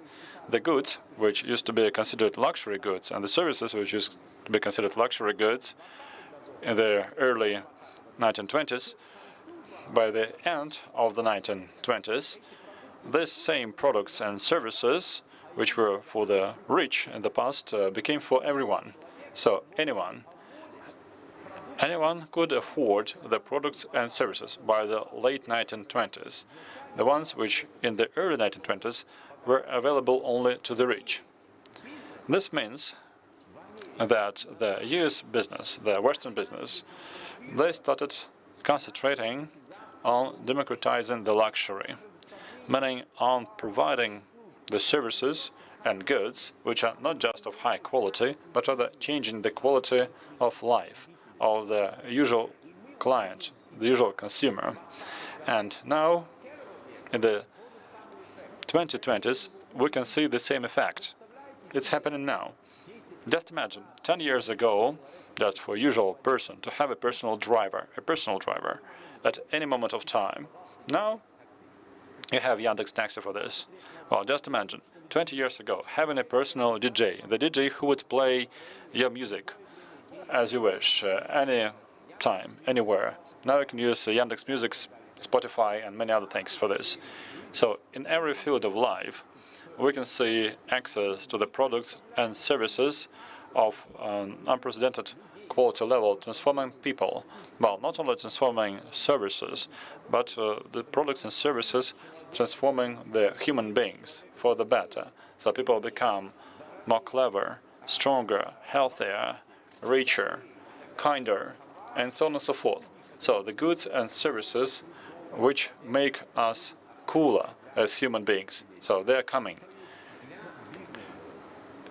in this decade. Okay, for the business, the way to grow in the 2020s is not developing the business, but rather developing the customer, the consumer. And this is the growth opportunity, the growth path. And this is especially true for the elderly. Okay, the challenge for the business in Russia, in the US, in Europe for the next 10 years. Okay, in healthcare, this is not just treating diseases. Well, treating diseases was good for the last century. Now we want the healthy person to become super healthy, a superhuman being. So this is democratization of luxury for the next 10 years. So we're not treating diseases. We are making our healthy people healthy, and not just healthy, but those who feel better than when they were born. So these are the technological opportunities to augment the people and not only service the people. Okay, let's look at the banks. In Europe and in the United States, all the large banks have huge departments for the elderly. And the goal of the banks is not just to service the pensioners, but to convert them into financially literate clients who can increase their financial well-being. For instance, the Barclays Bank in the UK has continuous sessions everywhere teaching the elderly how to use their computers and how to make money using computers and digital tools. The Western banks have some other people who are focused on the economic issues of the banking services to make these banking services more available for the elderly. So these are age-friendly banking approaches. So all the services and products online with the huge front, simplified iPad versions for the apps with the simplified instructions and extra information and explanations on what these things really mean. So we explain the digital era using the language understood by those who were not born in this era. We're not using chatbots, we're using human beings. So they hire people to call centers, they hire the elderly people for the call centers, because they can understand the issues, the problems, the ambitions, and the threats and opportunities of those who are 75. So the 75-year-olds work in call centers. The fitness clubs in Europe are focused on the elderly. So the fitness clubs, they take it this way. They say that exercise is the best medicine for those who are 65 plus. Since this is continuous movement, it can replace a lot of expensive medical service, medicines, and so on. So that's why the fitness clubs are focused on the elderly. They have the elderly coaches. You remember the call centers will have people aged 75. And in the fitness club, we have people who are 65, 70, or 80. And they deal with people of the same age to maintain and improve their muscles and mental health. And so these coaches are selected for the elderly because it's easier for the elderly to deal with the elderly. The corporate clients, the employers, now they're building these many fitness clubs for the elderly within their facilities or offices, so that the elderly shouldn't be forced to go to a club somewhere. So they go before, after the working hours to this gym, and the coaches are paid for by the employer. And the employer asks, does your mother go to the gym? This is extremely important. Okay, education. Okay, we are now understanding, at least in the West, that education starts when the kid doesn't know how to walk and ends when the person cannot walk anymore. So education is for life. And our governments, and a very good example is the government of Singapore, they understood that should finance education for life, lifelong learning. And the elderly should be ready to learn new things, and they can do it pretty well in Russia. They're especially ready, the elderly. They are ready to learn the new things, and they're ready to learn some specialized things. For instance, in Ireland, the government of Ireland introduced the first introductory course for pensioners on advanced programming. They had 900 positions. 28,000 people applied for these 900 places. Singapore developed a national campaign called Skills Future. The idea is that everyone in Singapore, irrespective of the income, family situation, or health situation, or age, so they all receive this. So a 70-year-old Singapore citizen can learn and develop just like the 15-year-old one.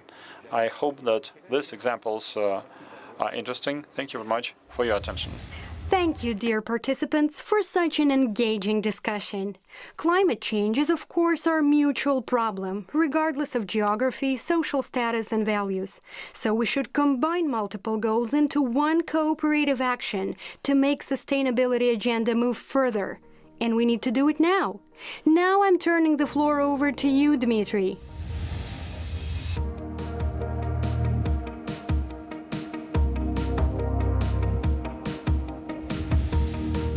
I totally agree with you, Jay. If all of us make seemingly small positive steps to reduce pollution and waste, the accumulated impact will be enormous. I would like to thank all the participants of the Environmental Initiative section. Your experience proves that passionate individuals can make a huge difference, because there is nothing more inspiring and effective than an idea that stimulates others to act.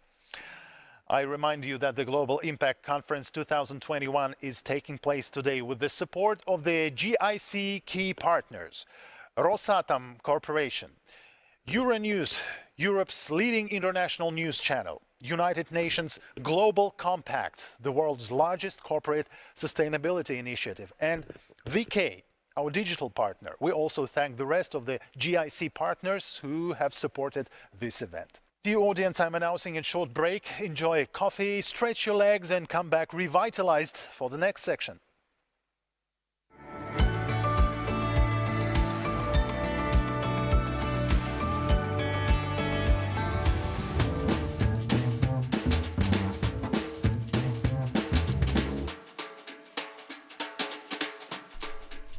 When I was a kid, I loved mucking about in rivers, balancing on rocks, holding my socks, playing poo sticks over rusty bridges, cheering on my soggy steed as it got tangled up in ragwort weed. Here in Somerset, where I live now, we know the water's coming. We are climate canaries, ever-changing, writhing eels, waiting for the day of mass migration, when our childhood playground will rise up to reclaim the summer lands which we have borrowed from the sea. Every winter, to remind us, the sky falls down, to paint the fields with its reflection, a mirror for the moon to check her smiling, before she blows a wobbly kiss up the Bristol Channel to the shore, into the plastic playground at Atlanta's door. Yes, we are all waiting for Poseidon's knock. We are a world waiting, with our hearts and sandbags breaking. Centuries ago, my ancestors tried to shape this land, change the course of the parrot and the brew, build their banks and edges higher than the hedges, pump water from the wetlands to grow maize fields and milk yields, peel back the soil to reveal the decomposing teeth of bare peat, now belching out enough carbon to swallow the sky. In the high ground above Avalon, scientists gather like storm clouds, magicians of the Mendips with their sand trays and soil samples, leading by reason and example, raising their weather-vane fingers to predict the coming flood. In their minds they see the waters crest the Quantocks, charge down streets and over doorsteps, swamping sitting rooms and sofas in a tide of pesticide and other people's floaters. But any good magician knows, if you want to stop a wall of water in its tracks, you have to learn the science and adapt. Raise the table off the stage and take with it the water too, 10 inches give or take a few, enough to soak the bone dust fields and keep the carbon underneath concealed. Reconnect the rivers to their natural drains, the old floodplains. Plant trees along the hills like sponges, horizontal hedges, leaky dams, then build higher sea defences to give our mouths more future tenses. Lead the farmers of our oldest ways to follow the carbon carrot through the Brexit blight, to become climate guardians in this fight. Rewild, restore, rewind the rivers, learn their primeval ways and secret names. For any kid with a bucket of elvers knows the earth's deep currents can't be tamed. So yes, save our towns, villages and sofas, but first restore the river's song, because trying to control these ancient waters is where we first went wrong. For the summer people never really owned the levels, and now before the climate tips, we must prove we still belong.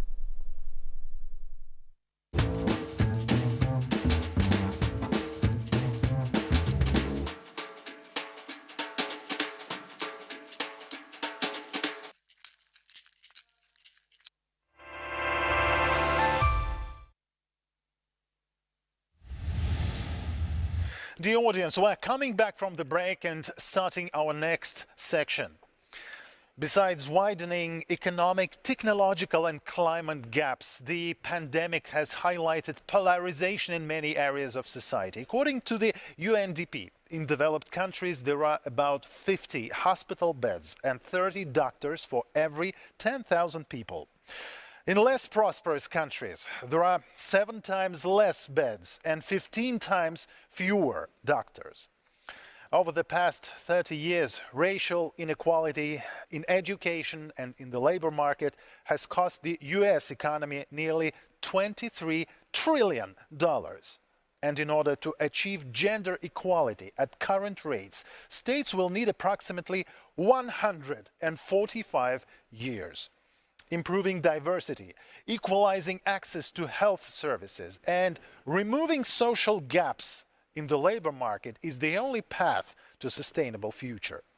So let's proceed to this section that is titled Social Equality.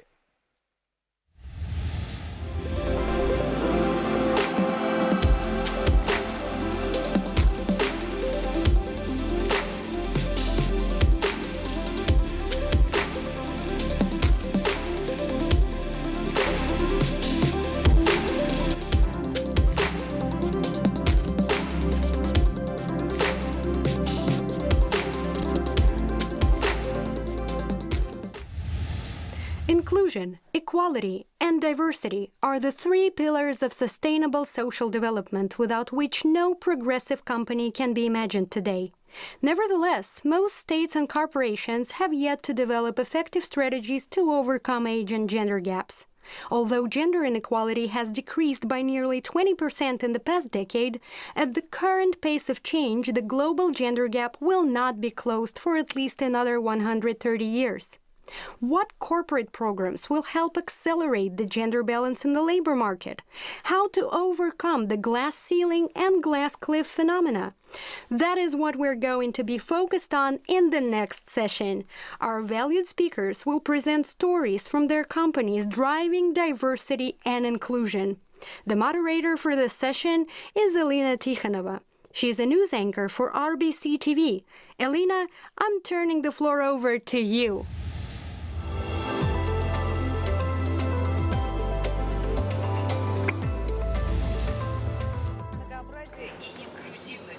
Diversity and inclusion is a very hot topic today.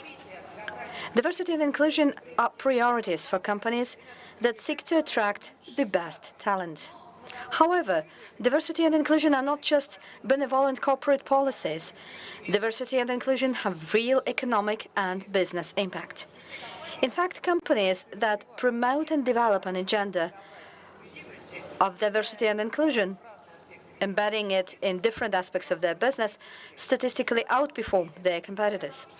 In fact, and despite the fact that humanity has made giant breakthroughs in promoting diversity and inclusion, 75% of employees of companies still believe that even more diversity is needed, which suggests that we have to evolve and work even harder on this agenda.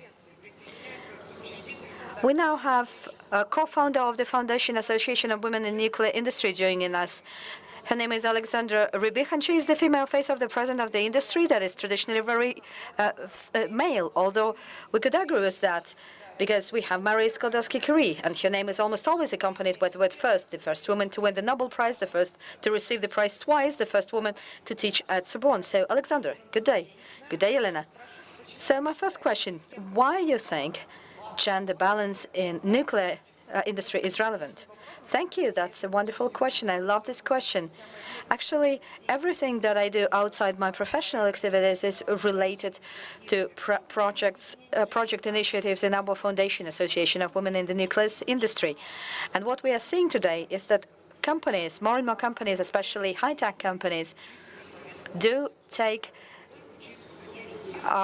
these issues in their policies and their strategies, and one of the trends there is gender equality and gender balance. And when we are talking about gender balance and gender equality, we are speaking of the balanced approach to forming managerial teams.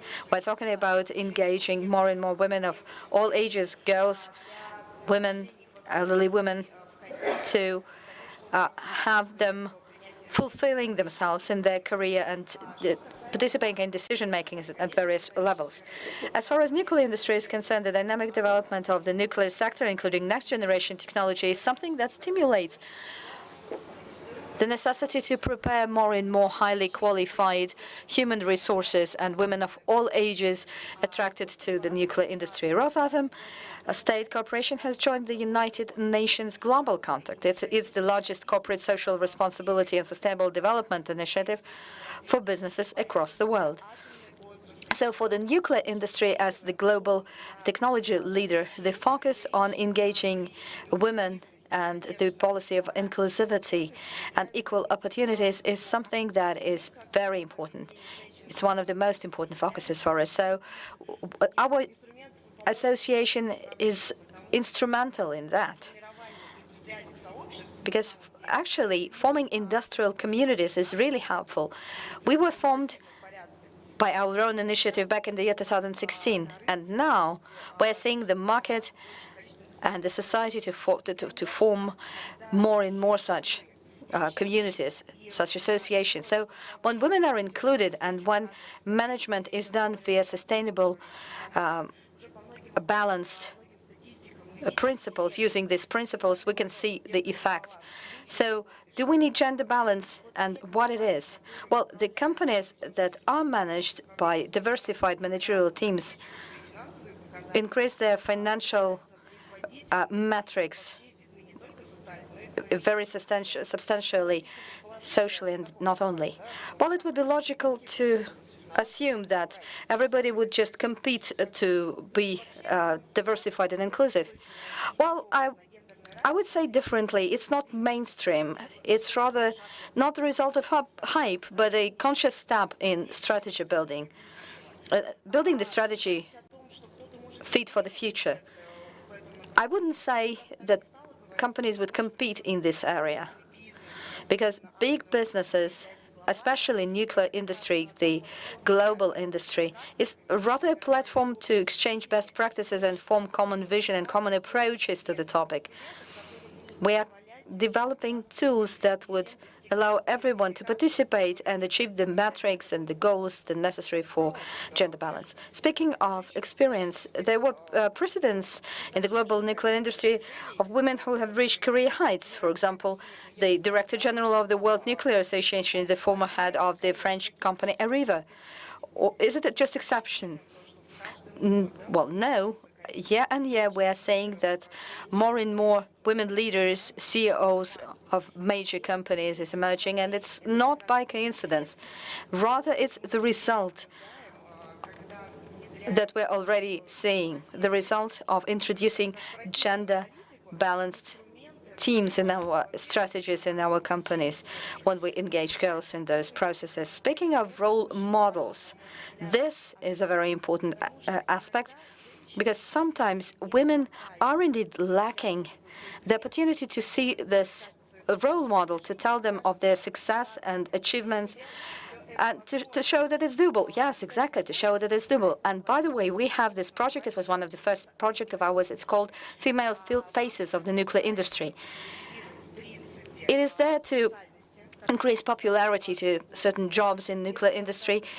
Ladies tell each other about their achievements and success, and we can see that it is received very, very warmly, and it engages truly. So it's really an opportunity to lend one shoulder, that everything is possible. Do come and try yourself. It's also worth mentioning that in Russia, there are high percentages of highly qualified female resources, scientific resources, but you need to help the girls. We have career guidance part to our activity, and through survey, we noticed that big numbers of girls do start their science and tech specialties. They start to study it, and then after first and second years, they lose their confidence, and they leave these industries, this arena. And this is not me saying that, it's the data. So it is very important for them to overcome the stereotypes and barriers. Stereotypes are there. We can close our eyes on those or not, but they are there. So those companies who do support the equal opportunity policy and gender balance policy, I think they would want to accentuate mentoring. Speaking of education, your foundation helps attracting women to STEM, this being science, technology, engineering, and mathematics-related jobs. What are your success there? Well, one of the main areas is international cooperation, and let me tell you a few words about international cooperation first, and then I'll answer your question. So we have variable formats of cooperation that have become traditional, and it creates a very important impetus that allows us to assess our opportunities and to create synergies with the international community, because we can do more when we do it together. So we have this international project. It's called Open Dialogue of Women in STEM. It's an international conference, and we had it in Obninsk, and a lot of girls participated in it. We had international speakers, we had Russian speakers, and they were talking about the barriers they encountered and how they were overcoming them.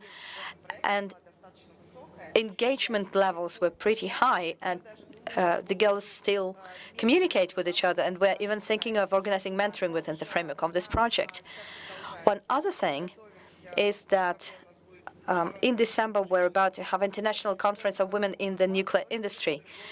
same format, different audience, different higher educational institutions.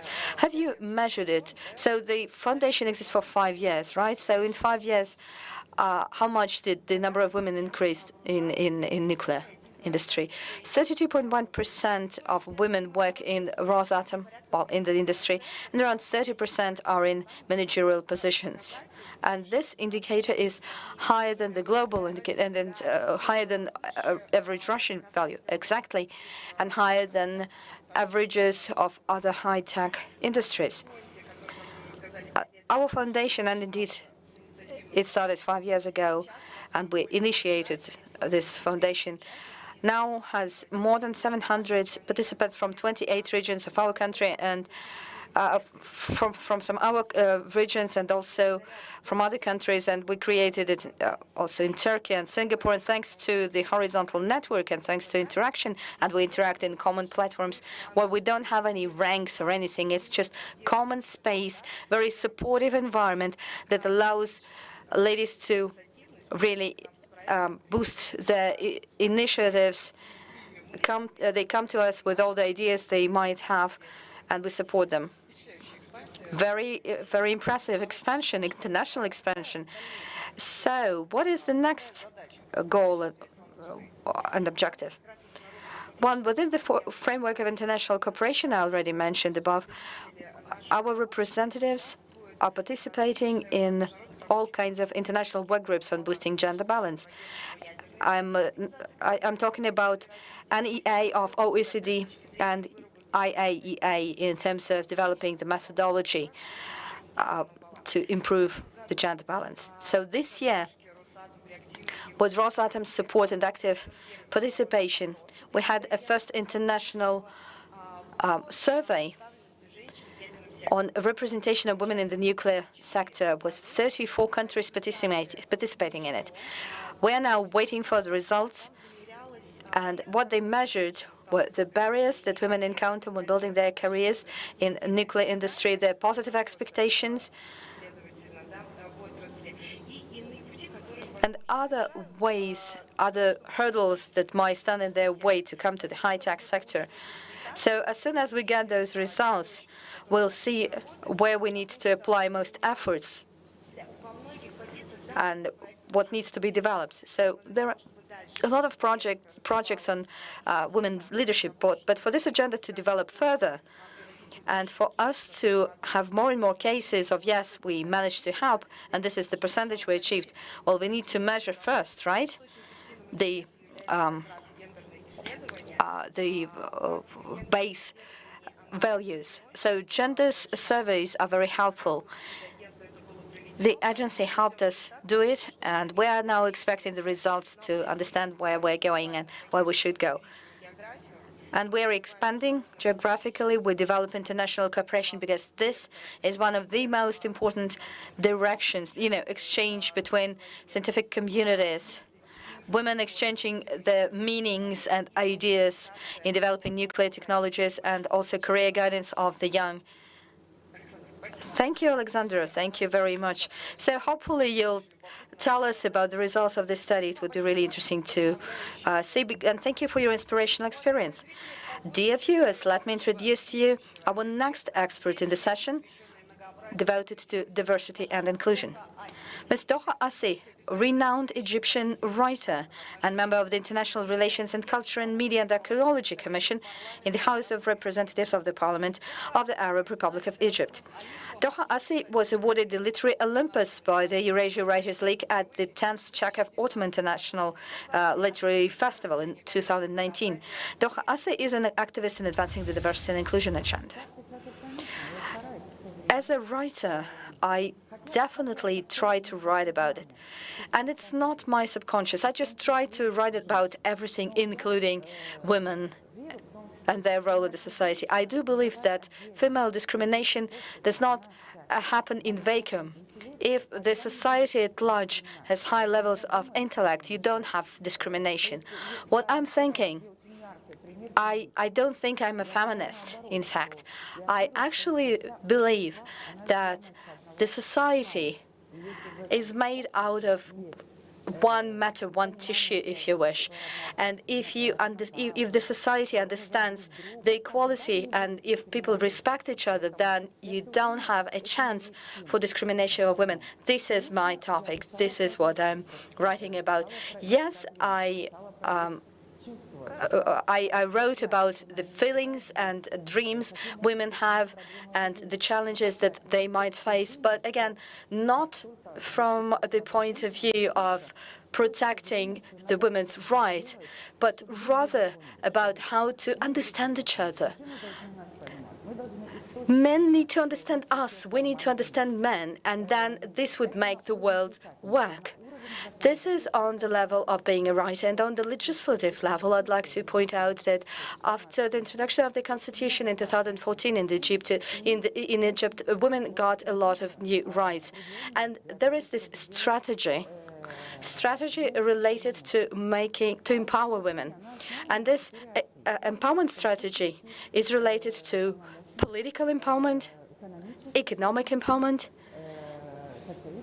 social empowerment, and also protection. A lot of laws have been adopted to this end. Obviously, women do need support. In a society like ours, women do need support. So 25% of our parliament is constituted of women. I am a people's deputy. 25%.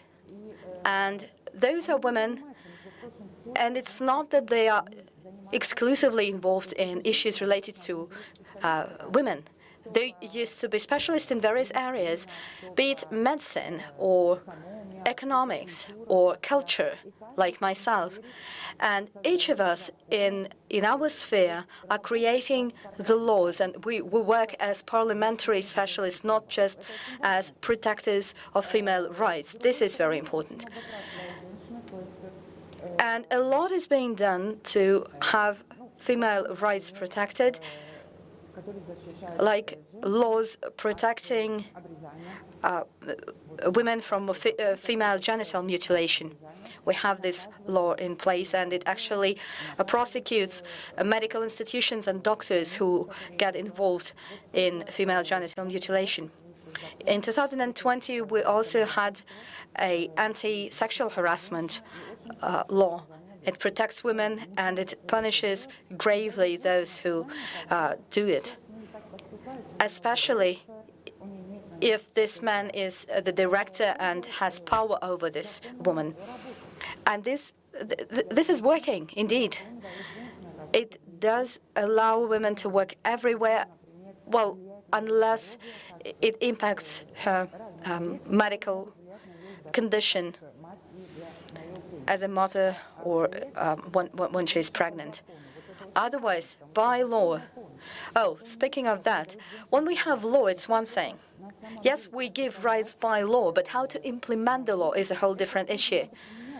This is something that we need to change in terms of mentality.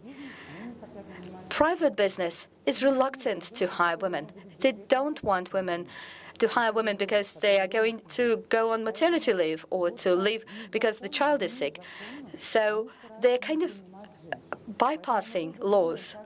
And we're now thinking about how to introduce punishment for that, punish those businesses who are trying unofficially to circumvent, to bypass the laws.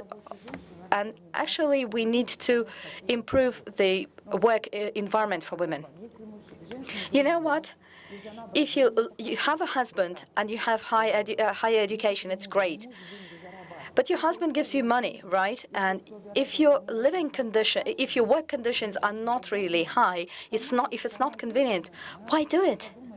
The woman would think, why should I go there? Because I'm not going to earn a lot. And it's much easier to stay home because my husband provides for me. This is something that we dream of changing. We really want to improve working conditions for women so that it would be more convenient for her to go and work, even if she has someone to provide for her.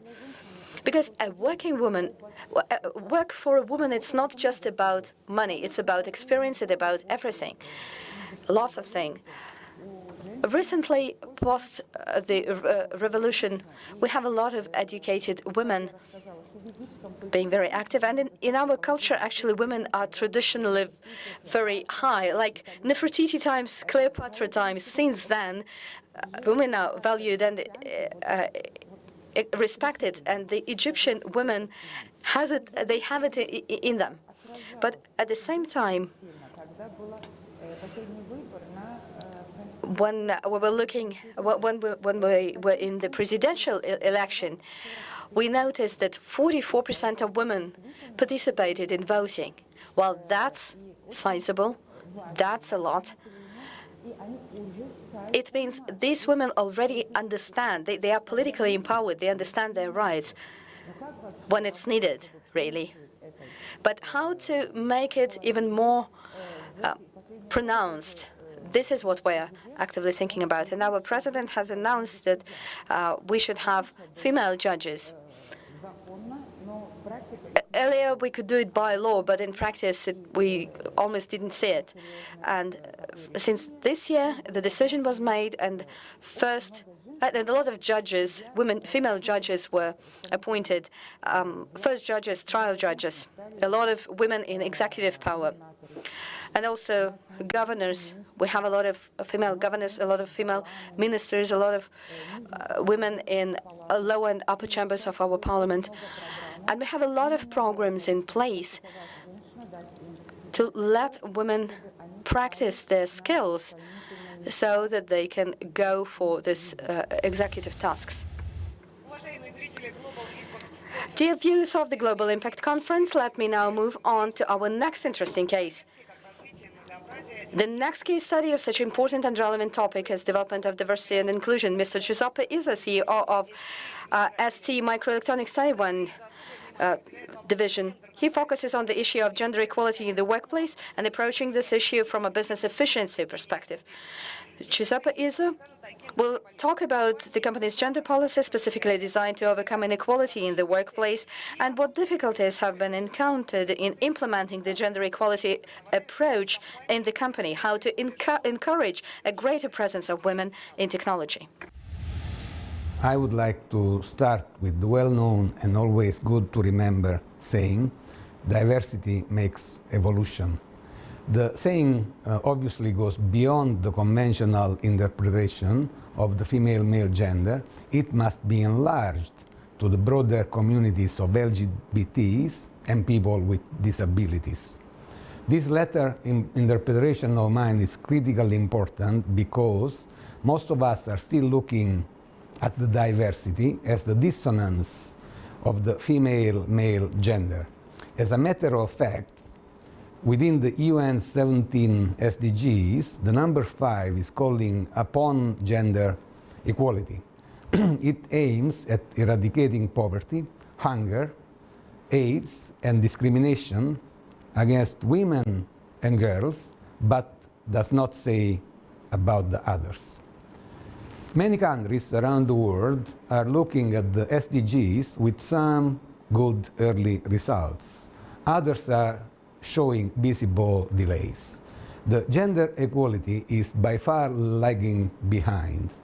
In the private sector, the corporate social responsibility, CSR, is a key item of policy deployments in general. Corporations are taking these with a good degree of priority. Most of the global companies are addressing it with various initiatives that address the most macroscopic evidence of lack of female in management jobs. Many corporate programs are unfolding by the day. We can see many of them also portrayed as best practices on the social networks by the companies themselves or by the people who deploy or undergo. In Taiwan, in my company, for example, we are doing better than the rest of the world with 33% women in professional or technical jobs. It is a long way. I remember that in the far 1996, I hired the first lady in sales and marketing job for an Asia-Pacific regional activity. I still remember the difficulties she encountered when meeting engineers and managers in China, Korea, and Japan. We have definitely moved forward, but a lot more needs to be done. When we come to the definitions of DEIA, we have to take into account that diversity is a fact. It is not only a matter of women and men in the jobs and associated responsibilities. It goes much broader to encompass the LGBT communities, the people affected by disabilities, different ethnicity, age, generation, life stage, family status, belief, personality, etc. Fostering diversity is about building a heterogeneous mix of individuals from different countries, different cultures, different educational backgrounds, different credos. Altogether, they can align to the organization culture to reach the same modus vivendi that is the base for homogeneous social groups. Once the same values are shared, barriers would drop and disappear. Equity, on the other side, is a choice that goes well beyond the slogan of equality and addresses the fairness of treatment for individuals according to their respective needs. Fairness is a major value of moral psychology in society and much advocated in many democracies during political campaigns. A good start is always to understand the difference between equality and equity. In companies, equality is achieved when everyone is given the same initial conditions. Results here depend on the individual resources that include culture, educational and social backgrounds. Equity, on the other side, is achieved when everyone is brought to the same level of knowledge required by the job. In this case, training or educational programs make sure that everyone can reach the same result. In addition, diverse people also need to be given the same income schemes, the same career evolution roadmaps, and the same recognition. From this point of view, the IT industry is still behind. Inclusion is a behavior. It is about getting the right mix of individuals to work well together to create business value. Accessibility, in the end, is the openness to allow to reach their full potentials. When we come to deployed in companies to address the DEIA, in many companies there are ambitions to achieve full gender equality and to become leaders in cultural and disability inclusion. For example, in my company, our goal by 2025 is to have 20% of women in all management levels. The strategy is to attract diversity, grow equity, develop inclusion. Diversity can be pursued by attracting diverse talents, hire more women and fresh out, enable integration of disabled people, offer work flexibility. Equity can be reached by ensuring equal pay and benefits, growing equity in all people processes, empowering women to become leaders, supporting career management for all. More inclusion happens when we create more education and awareness to diversity, equity, inclusion. When we develop and recognize inclusive leadership behaviors, when we secure safe environment and monitor it. Accessibility happens when we communicate in a diverse, equitable, and inclusive way, and when we make sure that the opportunities are given equally to everyone, including people in very remote areas where they may be working by themselves. How could we leverage technologies to achieve DEIA goals? Technologies are generally developed to improve the life of people and to spread wealth and well-being in society. Unfortunately, as we can see from the undergoing global digital transitions, the very digital technologies create large accumulation of capitals in few hands and a large inequality whose extent is so large that cannot be ignored any longer. The divarication is now bringing about a new issue. A group of people that can be as large as 75% of the world population gets no opportunities. This number keeps increasing to the point that we now see the new poor as a generation of unsuspected people with the high education that once were selected as the leaders. Apart from these dystopic results, technologies can help reduce diversity, equity, and inclusion issues. If we take as an example the voice technologies, we may easily figure out the use of them by blind people or people affected by other disabilities. Equally intuitive is the progress in wheelchairs or exoskeletons. Beyond these, technologies can and do enable remote work situations. As we have been learning during this COVID-19, working from home is the new reality of the different normal that is unfolding in our lives. Working from home could also help women in pregnancy or could bring about new virtual working models that could benefit both the employees and the companies. In the past decades, many critical jobs were outsourced to people in remote locations. Those were typically well-defined tasks that would be part of a larger mechanism supervised centrally. I believe that a similar situation may be envisioned in the world of the gig economy or the platform economy, where professional jobs can be done remotely and be coordinated at one point in a form of crowdsourcing sharing. I sense that this could give a good opportunity to all the people beyond the DEIA limitations. The 5G, artificial intelligence, and all the elements of the new digital world are good enablers for such an opportunity. They could create new stories through startups, and here in Taiwan, this could be a good place to do so. In the corporate world, technologies help the engagement, but we in the IT industry need to make efforts to simplify the use of them. Something Apple did by shipping a phone without user manual, for example, okay? We always need to keep in view that while the IT industry comes from a history of male engineers caused in the past by the lower number of female students in engineering schools, it is now time to move forward to bridge the gap. Enlarging the scope of search to the complete society would automatically double or more than double the pool of available talent. In particular, there are some estimations saying that for a company, when looking at the increased pool of talents among the DEIA groups, the innovation can improve by 6% and the productivity by 8%. So we need to move forward and make sure that all the people who have been marginalized in history become our colleagues.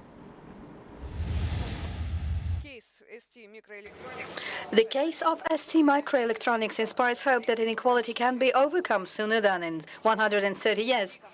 Hopefully, other companies will follow the example of implementing gender equality and equity policy in the workplace. According to a Microsoft study, 58% of girls in Russia dream of building a career in the so-called hard sciences, but only 38% end up associating their lives with technical professions. As a rule, the main reason is gender stereotype. Alena Babushkina, director of Microsoft Consumer Business Group for Russia and CIS, will talk about Microsoft programs to fight gender discrimination in Russia, as well as about existing initiatives and educational campaigns within this company. In general, we see that the statistics on gender equality in Russia in recent years, unfortunately, have been declining. In 2020, experts of the World Economic Forum published a report, Global Gender Gap Report 2020, in which Russia ranks only 81st position in the global ranking. In 2021, the World Bank has ranked Russia at 129th position of the ranking of gender equality, women, business and law 2021 report. Two African countries, Burundi and Uganda, are Russia's neighbors in the ranking. The worst situation is with employment, salaries and pensions. This is the World Bank data. there is still a gap recognized inequality in running a business as well as in marriage and parenthood. One of the main reasons for discrimination is stereotypes about women's role in career and families. It is important that companies, businesses support and motivate women education, trainings, and career development, and support the reduction of gender stereotypes influencing women's choices. At Microsoft Russia, attracting and developing women is one of the strategic priorities. We look very carefully on keeping the diversity on the healthy level. In Microsoft, we have metrics. We make sure that there is no gender imbalance. And you know, this is working pretty well. The head of Microsoft Russia is a woman, Kristina Tikhonova, and about 50%, half of the directors on the board of directors are females. In Microsoft globally in corporation, we actively invest in programs to support career development and create conditions for productive work for women in the company. Additional career development programs, opportunity to work remotely using our technology, super, valid thing right now at the moment. For example, through Teams from home, you can join any meetings from any device, send working emails, documents from mobile device from any place. The way how our work is set up right now, called hybrid workplace, to make sure every person gets same experience during the meetings, regardless of the attention, if they attended this meeting face-to-face or virtually. We also have support programs for employees in a difficult situation. We also providing for people opportunity to become a member of one of the employees' communities in Microsoft to stay close together. We pay, of course, special attention to the work-life balance topic. We have created conditions that allows young mothers to combine career and motherhood, from the mother and child room in the office to special programs and flexible working hours. Before the pandemic, when we've been working from the office, we have held Children's Days, where moms and dads can spend time with their kids in the office, show them where and how they usually work. Another important aspect that I would like to touch is Microsoft recruiting culture. We do have a commitment to ensure a gender-balanced workforce, as we believe our workforce must reflect our marketplaces where we run our business and current landscape to serve our customers and partners the best.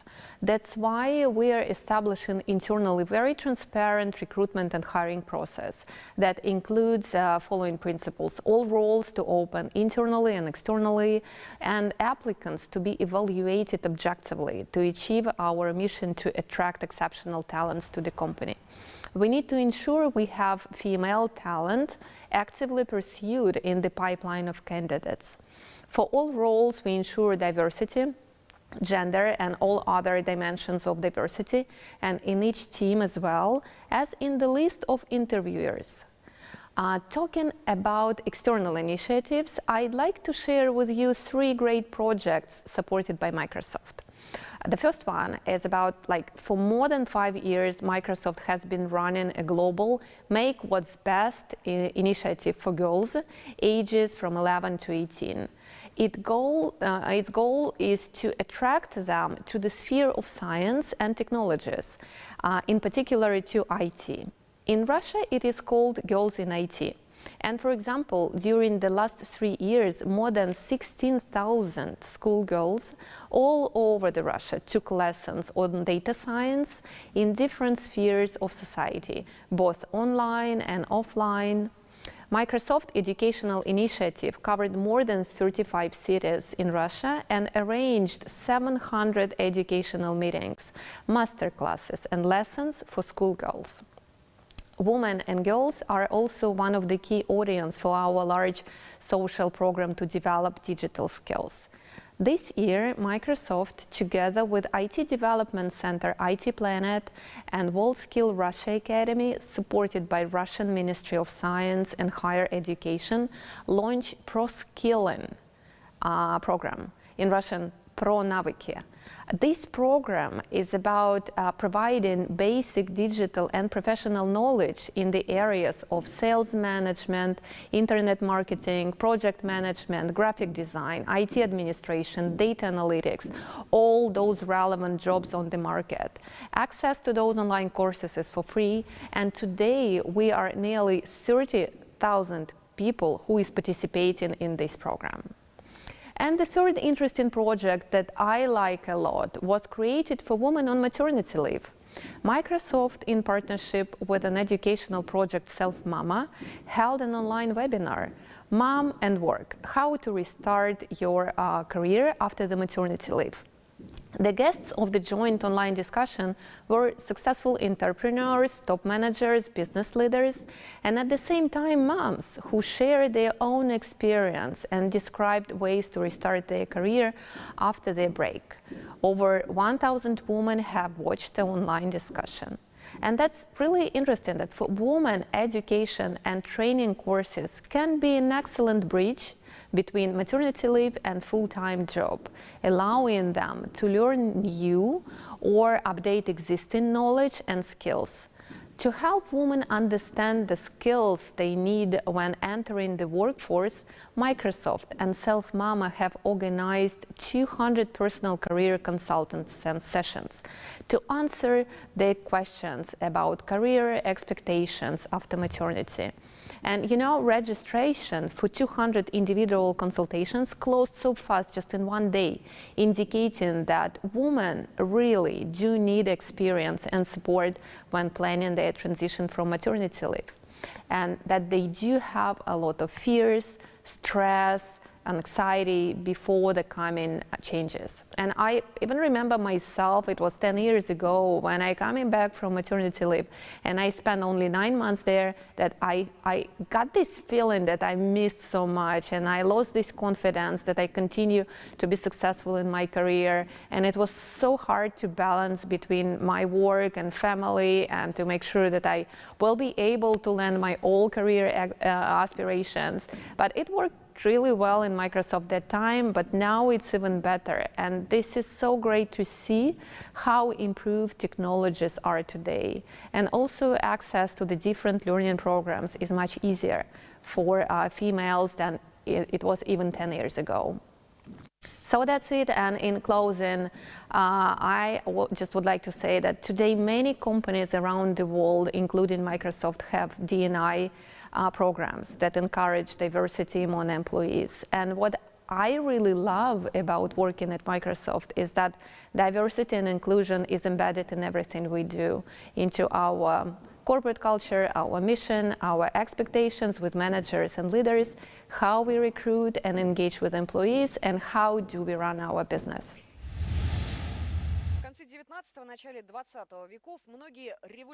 In the end of the 19th, beginning of the 21st centuries, a lot of discoveries were made by women, while it was quite a masculine business, a masculine domain.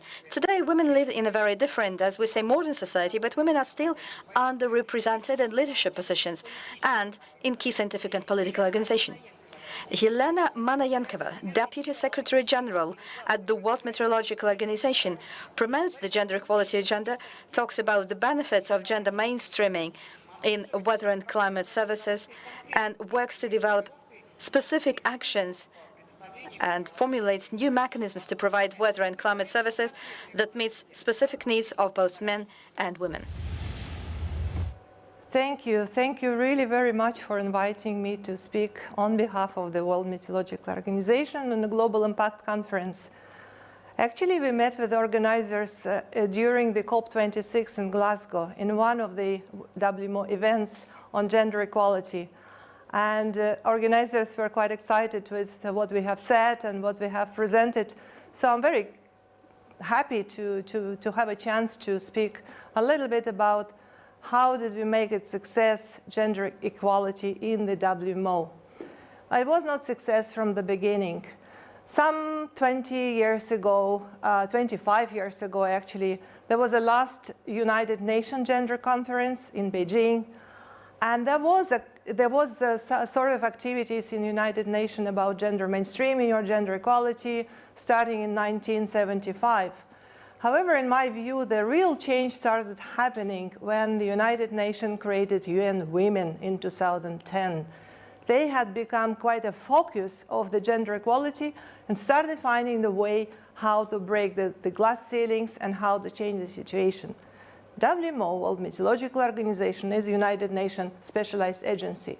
We are specializing in weather, climate, water globally, on disaster risk reduction, climate change, on different kind of services. But we have, as a part of United Nations system, of course, we also joined the UN Women call to look how gender equality can work better in different organizations. And in 2014, we have organized a gender conference in WMO. We were thinking, what could be our contribution into this agenda? How we can be impactful and bring new or innovative ways to look at the problem. Of course, at that time, we were not different than other organizations in UN or elsewhere. Our women represented in governance, in technical groups, in management were maximum 20%. We were all in this 20% or below level. It doesn't mean that women were not out there in the research institutions or in national med services, which WMO works with, but they were not coming into the system and into the leadership. In 2014, the conference we organized, we decided that we might have a special role in this agenda, not just looking at how many women sit in the secretariat or how many women sit in the governance. We were not about targets at that time. We were about the meaning and the value of the diversity. And we started looking at the gender-specific aspects of the weather, climate, and water services, how it is different for women or for men to receive warnings or to react on the warnings, for instance. So that was the area which no one looked before us. And I think we have made quite a lot of the progress in diversifying the products which our organization and our members create for their people and for their governments in terms of gender-specific possible impacts and adaptation or mitigation measures. Inside the organization, we thought, okay, in order for us to make it really gender-specific services, we really need to have a good diversity of the experts working with us. And this 20% target was not fantastic for us. So we talked with UNESCO and with other partner organizations. What are their insights? How many women we have out there in the science and in the STEAM, science and technology, natural science type of disciplines? And you know, the answer was actually not very encouraging at that time. UNESCO was talking about leaking pipes. They had the statistics that girls and boys are equally good in math and physics at the school. But then there is many girls and as many boys in the early grades in the higher schools and university. But the higher you go, the fewer women you would have in the next scientific grades. So there is some dilemma here, how to resolve. We started looking further, what else happens in the grassroots? How can we find all these women which are out there and to bring them in our organization? And then we started hearing that in many countries, in very many countries, stereotypes still exist. The parents tell the girls that the math and physics and science is not good for you. You're not for that. So as a result, in the world globally, you can see more women in medical services or in social type of disciplines, but less so in the technical science. Whether there were no women at all, no, of course. There were brightest women, which everyone knows, Marie Curie or Valentina Tereshkova, who are inspirational for many girls today, but they were really very few. So the stereotypes should have been broken. The encouragement and mentoring of the young women and the girls should be there to encourage them to take scientific professions and to look at the more technological areas, but also networks where they can feel that they are comfortably part of the community which works on certain topics, and so on and so forth. Most recently, we saw the results of COVID, which impacted much more severe the women researchers than the men. Much less papers were published from the female researchers, and much less new projects were submitted by female researchers, probably because most of us were teleworking, working remotely from home, and the combination of family duties and the work duties is becoming even more difficult when you're at home. So another issue we needed to look at, it's a work-life balance, how the women can combine their scientific interests and their professional careers with their work at home or with their duties at home. So all these many social and stereotypic things which exist in the past society are no longer helping us in the modern society. And the most important message is that for the modern, innovative, forward-looking organization, diversity is the must. So what WMO did to overcome these barriers? First, 8 years ago, WMO adopted policy on gender equality. This policy doesn't only look at how many women work at the Secretariat. It looks on the inclusive and gendered balance in all our expert groups, in the technical commissions, in the governance, and also in the management. Secondly, it looks what happens in the National Meteorological and Hydrological Services, where all these women are, what they're doing, are they empowered, do they have a chance, do they have opportunity to come forward and to work in our groups in particular. So gender policy had a very, very precise and focused, layered approach, targeted approach, how to bring women into the organization structures and in its leadership. The second, we looked specifically in the women's leaders. We have organized a number of specific workshops, women leadership workshops.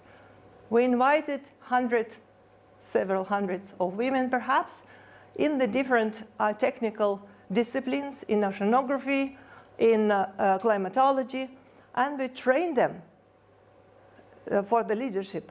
As a result, in those technical commissions where we have organized those trainings, the number of female participants in their governing body sessions increased by almost 20%. And we started seeing much more talented women coming, not shying away from nominating themselves to serve in different groups. So this is very important and simple, actually, way how to find the ladies out there and to bring them into the light of the governance and management. And finally, that there is also not enough recognition. There is only 3 Nobel Prize women nominated for all the times. In WMO, we also have our own Nobel Prize. It's called International Meteorological Organization Prize. It's an outstanding award, most prestigious in our organization, for great contribution into meteorology for particular individuals. And we too only have 3 women awarded from the beginning of times, more than 60 years ago. So these things we started changing across the organization, systematically and consistently. So we do have policy, we do have action plan, and we do have target. 40% women should serve in all our bodies across the organization, from the bottom expert groups to the top management groups and the governance structures. 40% target. Also, every body of WMO, every constituent body, has a requirement to recruit experts from the countries based on expertise, regional and gender balance. So they are proactively looking at the talented women out there to invite them and to encourage them to serve. That will give them additional empowerment. And finally, in 2019, WMO undertaken historical reform. We have changed all our constituent bodies because those which we developed in the past century were no longer totally fit for purpose. We have developed the new innovative structure. We combined many commissions in two main areas, infrastructure and services, and we have included in the mandate of those commissions to have all these balances. As a result, we now see tremendous growth of women in these bodies. In services commissions, for instance, in areas related to climate services, health, urban, we have almost parity, nearly 50%. In some other groups, the number is close to our 40% targets. There is still work to do in infrastructure side, where it is like high technology, high technological areas, where the women still remain around 30 or 35%. But we are working on this. We have created instrument to do that through the policy, through the target, through the focused interventions in the key places, but mainly through the changing cultures. In our organization, working together is no longer duty because we are part of certain resolution of General Assembly, but because it makes our organization stronger and more dynamic. It is good for everybody. So it is issue not just for women, but both women and men. So I think that this example may inspire many others. And myself, for instance, I'm quite special in WMO. I was recruited as the first technical director in 2003, and then I was first Assistant Secretary General in 2010, and now I'm the first and only Deputy Secretary General. But with the culture which we have now, with the core value which WMO sets in our strategy, which is diversity and inclusiveness, which includes gender equality, with this in mind and with the new culture in mind, I believe that there is no more barriers for women to join and enjoy working with the World Meteorological Organization. I hope this example can inspire others and come to learn from us in person or through our website wmo.int/gender. Thank you.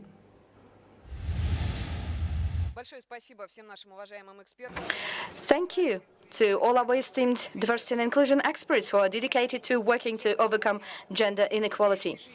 The fascinating cases in our session show us that creating diversity in the workplace is something that is possible to do already now. Development of diversity and inclusion agenda undoubtedly contributes to bringing together people of different backgrounds, minds, skills, knowledges, and ideas into a strong team that can successfully address the challenges of today and at the global level. Thank you. All these fascinating initiatives are aiming to create vibrant diversity in workplaces, to combine people of different backgrounds, mindsets, skill sets, knowledge, and ideas into one strong team that can successfully solve problems globally. It is time for us to proceed to the next session. Throughout history, cities were forced to undergo stress tests such as financial and environmental crisis, natural disasters, and social unrest. The year 2021 has proved that the only effective tool to resist black swans is the involvement of all stakeholders to create an anti-fragile future. What solutions will enable cities to successfully withstand future crises? What digital services will positively contribute to urban development, improving the quality of life of city residents? Our experts will dive into this topic in the following session, which is called Future Urban Resilience. Our moderator of this session is Guy Eames, Chairman, Ecological Construction Council in Russia, RU-GBC. Please, Mr. Eames, the floor is yours.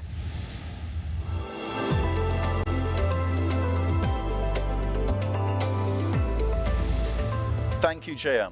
I'm pleased to be here today with our renowned experts and viewers who are joining the Global Impact Conference 2021 from all over the world. According to the anti-fragility concept developed by Nassim Taleb, stressful situations are the main drivers for urban growth and future resilience to crisis. The main resilience test in 2020 and 2021 was the COVID-19 pandemic, which united the whole world and made governments, business leaders and international organizations rethink urbanization plans, economic strategies and climate programs. Let's welcome our first speaker, Mr. Gerd Leonhard, who is considered to be one of the top 10 futurist speakers worldwide. With a combined audience of over 2.5 million people, Gerd has been listed by Wired magazine as one of the top 100 most influential people in Europe and as one of the leading media futurists in the world by the Wall Street Journal. Mr. Leonhard, during the pandemic-related crisis, you said that we were not going back to normal, but heading towards a series of new normals. Please tell us, what are your predictions for the new normal in a post-pandemic world, and what new opportunities have emerged from cities dealing with the pandemic, and how can they be developed further?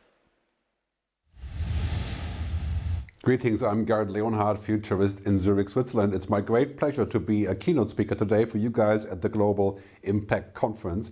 I'm going to speak about the future, technology and humanity, my special topic, and how we can live in a world where everything is smart and connected and we're still the same humans. Let's dive right in. I mean, we're clearly living in a world where normal is no longer really an option. We're going to go back, even the COVID rebound, to traveling and to restaurants and hotels and all of that, but our mindset has changed in terms of what we believe and what we want, and now there is not just one normal, there's many new normals. New rules are being made, new priorities are being set, people think of the future as different. This is kind of a reset point, like in many ways like 1968 may have been in the past. Today is 2020, 21 is the reset point for the next decade. We're going to think of things differently, and we're shaking up the world in so many pieces now. We're rethinking tourism, we're rethinking traveling, we're rethinking capitalism, and of course climate change, very, very big change. It's going to change more our world in the next 10 years than the previous 100 years. New paradigms, new stories, new opportunities, and a new way of looking at what we are, what humans are. And that can be sometimes a little bit scary when we think about this convergence of humans and machines, of AI, artificial intelligence, and HI, human intelligence. Now we're thinking of the world also in a different value system. We want to make sure that everybody is doing well, that we have a collective well-being going forward. That is the whole debate about climate change, right? And ultimately about technology. Too much technology will not be a good thing, and too much of a good thing can be a very bad thing. So now we have to think further. People, planet, purpose, the reason why we're doing things, and prosperity, not just profit. In this complete digital world, the next decade, three big things are happening. Of course, big tech. That's clear, like technology is everywhere, fixing everything, addressing everything, doing everything. And technology stocks are exploding around the world and becoming more powerful than anything else, really. And then big green, the biggest change factor in the industrial economy, also in the information economy. It's going to be about making everything sustainable. And sustainable will become, in a way, the new profitable. And green is definitely the new digital. And then the next one is big purpose, right? The idea of saying, well, why are we doing this? And what do we want to have? What kind of future do we want? What kind of future do I want my kids to have and our grandkids? And these are big questions now. They were before, and like I said earlier, like 1968, the reset on this idea of why are we doing this and what is the goal, that is happening everywhere, especially when you're looking at climate change discussions and everything else. And it's pretty safe to say in terms of technology, science fiction is becoming science fact. And we're living in a world where things are becoming real. There were just ideas before. Now, so all of the things that we've looked at, like robotics, now we have the first Amazon robot going on sale with a screen on it, speaking to your children as if they were other grown-ups, and of course machines delivering things. I mean, this is not new. It's happening in Japan and Korea, everywhere around the world, and this is an exponential trend, right? That means we're leaping into the future. We're not going step by step, right? We're not going 1, 2, 3, 4, 5. We're going 1, 2, 4, 8, 16, right? And 2030, 256. That's the exponential scale. Right? Here's my favorite example of the exponential scale. Something that didn't quite work was the robo-dog in New York City Police Department. where it was tried out and it didn't work at all, right? Because it just wasn't a match with people. But the next 10 years will bring all those changes, and we're going to figure out how we're going to move into a future that is humanly positive, right? And Alvin Toffler, one of the famous futurists of the world, in the 70s already wrote a book called Future Shock. He talks a lot about this, the framework that changes, and Marshall McLuhan addressed the same thing as well. It's not just one thing that changes in our world, it's everything around us. So big data, cloud computing, artificial intelligence, the Internet of Things, quantum computing, the blockchain, you know, all that stuff, they're all coming together, right? I call these the game changers. So if you want to know more, just Google for Gerd, G-E-R-D, my name, and game changers, you'll find out more stuff there. But just some examples of what that means for us. You know, data, cloud, and the Internet of Things is like the new oil. And I talked about that for, I don't know, 15 years. In fact, maybe get a little bit stale now. That's why I say data is also the new plutonium. It can be used as a weapon. We have to be very careful that technology and data is not used as a weapon against the average citizen, or any citizen for that matter. And artificial intelligence is the new electricity. It's the new power that streams to the network, that makes sense from the data. Very powerful changes as voice control is becoming the new normal, the new interface. We're going to speak to machines, they're going to speak to us. We're not going to do much typing anymore, right? And we can translate languages. Think about what that will do in terms of our communications and everything. And virtual reality, the idea of seeing other things on top of our regular vision, like with regular glasses even, not just the helmet, right? That is the new senses, the new seeing of things. And very scary thought if that's going to be the new normal, right? Would I be bored without it? And this is, of course, the whole metaverse idea. And on top of that, the blockchain, you know, basically being able to transact everything, money, stocks, contracts, without spending much on it and having zero transaction costs. But here is a big deal about all these technologies which could be truly lifesavers and make our lives very, very powerful. Yeah, it's the question of what do we want? What are the ethics, the values? So I've suggested many times, and some countries have taken me up on this, we should have a digital ethics council, a council of the wise people, thinking about what the future holds and what it should hold. And where do you want to go, like Aristotle and Socrates, you know, of today, of the future. And think about that as an option for your country. Because here's the bottom line. Technology can be heaven and give us great things like free music and free phone calls and God knows what, but it can also be hell, right? I call it hell then. Yeah, hell and heaven, right, combined. And this is something that we have to work on. We have to figure out how do we keep it mostly heaven and as little as possible hell. And social media, for example, has become quite a hell, and it needs to be fixed, and we should be aware of this actually before it happens, like face recognition. Right? Many governments are now outlawing face recognition to be used in cities, or, you know, of course, Facebook has just declared that they will stop using face recognition. Hopefully that is actually going to happen. But, you know, we have to think about this and ask ourselves a simple question. Technology can be a blessing, it can be a curse, but it definitely doesn't have ethics. Right? Technology doesn't understand our values, our feelings, our emotions. Algorithms know the value of everything and the price of everything, but the feeling of nothing.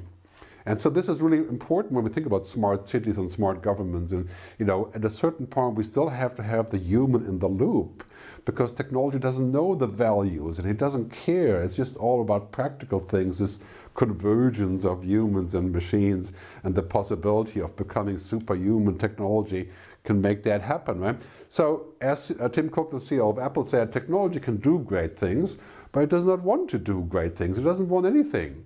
So we want good things, and we have to think of what that means. We have to think of laws and social contracts and how we can collaborate to bring that to fruition. And, you know, when we're looking at things that Mark Zuckerberg is suggesting, the metaverse, we're going to live in this virtual building which will be rented out by him, of course. Great example of how we're going to really have to think about what that means in terms of controlling and ethics. You know, it looks amazing and it's great for geeks, obviously. Yeah, but the real question is, how are we going to live in there, and what are the terms going to be? By 2030, everything is going to be smart and connected. Governments, agriculture, food, medicine, everything smart, everything remote. That seems like a gift and very powerful. But at the same time, we should ask a question. How smart should it be? I think everything should be as smart as possible, or necessary for that matter, but not more. It should give us room for mystery, for serendipity, for discovery, for being human. And that is so true of smart cities. It should be there to serve us, not to dictate us, not to run our lives, because the bottom line is, in this transformation, we're moving into a whole different class of shifts. I call them the mega shifts, and this is chapter 3 in my book, Technology versus Humanity. You can download it for free at megashifts.digital, but basically it's robotization, cognification, things are getting smart, automation, changing our jobs. You should read more about that. I think you'll find it quite entertaining and interesting for our future. But these mega shifts are happening everywhere, and we have to control them, and we have to be able to essentially to use that sort of handshake idea, right? I mean, we're going to be in a world where machines and humans are going to interact more and more and more. And what are the rules, and who's running it, and who can we trust? Right? But here's the bottom line: technology drives our societies, our progress, our revenues, our business models. But ethics define it. Right? And ethics is really all about knowing what is the difference between what we have the right or the power to do and what is the right thing to do. And how would you know what the right thing to do is? Right? How would you know what is right in that moment, or maybe in a later moment? That is a difficult discussion where we have to look at basically all around us and say, well, technology makes all these great things possible, but I really believe that the more that we connect with technology and devices, and with each other, of course, the more we must protect what makes us human. So our civil rights, our digital rights, our privacy, right? And that is going to be so important in smart cities and smart environments. We need the benefit of it, but we don't want all the side effects to overpower the benefits like we've seen in social media. So here's the recipe for the future. We're going to use lots of technology and smart technology and analytics and robotic process automation, all that stuff. But in the end, right, being human requires a lot more than data and logic, and being happy requires a lot more. And basically real-life success requires intellectual intelligence and emotional intelligence and social intelligence, which machines don't have. And I don't think we should give that to machines. We should retain that for ourselves. The recipe for the future, as I was saying earlier, is really this: the good future is awesome humans on top of amazing technology. Awesome humans means we do the things that make us human: creativity, imagination, values, empathy, compassion. Right? All the things that come together, awesome humans on top of amazing technology. That to me is the recipe for what I call the good future. And in fact, I made a movie about this, The Good Future, which I would like you to watch if you have a minute. It's 12 minutes long. thegoodfuturefilm.com. That explains a lot about technology and humanity as well, and why I believe that we can have a good future. The good future is entirely possible. It's just up to us to create it today and to make the right decisions. So, embrace technology, but don't become it. Thanks very much for tuning in, and I hope to see you in the future. Bye. Thank you, Mr. Gerd Leonhard. I really like the fact that you're positive about our future and see it as an opportunity for us all. Let's move on now to our next speaker, Mr. Jorn Veerbeek, Head of Research and Innovation at Global Covenant of Mayors for Climate and Energy, the largest global alliance for city climate leadership, built upon the commitments of over 10,000 cities and local governments. Mr. Veerbeek, welcome. Please share with us what main challenges urban areas are facing now, both in terms of direct climate risks and in terms of resources for creating and implementing climate adaptation programs and risk mitigation strategies. I think today important is that what has been stressed already a couple of times at this COP is that cities now really start to see the impact of climate change. I think compared to the last couple of years, cities are really the places where all the tangible outcome really becomes visible, where actors also start to raise their voice, to start questioning on what is actually happening, what is on the table. And I think their cities have really an important role to play as the innovation is really happening within cities, as all the partners meet in cities, but also to feel how can we scale up action. I think a lot of the solutions are already available, a lot of research and innovation will still be needed, but to better understand what can we scale up, what is the speed and the scale of action that will be needed to make sure that we reach net zero cities, but also the nationally determined contributions to arrive at the climate neutral horizon in time.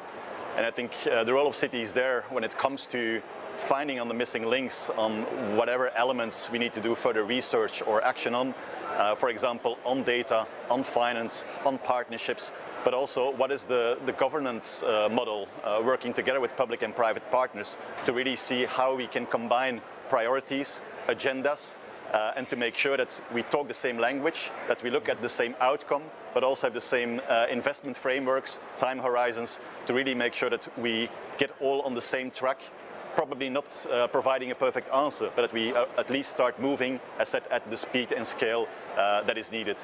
And therefore the global alliance of more than 11,000 cities is really helpful for also regions across the globe to learn from each other, to see what works in one region and can be transferred to another region, or to see whether it's an approach on finance, on data, on partnership, what is working, what can be adapted to really make sure that another region, where sometimes the impact is already more seen than in another region, how it can be adjusted and at that point also scaled up. Thank you.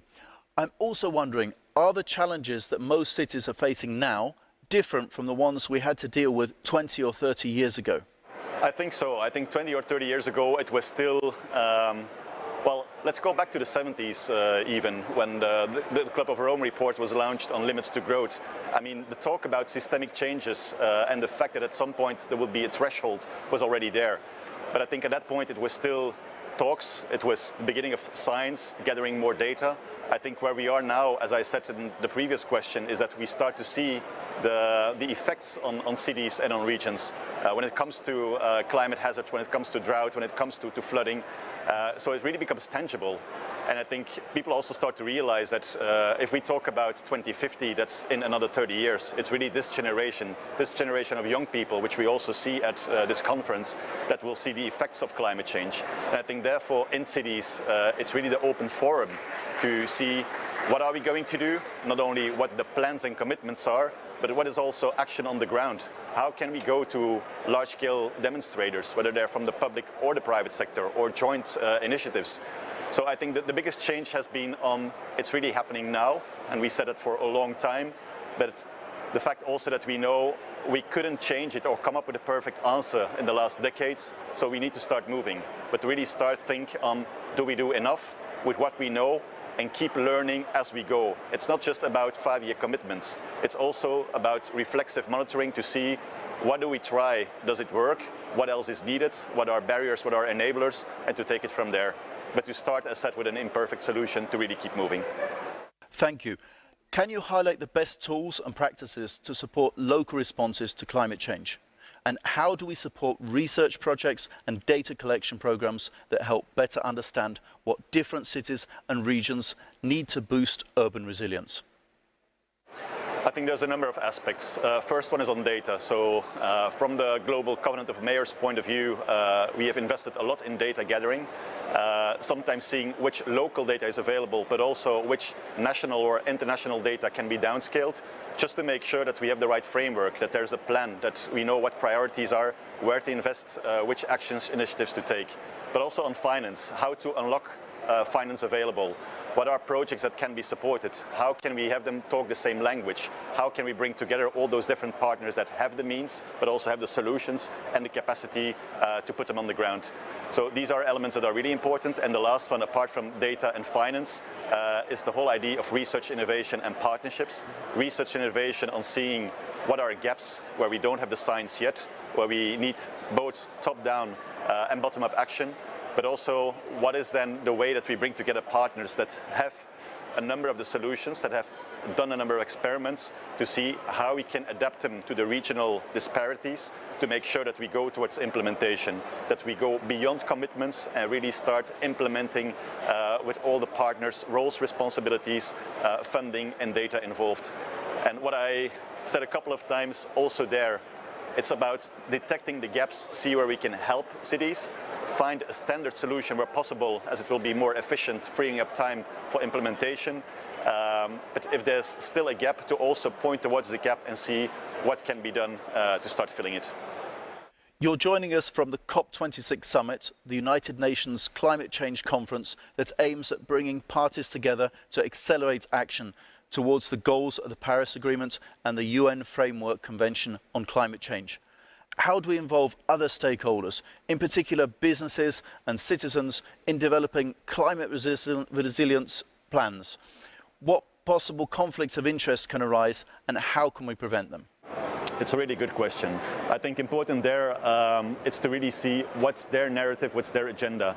It's not just coming from COP and saying like, this is the talk we've been negotiating or discussing. It's also to understand in terms of business, what is the changing market? What is the business model? What is the investment time and framework behind to also address them in their language? Same for bottom-up stakeholders to also see how do they connect to the story? How can they really add, what's their responsibility, what's their role? How can we connect to them? And I think the open talk, and I think one lesson for me to take from COP is to have that long open dialogue, to keep continuing the dialogue, to see that we involve them, ask about, is it clear on what we need to do? What's in it for us, what's in it for you, that we're clear about the joint agenda and that we can take action together. Integrated action oriented towards a systemic level, that it's not just about climate, but also about the other societal challenges that we face, whether it's on the migration, whether it's on sustainable housing, whether it's on the new finance markets, that we bring all these challenges together and see what is a co-benefit to what is integrated or what is intricately linked, that we know if you pull on one string, what else will be moving. And then to make sure that we come up with an answer that can address hopefully all these different transitions, to also ensure that we can deliver a just transition so that we leave no one behind. Mr. Vierbig, thank you for these fascinating insights. And we're moving forward now to our next speaker, Miss Emma Yule. Miss Yule, it seems that finally no one doubts that climate change is real and that human intervention has been the main reason for global warming. City governments, corporate leaders, climate activists, scientists and local communities are striving towards sustainability. How do you work on adapting cities to climate change and building resilience? And what do you think needs to be done next to combat or to adapt to weather extremities such as heat waves, droughts, rainstorms, earthquakes and harsh winters? My name is Emma Yule and I'm speaking at the Global Impact Conference. I'm a PhD researcher and tutor at the University of Edinburgh. I research extreme events, their impacts and the ways we can adapt. And I'm co-chair of the Leaders Network at 2050 Climate Group. Today, I will be speaking about how we can tackle extreme weather events and boost urban resilience. So what do we mean by an extreme weather event? An extreme weather event is one that is unexpected for the season or severe, and at the extreme ends of the historical distribution. So an event which is significantly different from the usual weather or average conditions for that particular location or time of year. This includes extreme temperatures such as heat waves, extreme precipitation, including droughts and flooding events. Throughout history, we've always had heat waves and flooding events, but today we are seeing something different. Rising global temperatures are already affecting many weather and climate extremes in every region of the globe. According to the latest IPCC report, AR6, it is virtually certain that hot extremes have become more frequent and more intense across most land regions since the 1950s, while cold extremes have become less frequent and less severe. In fact, some recent hot events observed over the past decade would have been extremely unlikely to occur without global warming. And the frequency and intensity of heavy precipitation events have also increased since the 1950s over most land areas. Extreme events can also combine in what is known as a compound event. For example, a heat wave alongside a drought in the same location or time period, a storm surge alongside extreme rainfall, or a heat wave with the conditions necessary for a wildfire event. This is what's happening now. But what does the future look like? Here at COP26, a key goal is to keep 1.5 degrees within reach. In other words, to try to limit warming as much as possible, as every fraction of a degree matters, while keeping 1.5 degrees of warming as the ceiling. In terms of extreme events, what would a planet that has warmed by 1.5 degrees look like compared to one that has warmed by 2 degrees of warming? According to the IPCC special report entitled Global Warming of 1.5 degrees, an additional 10 million people are at risk of flooding under 2 degrees of warming compared to 1.5, And droughts could last twice as long with warming of 2 degrees Celsius compared to 1.5. So who is impacted by such events? Extreme events are already impacting most regions around the world, with impacts being strongly felt in the global south. Climate change is a threat multiplier and can exacerbate social inequalities, including famine, poverty, and health. In fact, limiting global warming to 1.5 degrees compared to 2 degrees of warming could reduce the number of people, both exposed to climate-related risks and susceptibility to poverty, by up to several hundred million by 2050. Gender also plays a role in understanding who is most at risk from extreme events, particularly where gender norms mean that more women are responsible for producing and gathering food and water, for example. And according to the third report of the UK Climate Change Risk Assessment, in many rural towns and villages, and also in smaller cities and towns in the UK, the most socially vulnerable communities are exposed to higher flood risk on average than those who are less vulnerable. This demonstrates the strong link between social justice and climate justice. So coming now to cities and urban populations, what do we mean by urban resilience? I'll use the definition of urban resilience from the Resilient Cities Network, which is around urban resilience being the capacity of a city's systems, businesses, institutions, communities and individuals to survive and adapt to shocks such as extreme weather events.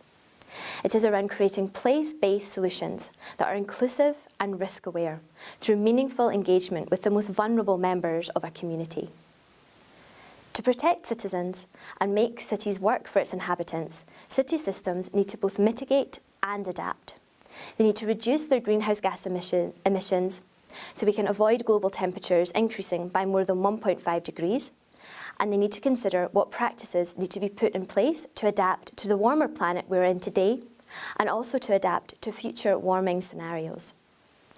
Community engagement is a key part of understanding what risks an urban environment faces, as well as being able to utilise the knowledge of local people in creating solutions in order to help prevent maladaptation. Community engagement and involvement can highlight key risks and concerns, and can help to inform more people about the need to adapt to extreme events, and allow communities to develop and utilise a range of skills and knowledge to help prepare and deal with events. Community engagement and involvement can also be a method of understanding what kind of solutions and adaptation practices would be more or less acceptable to citizens. So what solutions have come out of community engagement or involvement workshops? Adaptations to extreme events will vary based on the hazards the area is exposed to, vulnerability, geography and location. I've been part of a few consultations recently that have taken place here in Scotland in the UK, discussing potential ways to increase resilience while reducing greenhouse gas emissions. One such consultation involved collecting the views of young people around Scotland, which was done by 2050 Climate Group. Ideas for solutions include changes in transport and how we move around cities, housing, as well as the use of green spaces and nature-based solutions. With regards to transport, participants put forward the idea of not only switching from fossil fuels to electric vehicles, but also reducing the number of cars on the roads. This could be done by improvements to public transport and by producing safe cycle lanes, for example.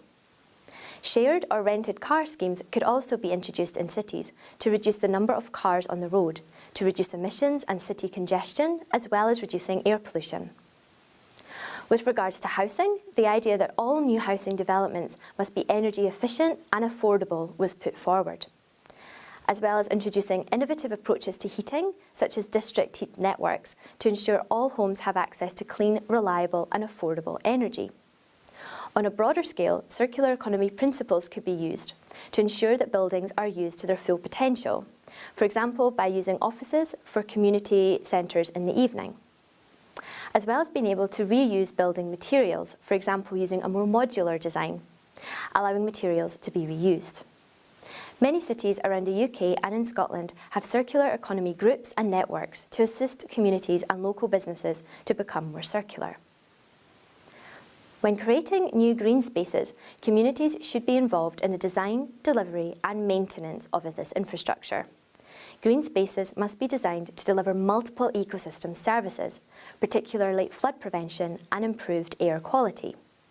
In addition, green spaces should be open to the public and be placed in locations to reduce social inequalities, as many green spaces in cities today are in high-income areas.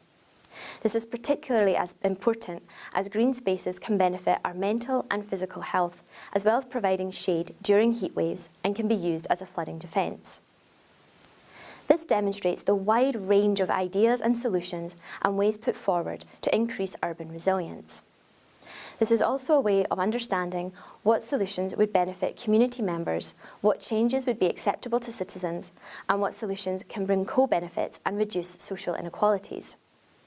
Working with local residents and communities in a bottom-up way can help share knowledge and can help communities develop the skills needed to become more resilient to extreme weather events. Ideas and solutions that come from the bottom up can be scaled up from communities to cities to nations, and should also be supported with funding and sit alongside policies introduced by governments to aid resilience building. In summary, urban areas around the world are suffering and will continue to suffer from extreme events, including heat waves, droughts and flooding, as global temperatures rise. Cities must engage and work alongside local communities and residents to implement solutions that reduce greenhouse gas emissions and increase resilience, while reducing social inequalities. Solutions must be place-based and inclusive, increasing the standard of living and protection offered to extreme events. Thank you. Thank you, Ms. Yule, for giving our audience valuable insights on climate adaptation tools. Our next expert is Ms. Nora Bera, who served as the Minister of Seniors and then as the Minister of Health in France, helping to build one of the most successful and resilient healthcare systems in the world. Today, Nora Bera is President of the Union of Global Health, an international organization that she founded with former Ministers of Health from Africa during the COVID-19 crisis. Ms. Bera, the floor is yours.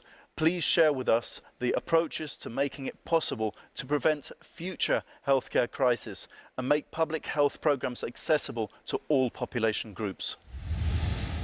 Ladies and gentlemen, in this 2021 Global Impact Conference, I must address the health context in which we are. A COVID-19 crisis that lasts for almost 2 years, a pandemic with multiple characteristics, a crisis that affected every country in the world and hurt health systems, even the most advanced, and revealed deep inequalities between our different systems. A crisis that revealed that health was the first priority that allows a society to stand. A crisis that revealed our common destiny, a crisis that makes people realize that at the heart of any production system there is a human being, and necessarily a human being in good health. In fact, the whole planet has been hit and the whole planet has been blocked. And suddenly we became aware of the interdependency of all the countries as a result of the globalization. We could have expected that a global crisis resulted in global responses in terms of solution and solidarity, leaving no country behind, in particular in the low-income countries. So what does this COVID-19 crisis represent? Is it an obstacle or an opportunity to accelerate societal transformation? Let's remember that in September 2015, 193 United Nations member states committed to implement 17 Sustainable Development Goals by 2030.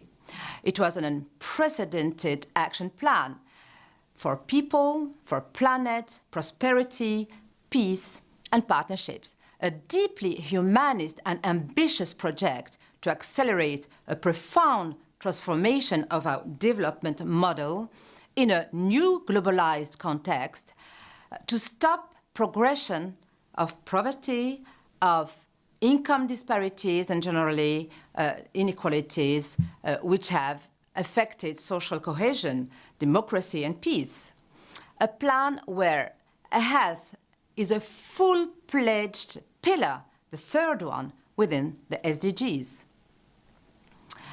In fact, the 2030 agenda has brought us into a new paradigm compared to the 2015 Millennium Goals. It takes now into account national specificities. Each country built its own strategy for sustainable development and reviews on a regular basis the progress made. Two, it introduces a new dynamic of collaboration based on a co-construction method with a diversity of stakeholders, civil society, association, private, public sector, academic, parliament, institutions. Co-construction was precisely what guided the French strategy, who was taken on by all stakeholders of the French society. More than 300 people from public and private sector worked together to draft a national roadmap, a coherent strategy that sets out the major transformations to carry out within the national territory, but also in Europe and internationally, around 6 main issues: fight against discrimination and inequalities, act for the climate, biodiversity, focus on education, act for health and well-being, with a focus on healthful and sustainable food and agriculture, make citizen participation effective to fight against territorial divide, work at an European and international level for sustainable transformation of our societies.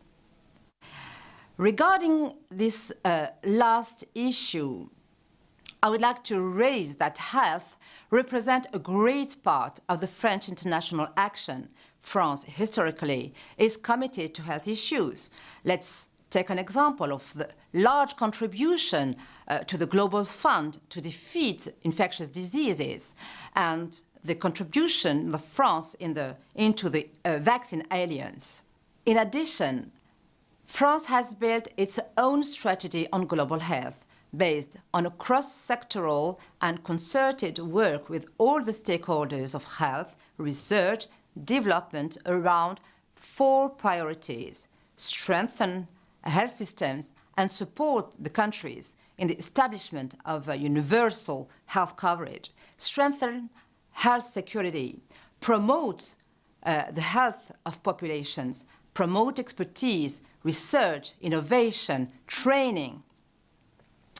So clearly, if I go back to my question, is this COVID-19 crisis an obstacle or an opportunity? I clearly consider that this health crisis pandemic is a great opportunity for all the countries. Why? This crisis has revealed an incredible capacity of reaction as well as agility. It has been a real catalyst of innovation in terms of patient management, health promotion, and education, as well as digital solutions. It is therefore time for a new deal in global health as a lever for transforming health models around the world. This is exactly this reason why an organization like Union for Global Health takes on its full meaning and its own place in the perspective of the 2030 agenda. Union for Global Health is born from cross views of former ministers of health based in France and in African countries on the health crisis. The aim is to represent a bridge between all stakeholders from the civil society, public, private, academic sectors, institutions, authorities. Our approach is to promote a new model of co-development through innovative public-private civil society partnerships. So, if we take some example of concrete actions, if we look at a bottom-up approach, there's the Observatory of Innovative Public-Private Civil Society Partnerships on health issues. This is a new platform that supports, promotes, and disseminates the best innovation in partnership by mobilizing the stakeholders in all their diversity to build the most relevant responses to protect population. This is a response to a real need of transversality to achieve Objective 3 of the Sustainable Development Goal. Another approach is the top-to-the-bottom approach, and I will take the example of the partnership that we have signed with the United Nations Economic Commission for Africa. First, we help implement a digital platform to raise awareness of population on COVID-19. Second axis is to contribute to the project of building a mutualized platform for the purchase of the health product in Africa. So, we are not yet finished with the COVID-19 crisis, but we already learned a lot of lessons from the past and the current year. Health became legitimately a priority in all resilience plans all over the world. Let's bet on a co-construction approach, on solidarity to ensure these plans are effective and meet the SDGs. Don't forget, the 2030 agenda is everyone's business. Thank you. Thank you, Ms. Pera. During the session, we've discussed new crises, but also new opportunities that have emerged while cities were dealing with the pandemic. We've also learned a lot about risk mitigation tools, climate adaptation programs, and steps needed to build a resilient healthcare system for us all.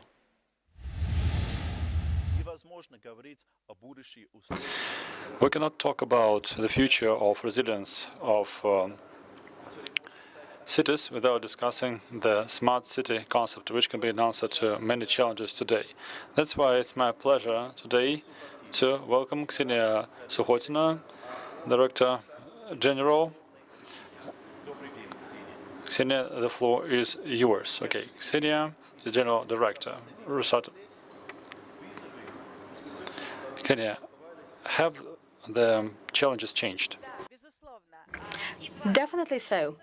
20 years ago, and especially in the last 2 to 3 years, we are seeing the growing pace in changes. People prefer to live in cities, in agglomerates, and this is the trend that is going to become ever stronger. This is the first trend. The second trend is that we have the generation that is used to living in the digital world.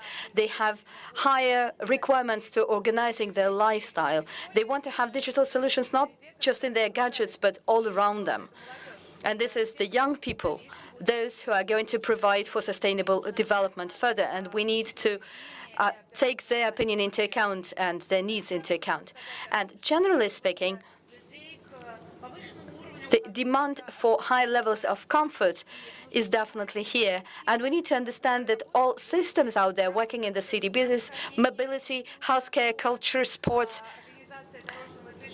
anything, they need to comply with this needs. So smart city of today is the concept and the philosophy that allows to contribute a lot alongside the technologies into sustainable development. Really interesting. Well, all these smart cities, are they only for the young with their gadgets? No, it's a philosophy. It's a philosophy of organizing the city space and everybody of all ages. As of today, we do understand that even people of mature age love to make use of this comfortable, fast decision-making systems. It's about being fast, it's about getting feedback. If we're talking about digital solutions, our city residents can easily write about a problem and get feedback instantaneously and contribute to improvement. And this is a task not just for the youth, but to everyone, for everyone. So for us, the residents of the smart cities are those working for us, their families, those who come, and our guests, the guests of the cities, they also contribute to developing smart city concept, because a digital system can really fast and agilely respond to the needs of its users. And this is something needed by the youth and by everybody who is interested in developing the territory he's living in. Okay, these smart cities, are they there or are they building them? Well, I can definitely say that for Rosatom, the strategy of developing cities and territories of our presence is a very important venue of our activity. And it's not just about the city of our presence, but also of our partners. More than 30 cities across the Russian Federation are now implementing those projects. And it's not just about installing sensors and getting precise information on something. It's our philosophy, the lean processes. We're looking at how to organize interaction between the residents and municipalities. We put the communities together and we keep them in digital format to organize their entrepreneurial initiatives. We introduce changes into the work of transportation services, healthcare services, and obviously we do it in digital, fast and digital format. And this way we take care of the human capital, the people who are living in these territories, so that the residents and the generations to follow, their friends and acquaintances, come there to these cities and develop our industry, obviously. This is great. This includes the resources, the optimization, and more comfort for people. By all means, and this is all about sustainable development. It's in interconnection between different elements. We're talking about environment protection, and this is indeed very important.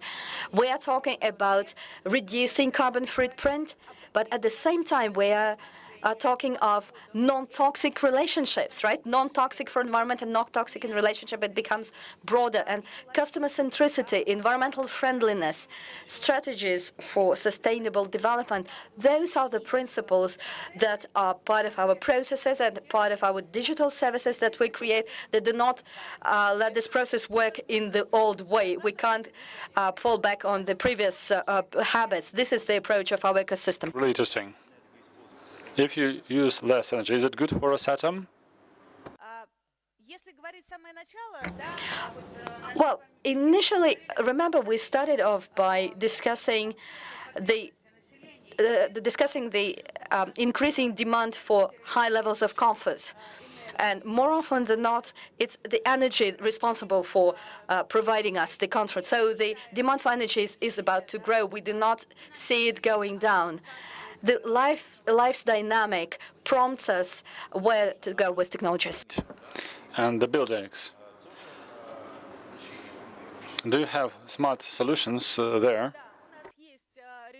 By all means, we do have solutions to have digital territories and digital office buildings. Because we do understand we have these manufacturing sites, office buildings. They need to reduce their OPEX, and we need digital solutions to do that. And it's economically beneficial and very convenient, and we make use of those systems and develop them. Great. Okay. So, environmental construction.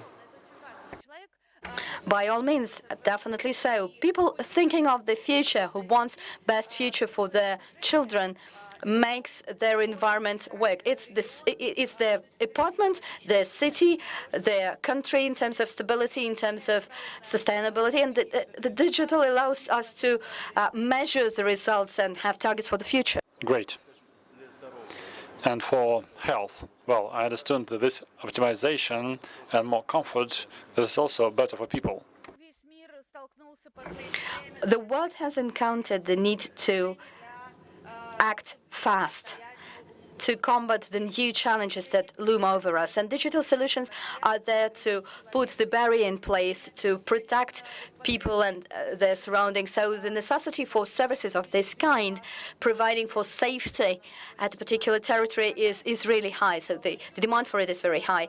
And we are seeing that digital solutions in the city in pandemic gives results. Ksenia, thank you very much indeed for sharing our conference. Thank you.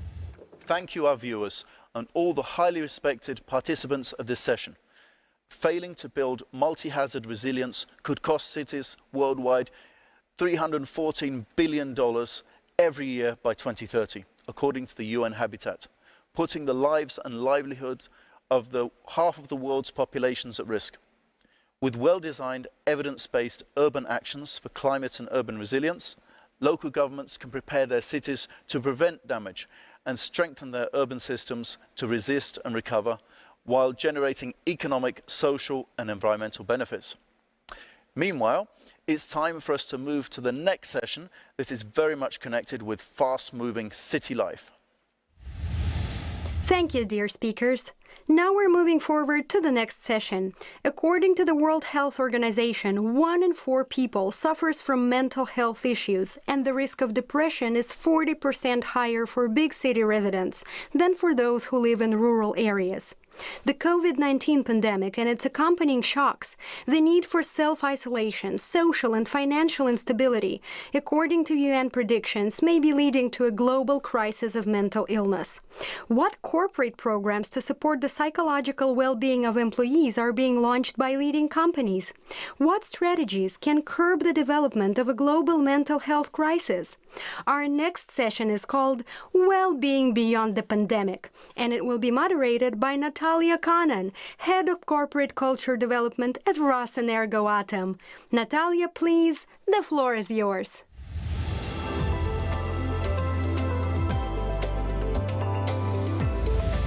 Thank you, Jaya. Well-being is essential, and it reflects how successful we're moving towards sustainability. In contemporary world, when we are talking about well-being, we first of all think about mental wellness. And the pandemic has boosted this problem and made us pay more attention to mental wellness. I would like to start this session with a quote that is ascribed to Prince Harry. The experience I have had is that once you start talking about experiencing a mental health struggle, you realize that actually you are part of quite a big club. And I'm happy to open the showcase dedicated to such an important theme with the first speaker, an expert on happiness, Mr. Nick Marks. And as we all want to be happy, happiness is the key to well-being. Nick Marks has been working in the field of well-being and quality of life for over 25 years. He has been exploring the question of how to make our workplace a happy place. He created the world's first global measure of sustainable well-being, the Happy Planet Index, and very popular 5 Ways to Well-being. Please welcome Mr. Nick Marks. Today, I want to talk to you about making work your happy place. That might sound quite outlandish, but we all certainly don't want our work to be our unhappy place. So who am I? I'm Nick Marks. I'm a statistician by trade, but I also trained as a therapist when I was young. My mother was a family therapist, so it interested me. So perhaps it's not surprising that I've become the guy that does data about people and their experience of life. So I've done a TED talk on my previous work, which was about how governments measure well-being. But since that time, I've been thinking about work. We spend a lot of time at work. So if we're interested in adults' positive mental health, their happiness, then work is a great place to think about as we spend so much time there. Now, what are emotions for? Happiness is an emotion. Neuroscientists such as Antonio Damasio talk about emotions as having 3 functions. So they help us monitor our environment. Are we a good fit for where we are? When we're happy, we're in a good place. They also help motivate us, that all of our emotions are really linked to how we behave in the world. That's why it's called emotion, emuve, move outs. And finally, they help us adjust what's going on. So we're able to change our direction where we need to. Now, happiness is what we tend to call a positive emotion. Psychologists talk about negative and positive emotions. Negative emotions are not dysfunctional. They're about responding to threats to our well-being. So classically, an emotion like anger or fear is part of the fight and flight mechanism. You know, when we're angry, someone's kind of overstepped a mark. It feels like there's an injustice, and we want to respond to that.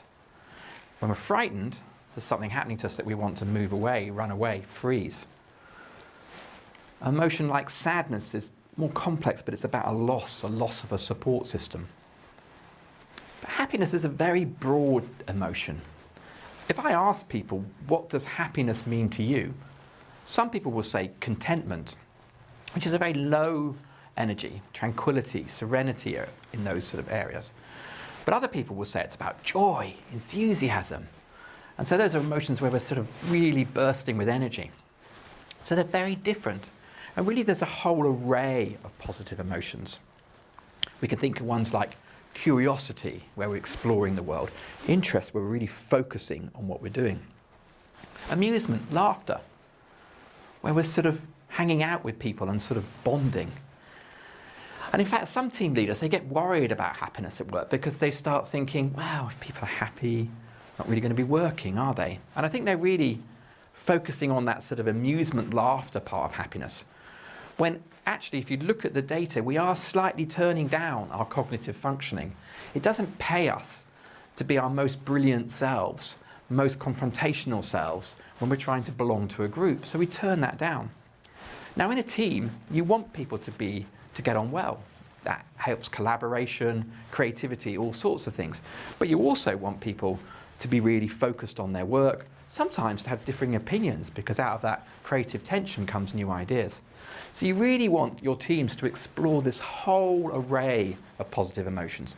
Sort of have an emotional agility. At times, you know, have your headphones on and be really focused. At other times, be in a room with other people laughing because you're building those relationships that you need. So if you're going to build a happier team, you're going to build back better after COVID, then this is the sort of space I think that people want in their work. This is building your happy place at work. But how do we do that? Well, Aristotle talked about how excellence was a habit. And I think happiness is a habit. Positivity is a habit. You've got to get it into your weekly workflow. So in your teams, I think you should meet every week. You should ask people, how was last week? Were you unhappy? Were you happy? What's gone well for you?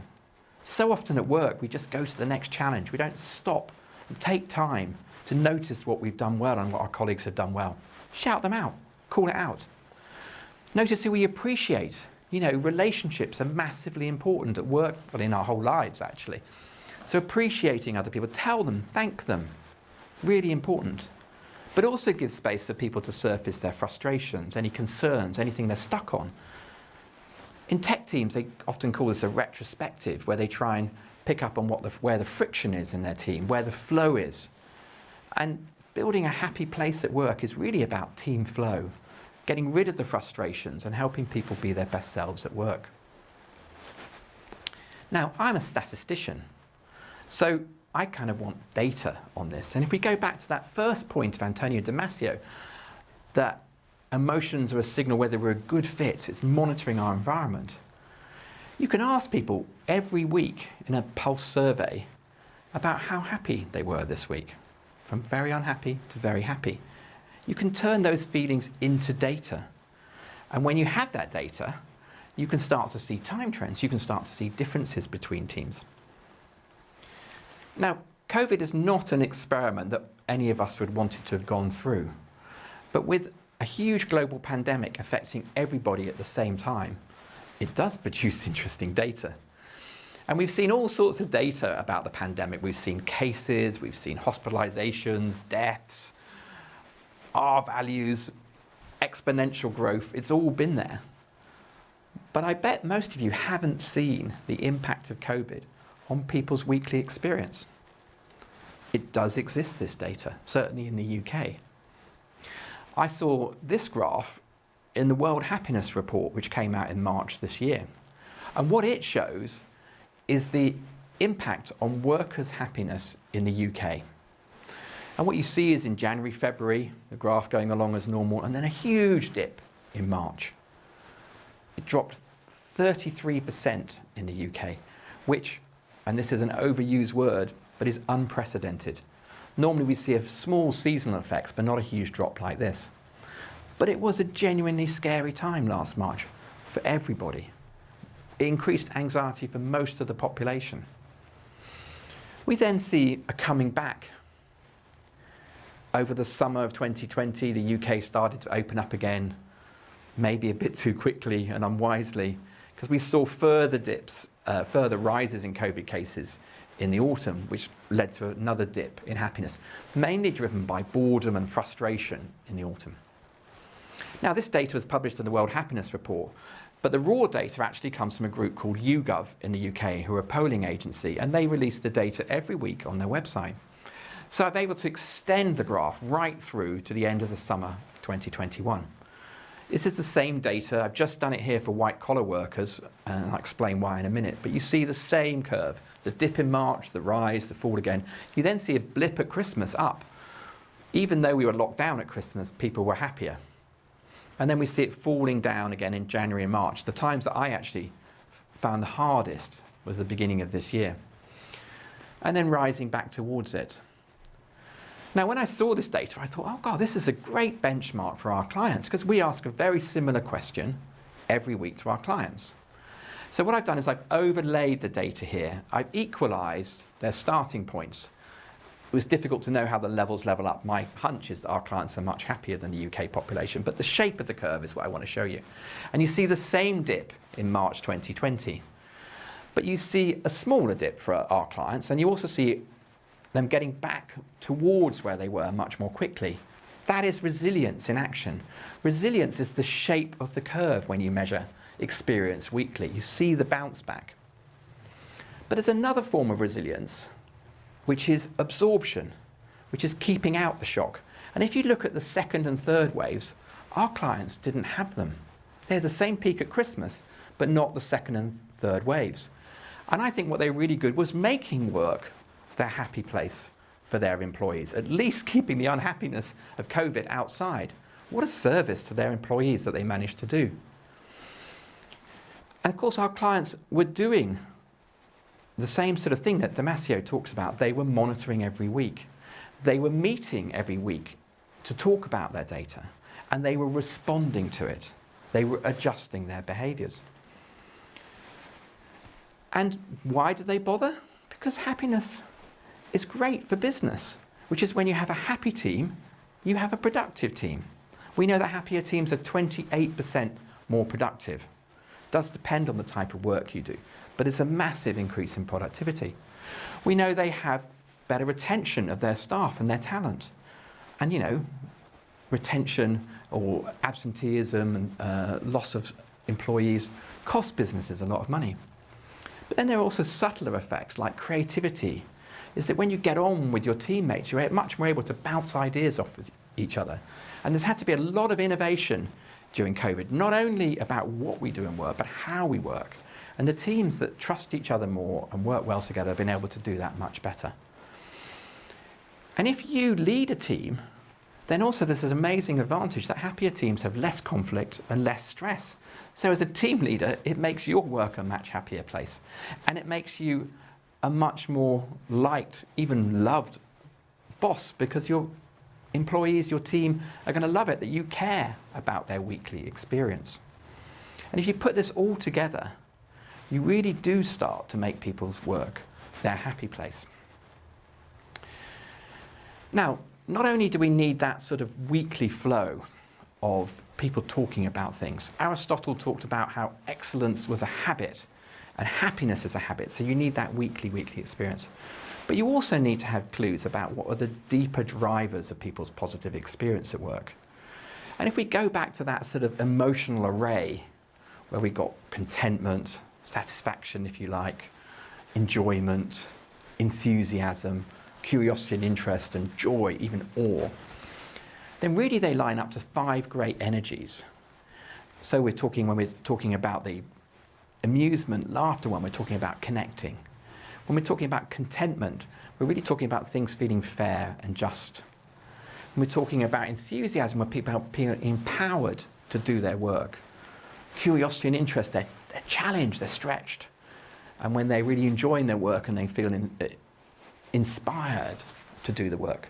And those 5 things, connect, be fair, empower, challenge, inspire, are what we also do at Friday Pulse once a quarter, where we do a deeper dive. We call it a culture profile. So you're basically understanding how the culture of your team and your organization is doing. And you put those 2 things together, the weekly check-in, the quarterly check-up. You've got a great system for your teams, your team leaders, your HR, your organization to get really, really aligned. Because if you get alignment between individuals in a team, teams and the organization, then boom, that's where the magic is in business. That's where things go really well, where you can deal with external threats, where you can keep the stresses of COVID out, you can respond to what's happening in your market, and you can build happy, highly productive teams. So I genuinely think we can make work our happy place. We can build happier teams. And I've designed Friday Pulse as a way of doing that. And if you want to find out more, well, we've got some things you can do. You can go to our website, you can download a paper on why happiness is a great KPI for business. You can go to a website called friday1.com and you can do your own personal checkup about your happiness at work, which will benchmark you against similar people. Or you could even go and use our product itself, fridaypulse.com. Anyway, as we all come out of the pandemic, hopefully we're coming out of the pandemic, let's build back better. Let's make teams a great place to work and make your work your happy place. Conferences like the Global Impact Conference are great for getting people to think differently about how the future can be. And we will all create the future together. So reflect on your own life, reflect on how you use your power in the world, whether it's your vote, what you do with your work, whether it's what you do in your communities. And it's a great opportunity for us over the next 10, 30 years to build a better world where good lives don't cost the earth, where people have good work that they enjoy, and that people lead lives that they're happy with.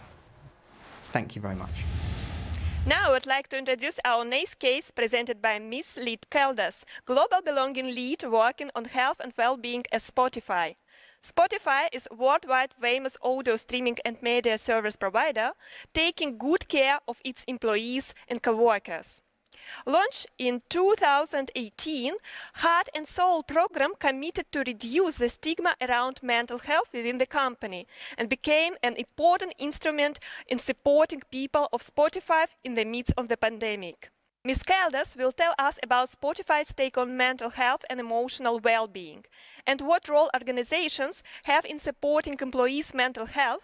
What steps do companies need to take to support their employees emotionally and prevent them from burning out?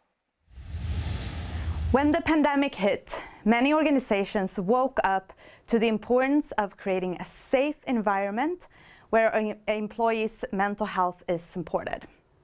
Still, most employees do not pay the same attention to our mental health as we do for our physical health. My name is Lynn Caldas, and during the past 4 years, Spotify has had mental health as a priority, which I lead globally.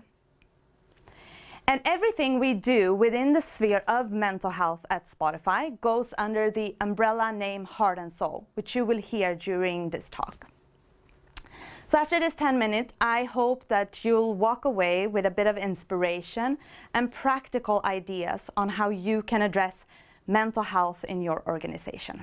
At Spotify, we believe that everyone's experiences of mental health should be welcomed, respected, and championed. We want our employees to feel safe and supported, both in good times and in more challenging times. We believe that it's important to create that safe, stigma-free environment where people feel like they can come into the office not having to cover parts of who they are. We want employees to feel like they belong, no matter if they're okay or not okay. But to build this type of culture requires fundamental changes to our culture through education, awareness, understanding, and role modeling. So when we started our mental health initiative 4 years ago, back in 2018, from the beginning, we believed that this needs to be a strategy, a belief, and a philosophy, not a program or a project that has an end date and that is built on top of the culture, but rather embedded into everything that we do. So we formed a strategy, which is based on 3 areas. And until today, this strategy is still the same. So the first part of our strategy is around building awareness and raising understanding and knowledge when it comes to mental health and mental illness. Because there is a really low understanding and knowledge level when it comes to mental health and mental illness. There's misunderstandings and presumptions on what is mental health and what is mental illness and what is it not. The second part of our strategy is around enabling self-care and professional support so that we all can find our unique way of taking care of ourselves. Because self-care is not a one-size-fits-all. It's unique to every one of us, depending on how we identify, the experiences that we hold, and where we live in the world. And we also want to ensure that we have a robust professional support in place that is easy to access when your self-care is just not enough. The last part of our strategy is around normalizing the conversation about mental health and mental health issues at work to reduce stigma. Because you can have all the amazing programs and self-care and professional support in place, but if you don't have a culture without stigma, without shame and fear, no one is going to use that support. Therefore, it is crucial that we open up the conversation and normalize the conversation around mental health. So this is our strategy. All aspects of our strategy is equally important. They need to coexist and one contribute to another. And so everything that we do within Heart and Soul connects back to our strategy. So that's our strategy. And in this next part of this talk, I want to talk about 4 things that we've identified has been really crucial for us to drive culture change and be successful in the area of mental health. First of all, having your leadership buying, having their commitment, but not only commitment. The commitment needs to show up through actions. So every year, we acknowledge and amplify our message around mental health during World Mental Health Day.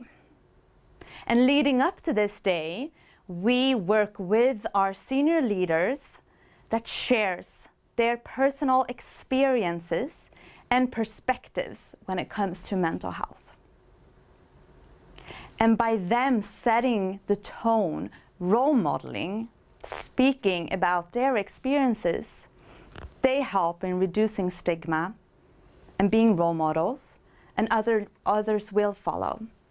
And the image you see here is actually from one of the videos we created with our leadership team, also called the D team, a couple of years ago. This was the first time that they were being very vocal about mental health and their own unique experiences. The second part that has been so key for us is our Heart and Soul ambassador team.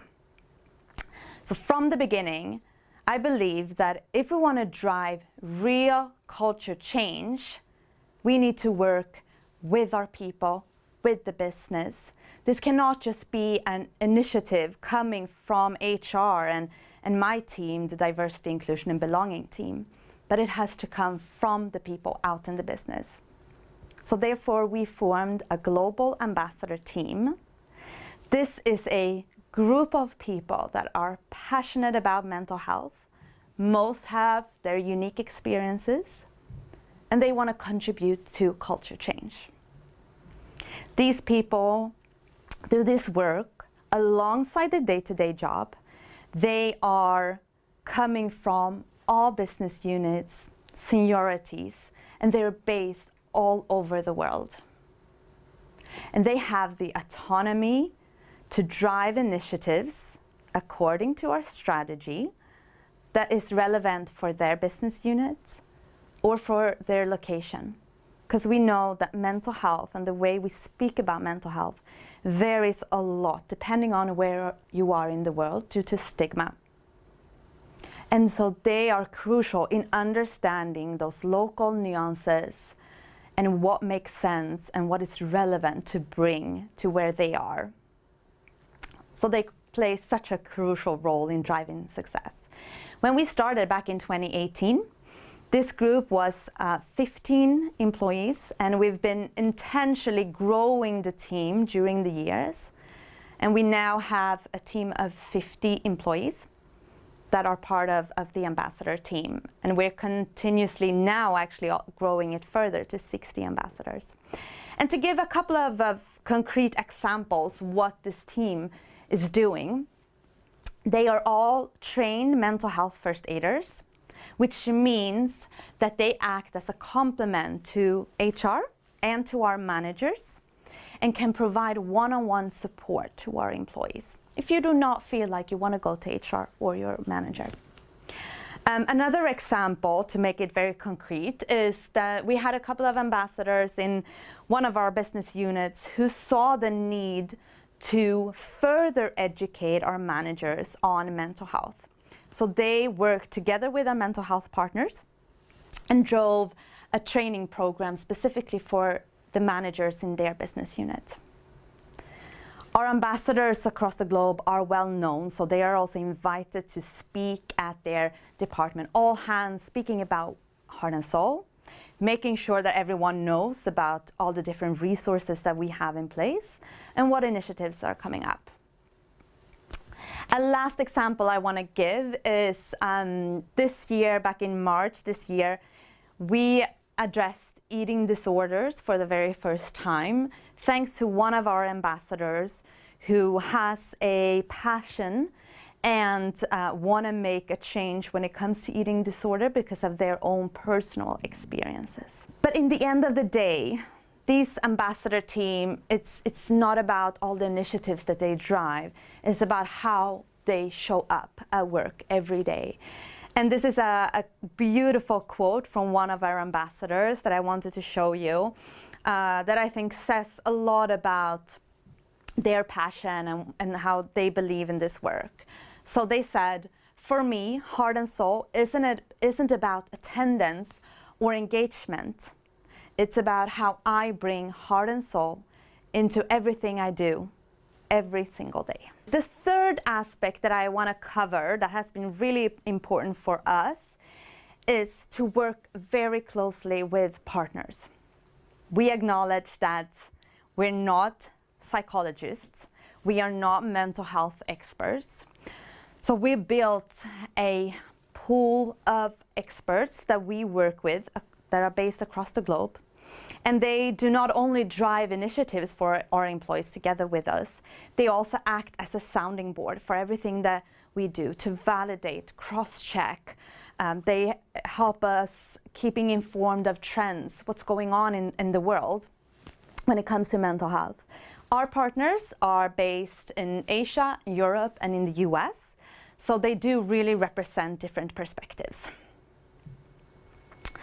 The last part that I want to cover that has been really important for us and where I'd like to end today is about being persistent and keeping momentum. Addressing mental health and mental illness in the workplace is still a rather new area that our employees are just starting to grasp. And it's important to be persistent. Start with setting the basics and the foundation first. And culture change takes time. Set the foundation first. We started by addressing less stigmatized topics that are very common across the globe, such as stress, anxiety, and depression. We also covered aspects of good mental health, compassion, resilience, the importance of sleep. Because mental health is all facets. It's living with a mental illness, it's experience good mental health, and from time to time experience poor mental health. And so now that we've built the foundation and been driving the agenda for more than 4 years, we are now addressing addiction, domestic abuse, and suicide, areas that we were not ready to speak about 4 years ago. Keeping momentum is also really key.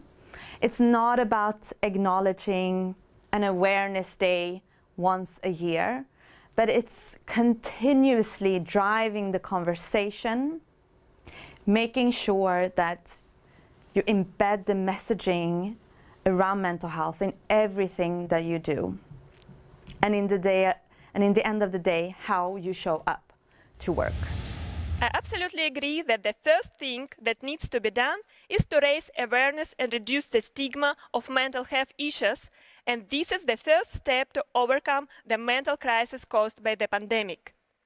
In this case, more and more people will be able to open up about their mental struggles and unite with others, which is already a big part of a solution.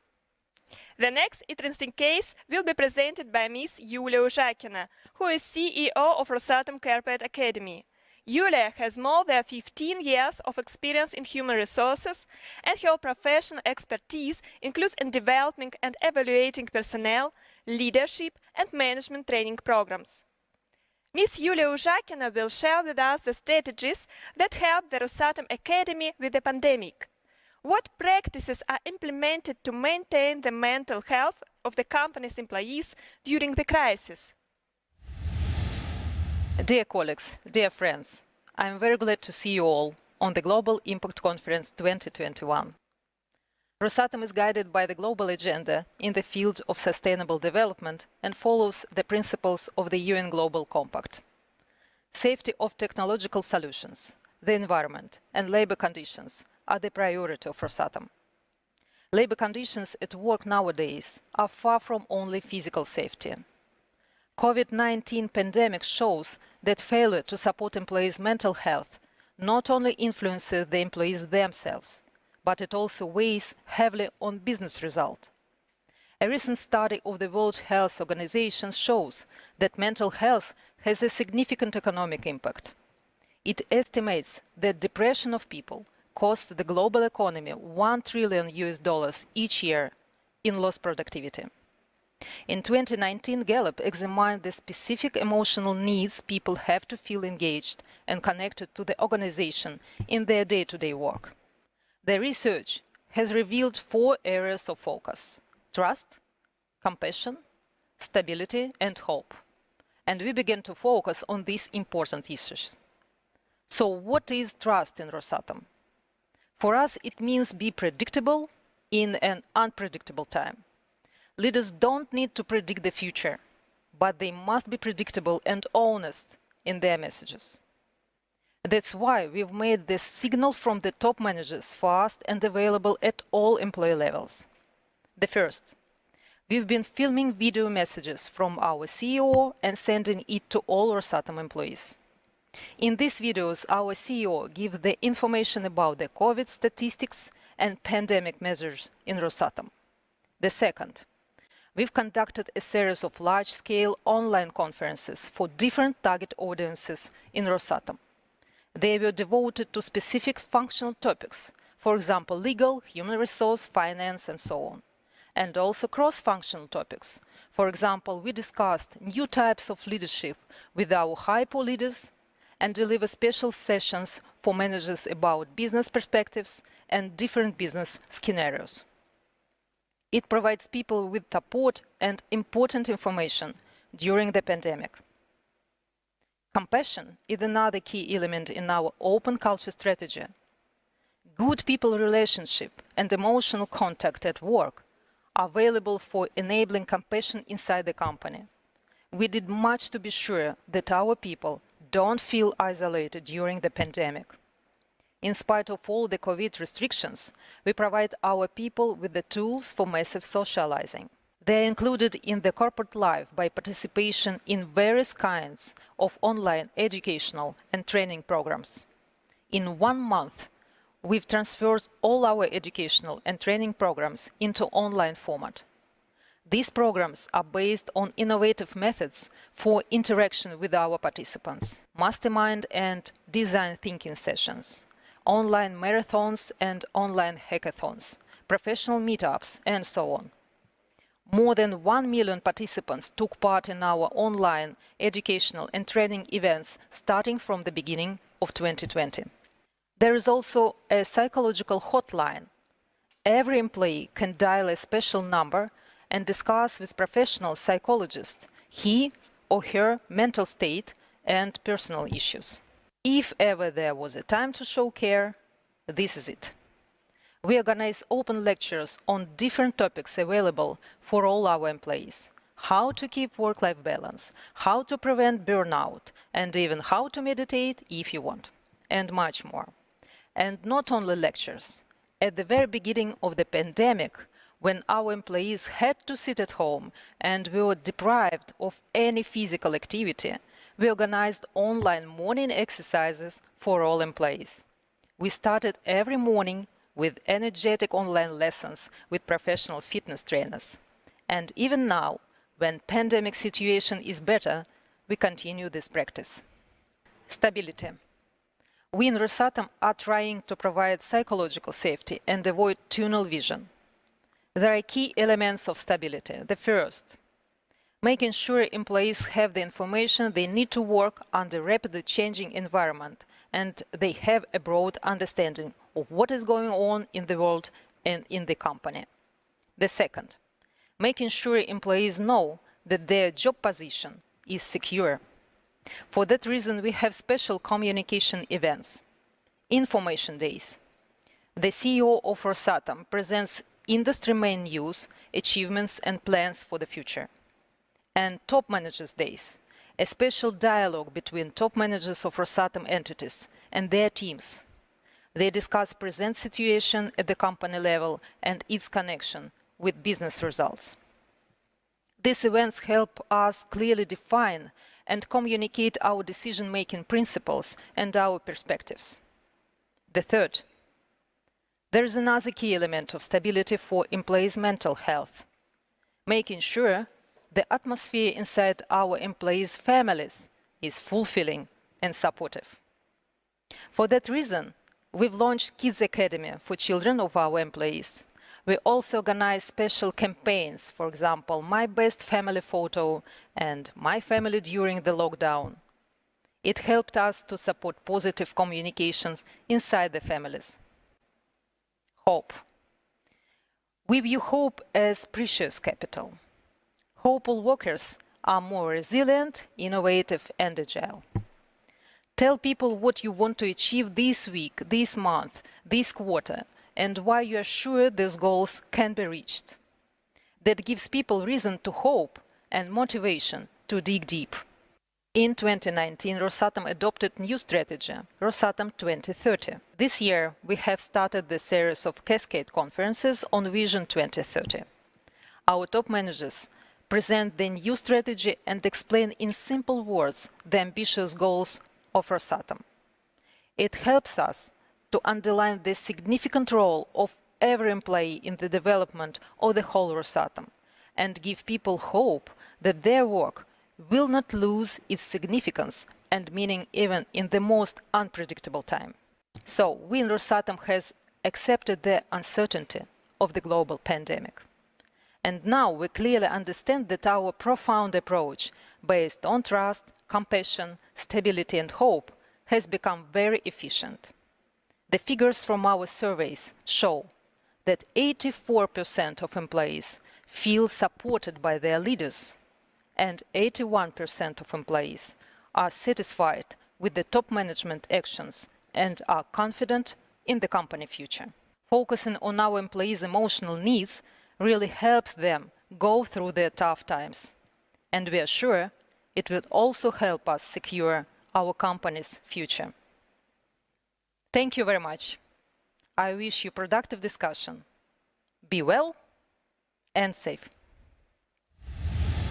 The speaker who is going to close our showcase is Mr. Simon Blake, Chief Executive of Mental Health First Aid England. The MHFA England is a social enterprise working to improve the mental health of the nation.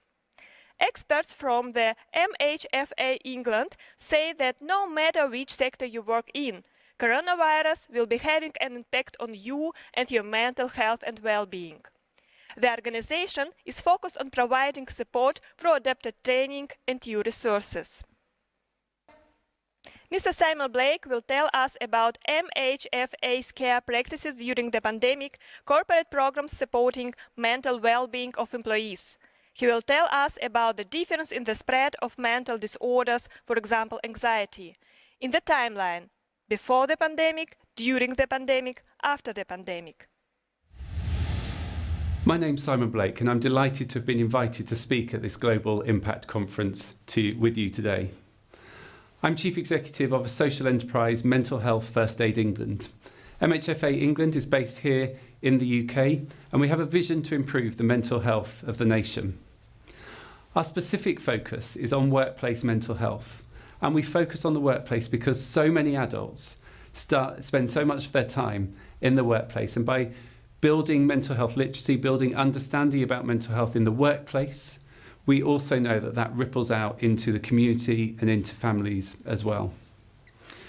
So it's really important to start by saying that we all have mental health. Often when we think about mental health or talk about mental health, we actually think about mental illness or about people who experience mental illnesses. But we all have mental health. All of us have a brain. And the World Health Organization defines mental health as being about being able to manage with the ups and downs and stresses and everyday realities of life. And of course, what we know as we've gone through COVID-19 is that this is an exceptionally difficult period for many. That whilst mental health is always a cause, poor mental health is a cause and consequence of inequalities. What COVID-19 has done is amplified and exacerbated those inequalities, as well as created more. Over the last 18 months, more and more people have experienced anxiety because they've experienced job insecurity. They've experienced financial insecurity. They might have experienced precarious housing, or they might have had worries about their health, or indeed have experienced bereavement of a loved one. All of those things increase the likelihood and the risks associated with poor mental health. In the UK, the Centre for Mental Health estimates that 10 million more people will need mental health support as a direct result of the pandemic. That's 8.5 million people, 8.5 million adults and 1.5 million children. And that's against a backdrop of which we already had significant issues with mental illness and poor mental health that weren't being adequately addressed. And so it's increasingly important and more urgent that we address mental health as part of our efforts to achieve the Sustainable Development Goals and indeed to build back and move on through the next stage of the pandemic. But whilst everybody's talking about COVID-19 and the impact of that on mental health, it's also important to recognise that there's a parallel pandemic going on. That over the last 18 months, we've recognised the significant impact of systemic racism, and that we know that racism and all forms of oppression also impact on mental health. So when we're thinking about mental health, it's really important that we're also thinking about those wider inequalities, the experience of racism, the experience of misogyny, of transphobia, of homophobia on mental health as well. So at Mental Health First Aid England, we're part of a global network of organisations that are delivering mental health first aid training. Mental health first aid training was first developed in Australia and has gone on over the last 20 years to spread across the world, and there are over 4 million people that have been trained in mental health first aid. So what is it? Mental health first aid is a training programme which helps people to develop a better understanding about mental health, about their own mental health and well-being, as well as that of others. It enables people to understand signs and symptoms of poor mental health, and also the impact of mental health stigma on people's ability and willingness to get help and support. The training also builds confidence in having conversations with people about mental health and about mental illness, and identifies a 5-step process by which people can provide information and signposting to other forms of support, including clinical support. What mental health first aid isn't, it doesn't train you to be a psychologist, a psychotherapist, a counsellor, or a clinician of any sort. It simply enables you to have those conversations and to signpost into other forms of support.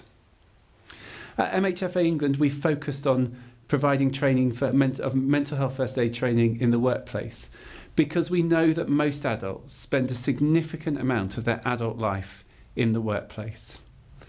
And that the workplace can also be a place that can cause lots of stress and all sorts of issues related to both work or outside of work can manifest themselves in the workplace. And so by providing that training in the workplace, we enable people to change workplaces, provide support in that context, but also that ripples out into the wider family and community as well.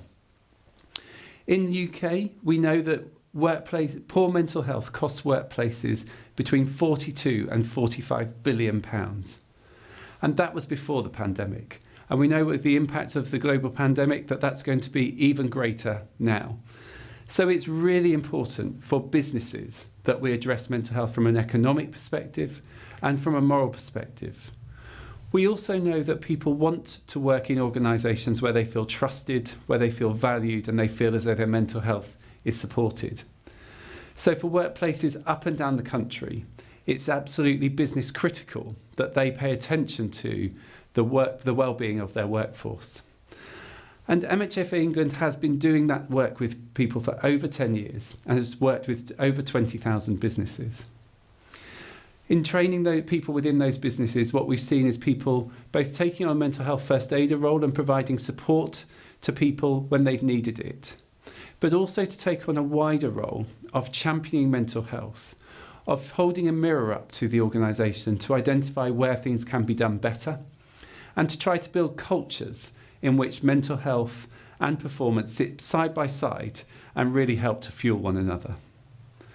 Time and again we hear of people who are mental health first aiders, people who've been supported by mental health first aiders, and by managers and leaders who say that mental health first aiders have made a really significant contribution to changing cultures and to making mental health more acceptable conversation in the workplace. A research study a couple of years ago found that more than 80% of people asked thought that mental health first aid in the workplace had improved the number of conversations that were happening and in the amount of support that was provided for people when they need it. So at MHFA England and the organisations that we work with during the pandemic, the focus on workplace wellbeing became even stronger. For those people that were working from home, who were expected to take their work into their homes, it became really, really important that we understood how people were doing, keeping them connected and supporting them to be able to keep well, keep motivated and to keep delivering. What we learned during that period have actually got a huge number of lessons for us as we move forward as well. So what did happen and what did we learn? The first is that we needed to create the biggest flexibility, the greatest autonomy, and enable employees to feel trusted and valued. Whoever they were, they needed to believe that they were valued and recognised and respected member of the team. We know that we needed to help people to connect, to stay connected to their teammates and to the wider organisation, but that we also needed to enable people to disconnect. With work being in their home, people could find those boundaries between home and work more fuzzy. And in a culture that's already always on, it's really important to enable and encourage people to disconnect as much as it was to stay connected.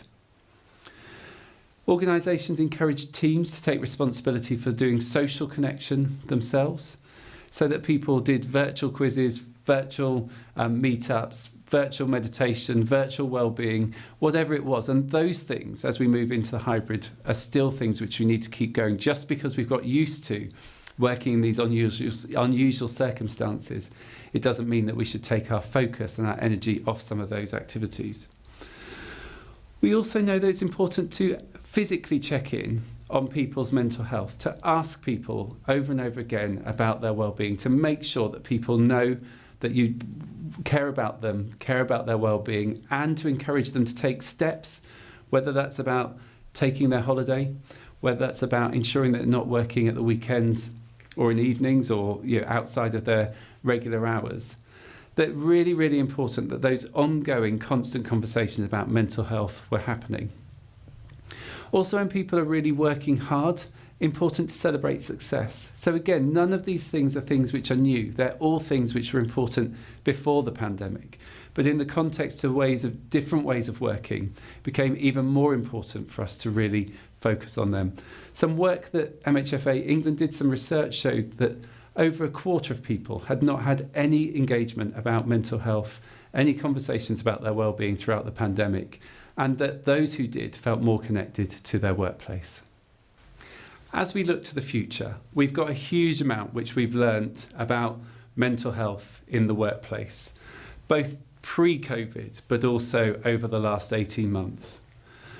We know that there's going to be a significant amount of uncertainty and that there is inevitably going to be lots of change. And we've got to find ways to embrace and to encourage our teams to feel able to embrace it as well. So talking about our psychological contracts, our employment contracts, and our well-being at work has to be a feature of every workplace across the world.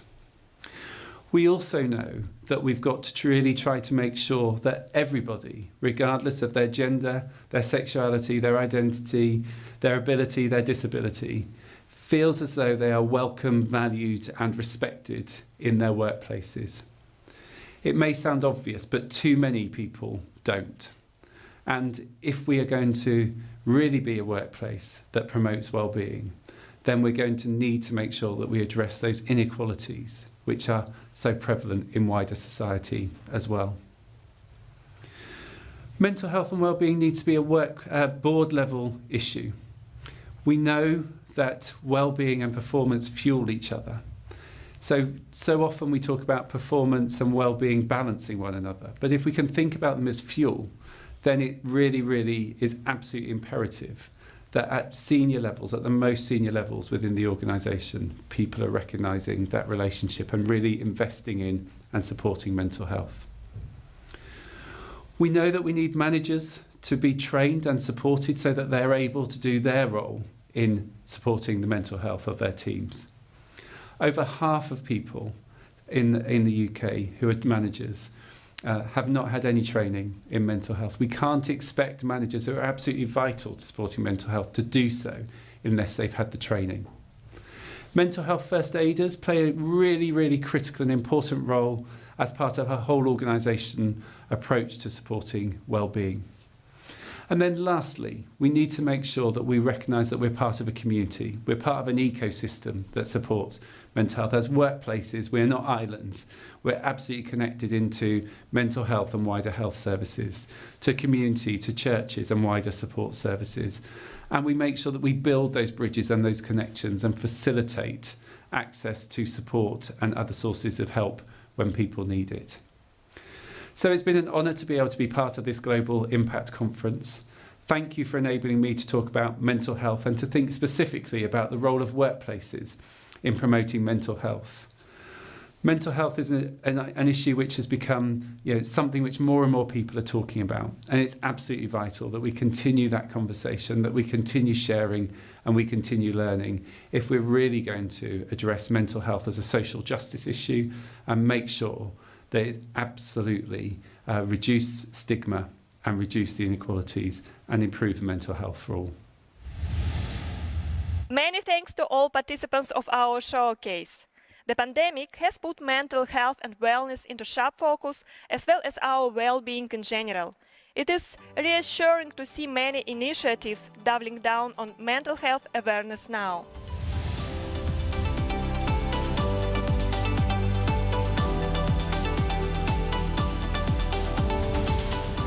Thank you so much to our inspiring speakers. Events like CIG make voices heard, trusted and respected. And our conference wouldn't be possible without our key partners, Rosatom Corporation, Euronews, Europe's leading international news channel, United Nations Global Compact, the world's largest corporate sustainability initiative. VK, our digital partner. To them and to the rest of the GIC partners who have supported this event, we express our deepest gratitude. Now, dear audience, I would like to announce a short break. Don't go far. We have prepared something exceptional for the last block of our event.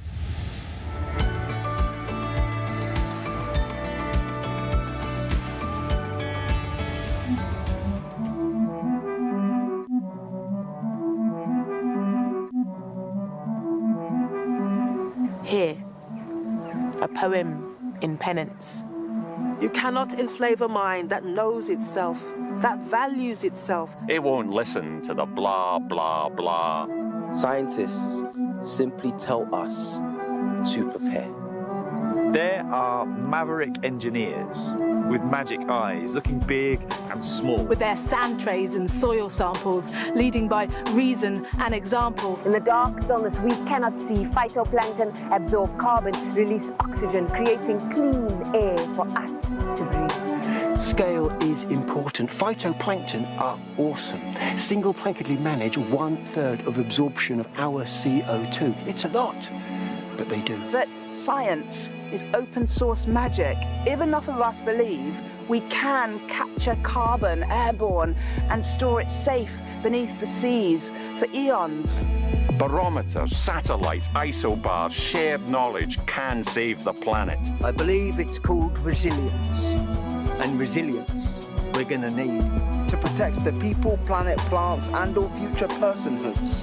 To ensure that business budgets reflect scientific fact. In the water, ordinary citizens become scientists. When you educate a woman, you empower a community. Oh, fire. The idea. Simple. Something so simple. Being life-changing. This place knows our deepest need. All we must do is feed it. So for a few brief sun gold hours each week, let's take the children out the classroom and put them by a tree. For any kid with a bucket of Elva's knows, the Earth's deep currents can't be tamed. Perhaps we just need to look differently. All the keys are here. Imagine a future you love, rather than one you fear.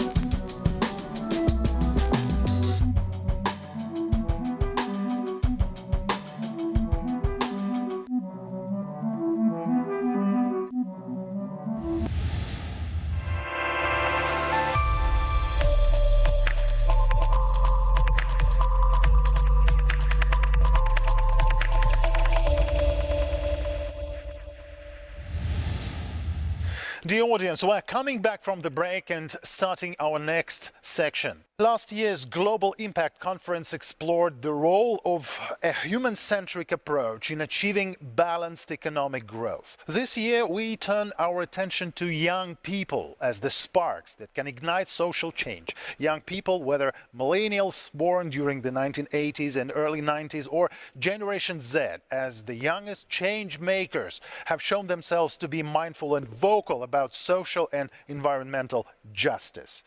How can we ensure effective communication between idealistic youths and established business leaders, governments, international organizations, and make sure that an effective dialogue takes place? Seeing as they are the future of commerce and society, it's with a focus on young people we begin our conference session.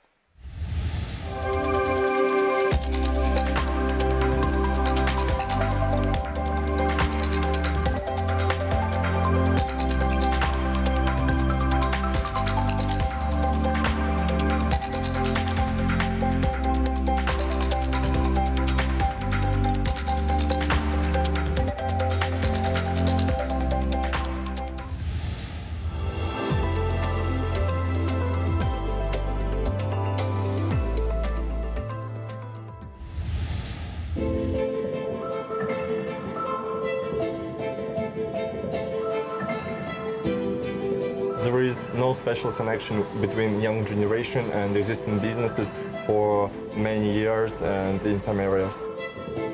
I believe that both young people and businesses are mutually unaware of the opportunities that each other has to offer. We still have to, if we are starting from the bottom, we still have a long way to go. For example, the right to have access to education for everyone. I think achieving the SDGs is not a simple task. I think that my country has done a great job in some of the SDGs, but in other ones, like climate action, we're taking steps backwards. At the same time, businesses should be more proactive in engaging young people in their processes because knowledge is there, capacity is there, but many of young people are still unaware of the existing pathways to contribute. Миссия компании – это формировать культуру устойчивого Company развития mission в is to России. form the sustainable culture in Russia. I have an organization in Indonesia, the organization named by the Society of Renewable Energy. The pentahelix model consists of the government, academia, and also the private sectors, local communities, and youth. So with the pentahelix model, we can collaborate each other. But the key enabler comes from the government, but the youth can be agitator. Мы, разрабатывая наши продукты, будь то инсталляции, какие-то предметы быта или какие-то физические или диджитал продукты, мы всегда ориентируемся на методологию именно рационального этого проектирования. First thing about companies, the most important one is transparency of the processes and transparency of what value companies create and how it's doing so. And also flexibility of the companies. We need younger people that are part of these processes because we trust each other. And in order to align those two categories, bigger businesses actually have to provide better platforms for younger generation to get work experience. Взаимодействие с крупными компаниями, вообще с бизнесом, оно очень важно. Working with business is very important. We need to cooperate and we have to be together. So making decisions without us is just not going to work.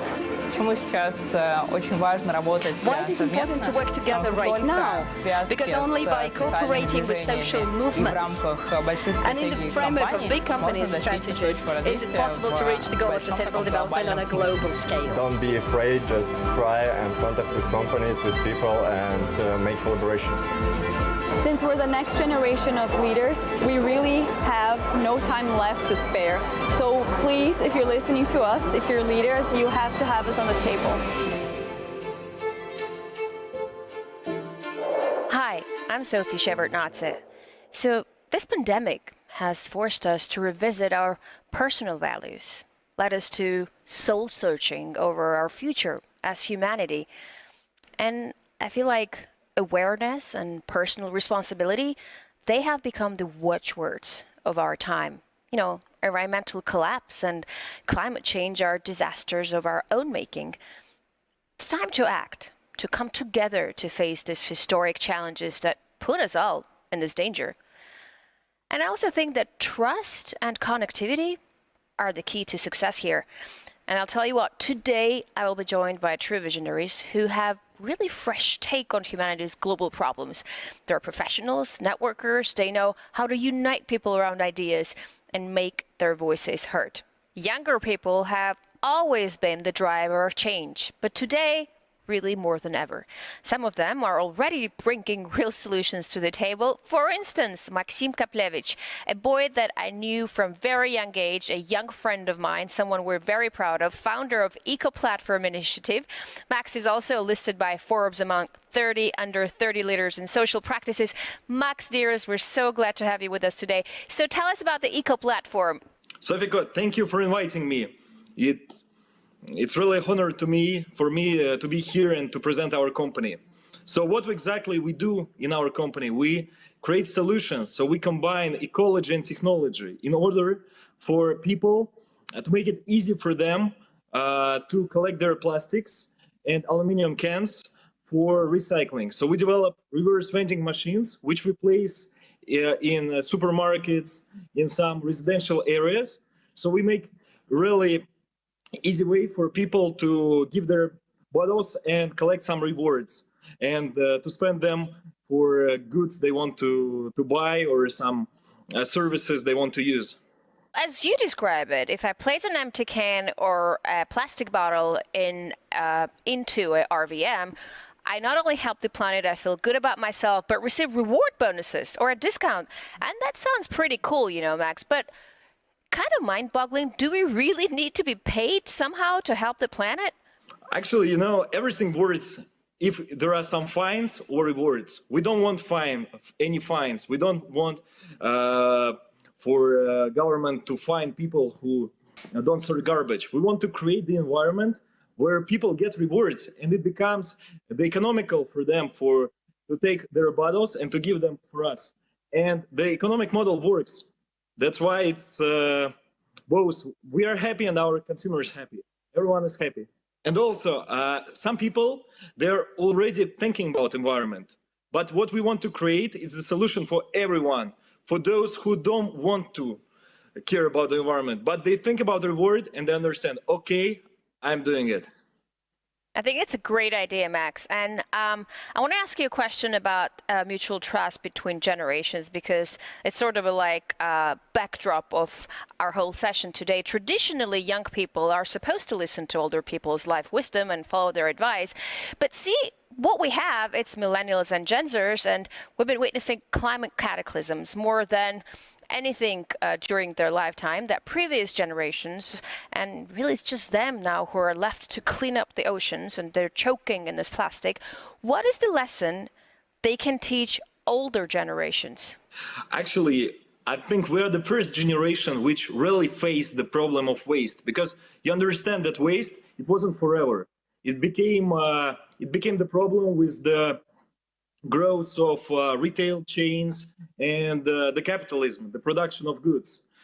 And actually, we cannot blame older generations, because when they were young, they didn't have this problem. It's the problem we are facing right now.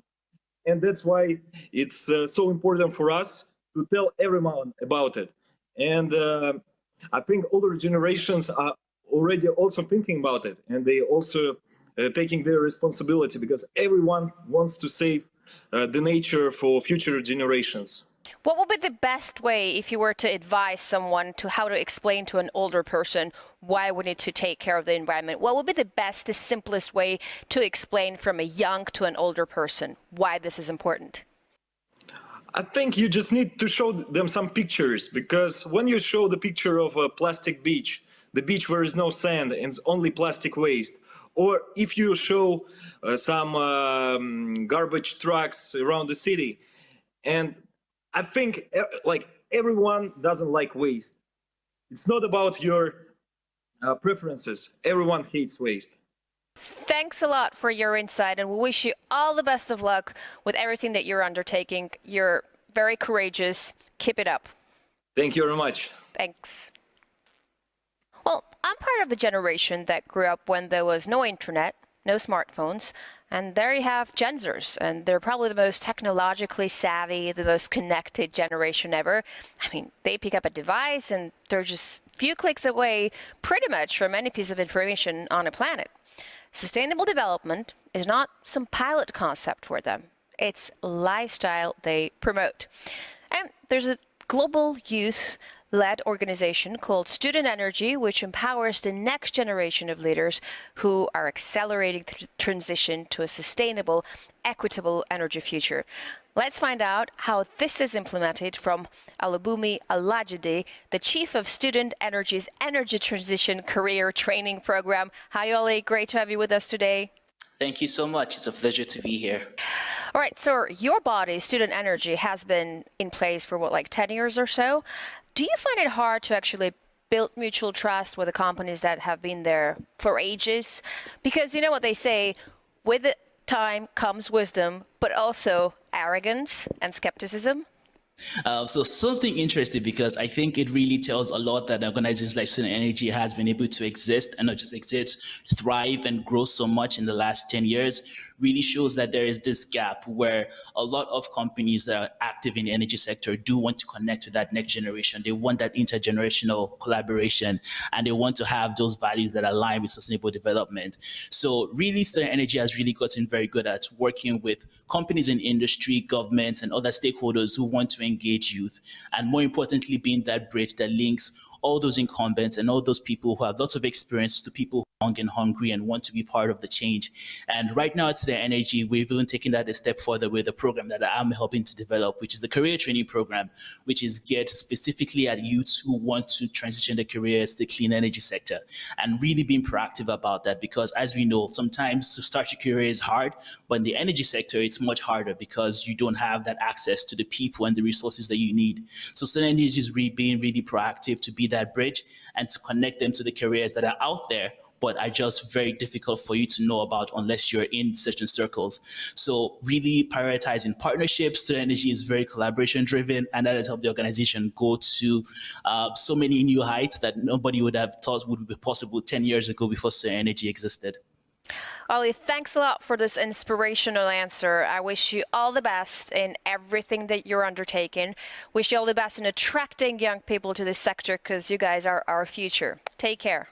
Thank you so much. And just to round up, I have a point. So we have a career training program that's opening applications this month.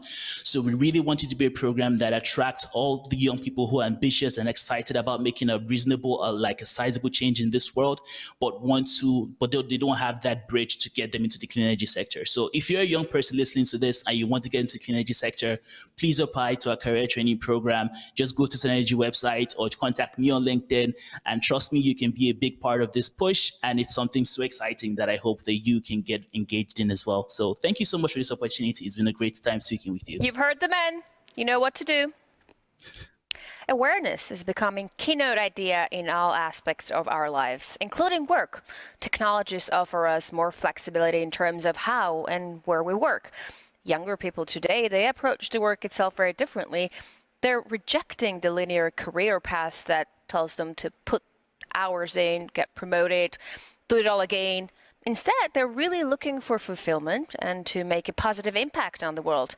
Paul Marciano knows all about it. Paul, hi. All right, so you criticize the carrots and stick model in the workplace and offer a respect model instead.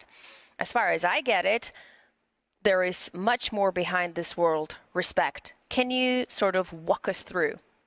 Yes, and I agree with everything you just said, and we all want respect.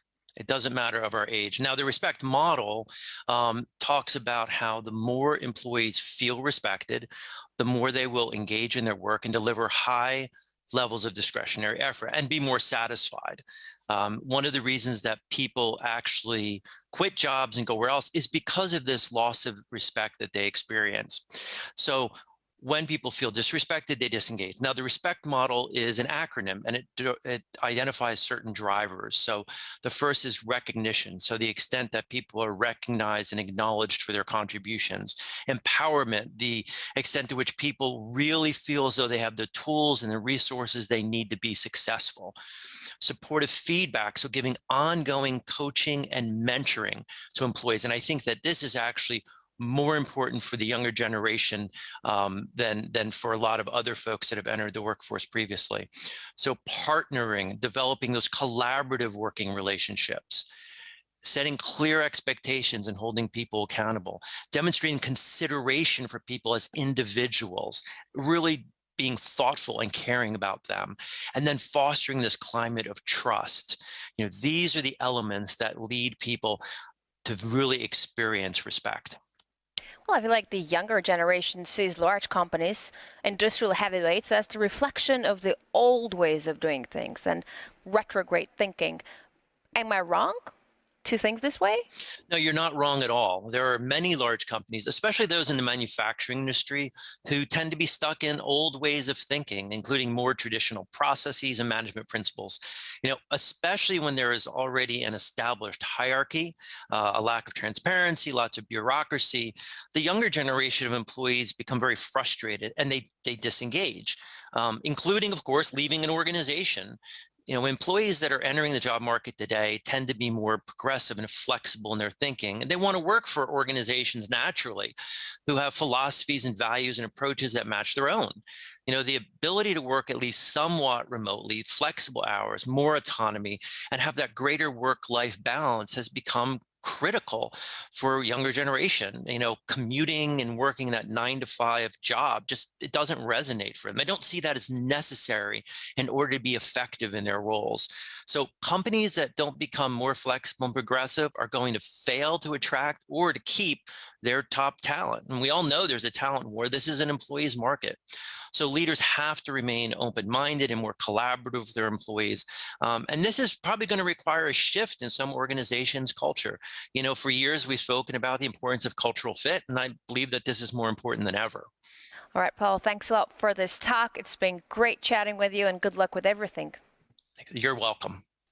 So like we already mentioned, Gen Zers are the most connected generation ever. They communicate with their peers more electronically than face-to-face, via social media, texting, instant messages. Images and memes tell for them more than words.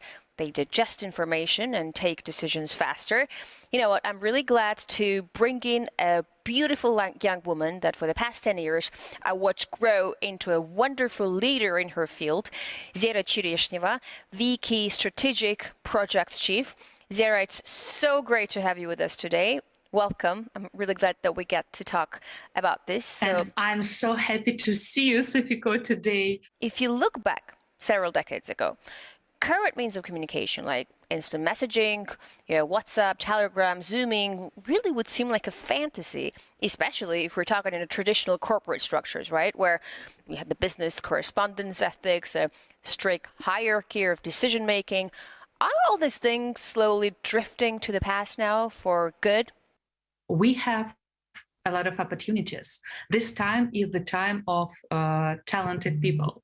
What I mean, when you see somebody and you understand that this man is very talented, you don't need to wait for the years when he will start his career. Now you can just order him the job that you want.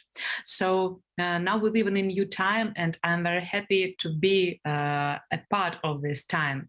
The difference is that our generation now has freedom, because our own life was a secret 10 years ago, and now it's okay to tell everybody everything about your opinion, everything about your own life, about your children, about your husband, and it's okay that we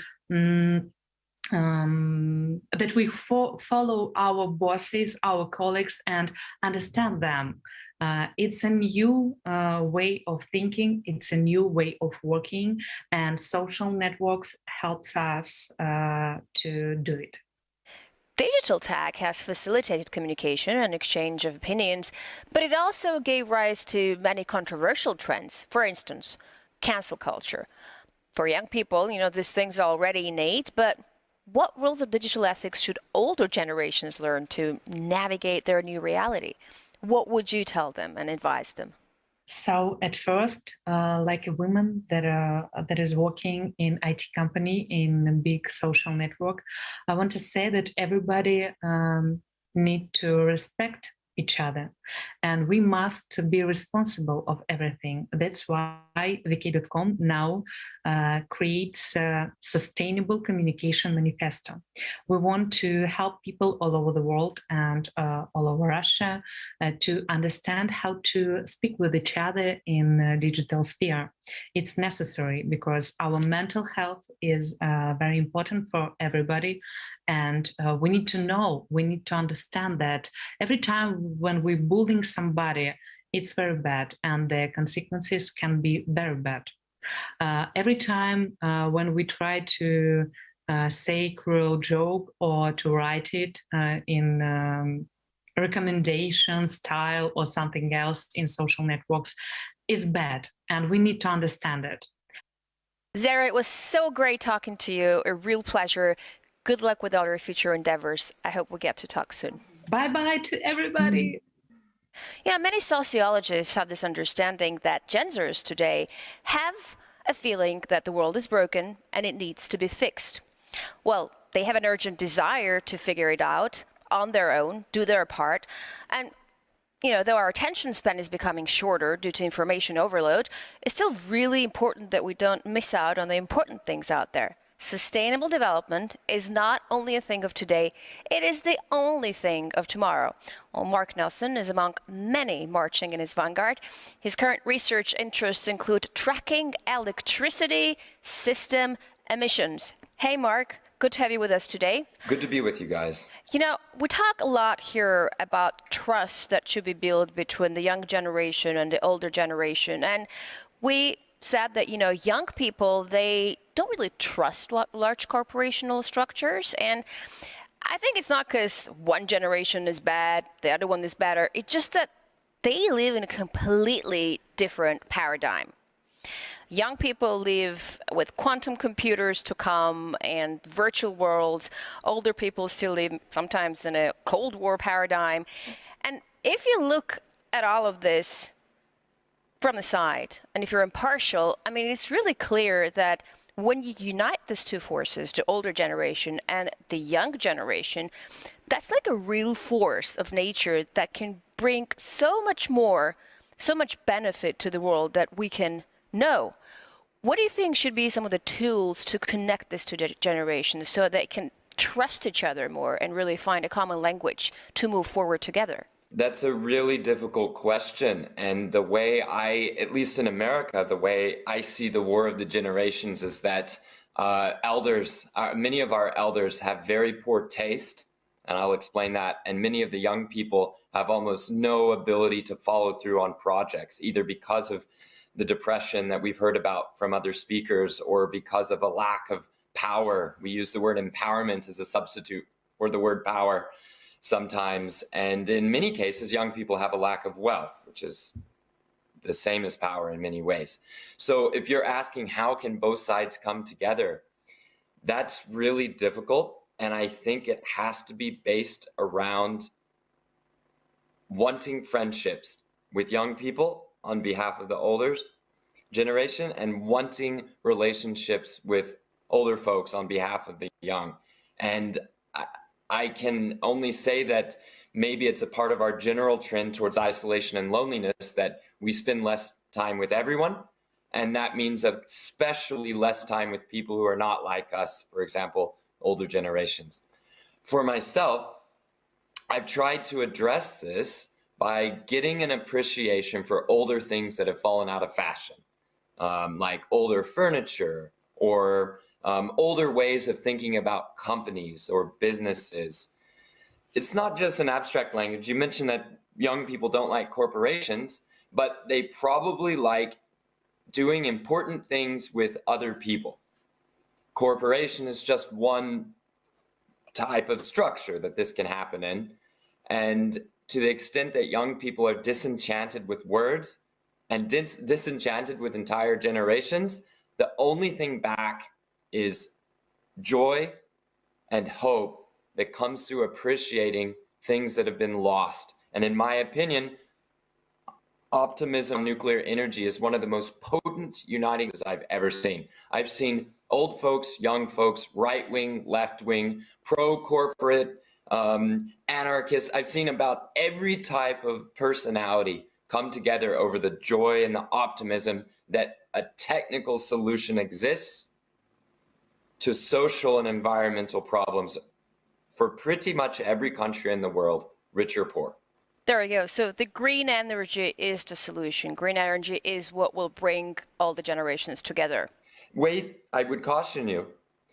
Green energy, the definition almost never in America, for example, includes nuclear energy. Right. In fact, I would say that green energy, the way it's typically defined, has a very great danger in cutting apart rich and poor, cutting apart the old and the young.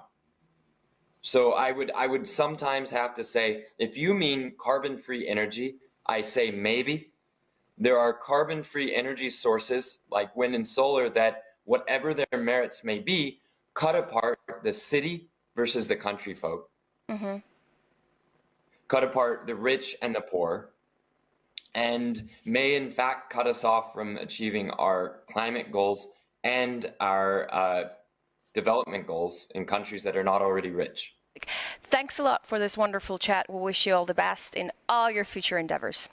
Thank you very much. You know, you can say, oh, it's so yesterday, it's so last season about a lot of things.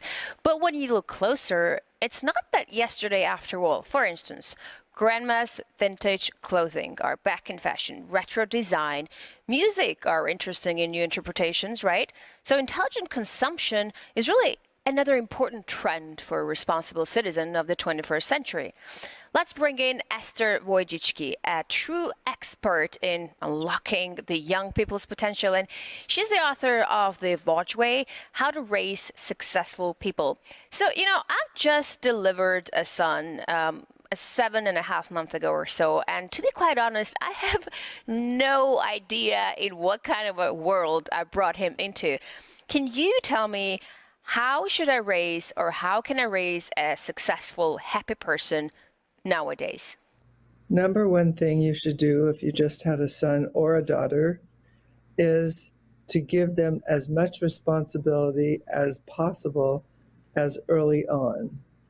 So instead of you, the parent, waiting on the child and always giving them something and always clearing the path for them like a snowplow, give them the opportunity to solve some of the problems themselves, because the world is going to be very different in just 5 years and in 10 years.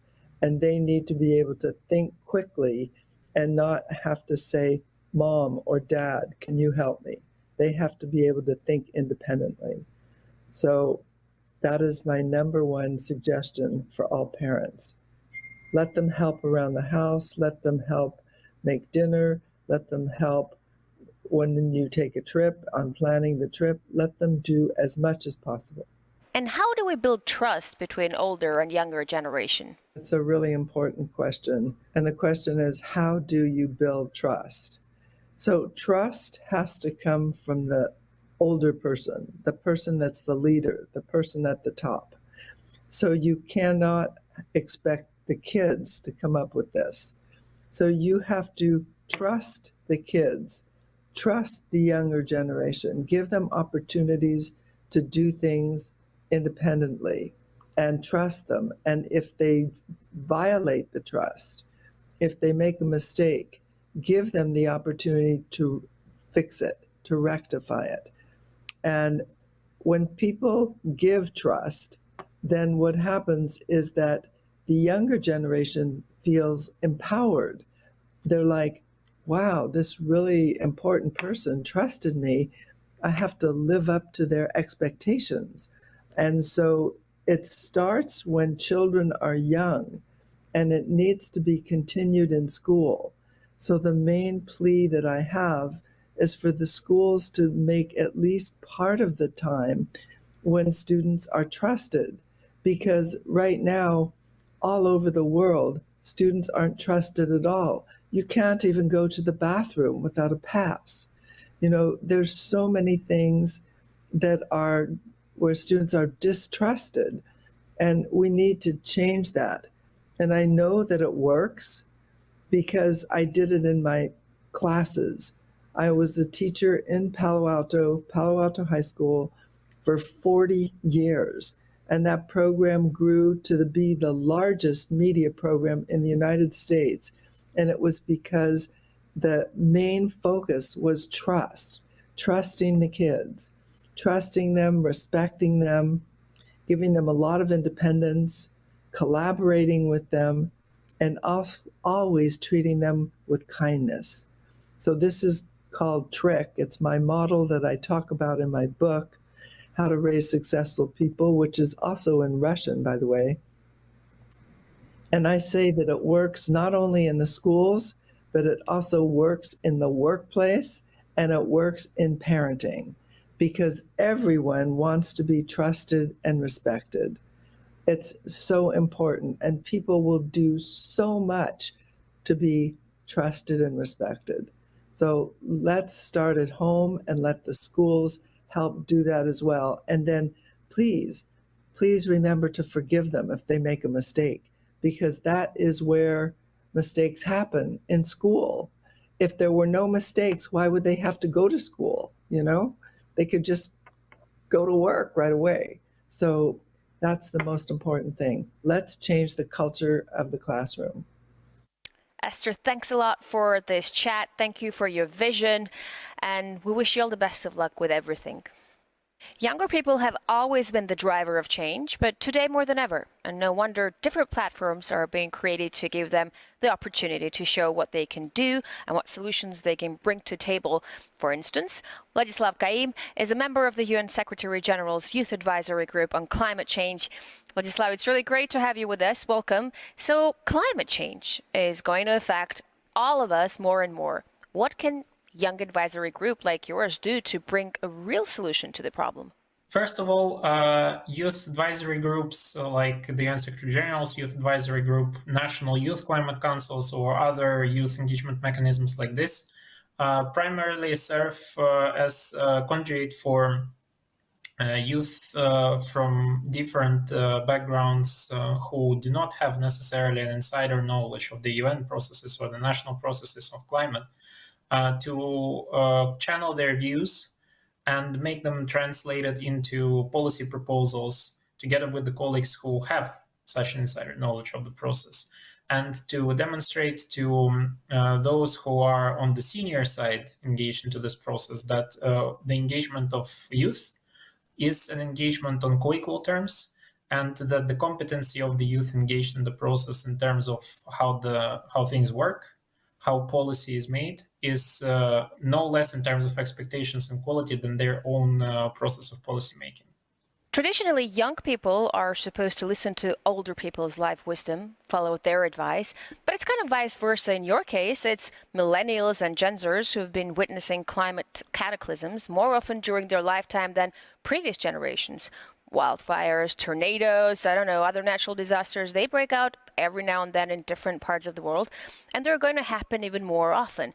What's the lesson they can teach each other? What's the lesson they can teach older generation in this regard? I think the first lesson would be for us to teach our elders is on the ability to act bolder.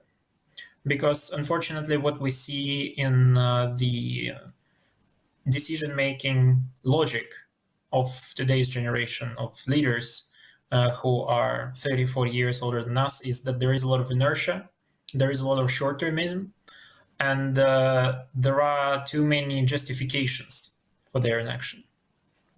For us youth, we have been taught by circumstances to do more with not just less than the previous generation, but with nearly nothing in terms of resources.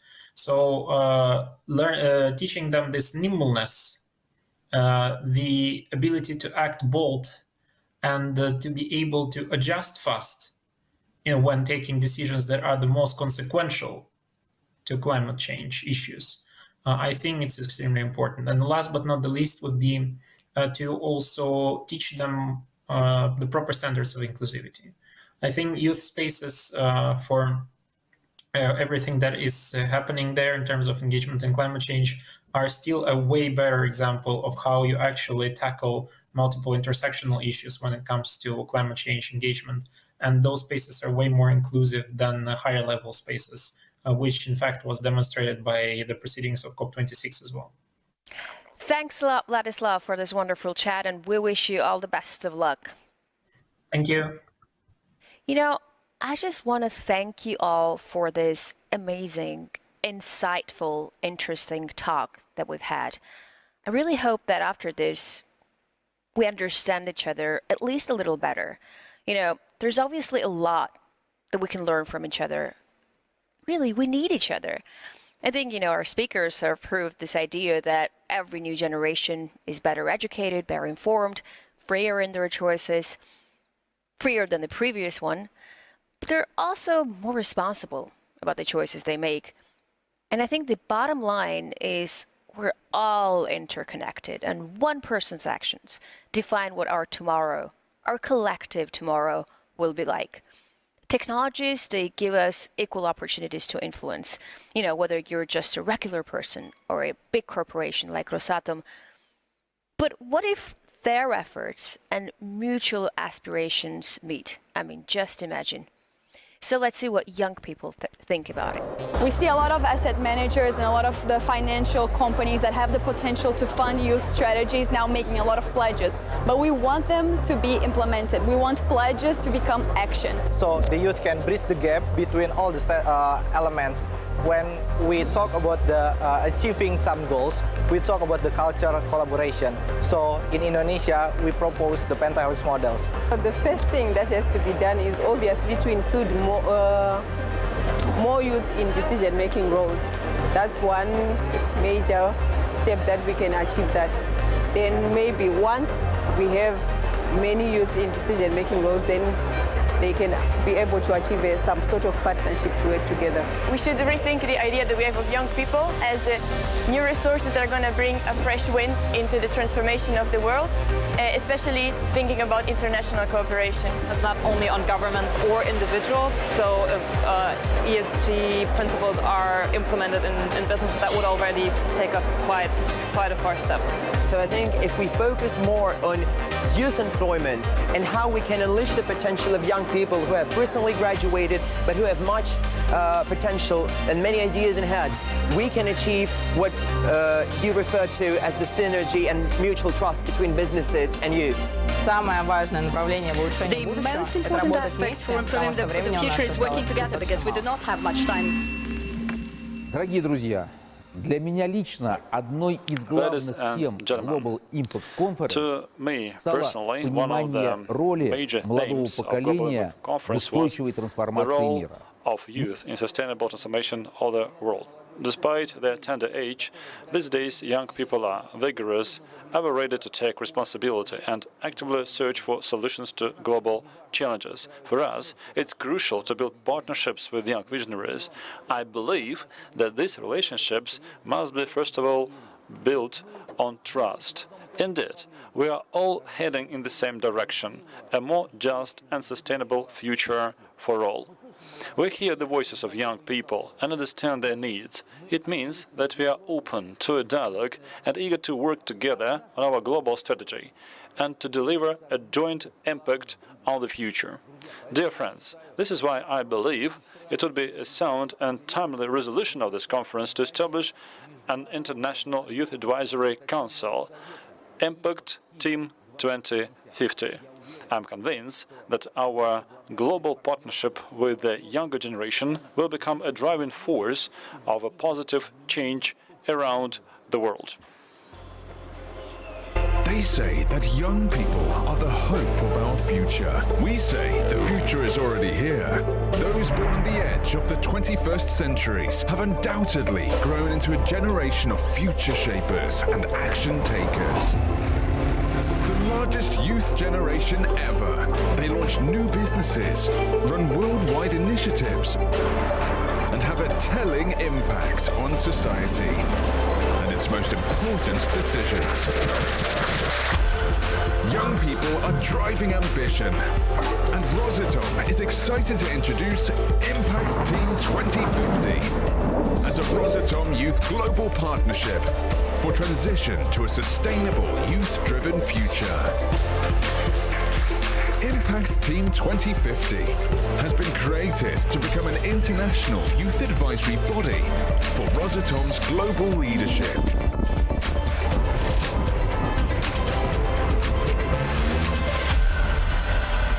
The team members will present a diverse and inclusive cohort of young visionaries who have proven their ability to make an impact. Lasting 3 stages, the comprehensive selection will define who will be a part of the bold corporate actions which will move us towards a youth-led impact. As a youth-based advisory, the team will bring young people's perspective to the Rosatom global strategy through a comprehensive Impact 2050 report.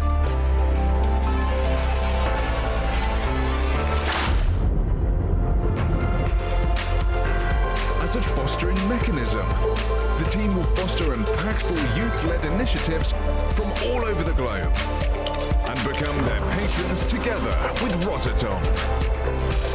We believe in the essence of trust and partnership when delivering global impact. Team 2050. We will challenge the world to be more just and sustainable for all.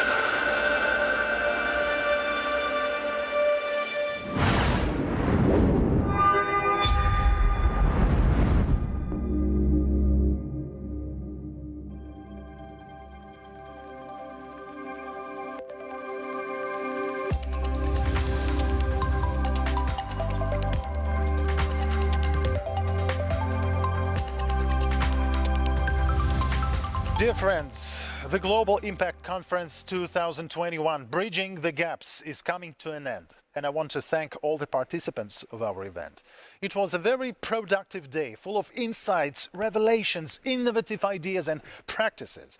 I'm absolutely sure that each and every one of us have found at least one piece of information that will help us to improve our positive impact strategy and achieve even more substantial results in sustainable development. Now, I would like to give the floor to my co-presenter, Jaya.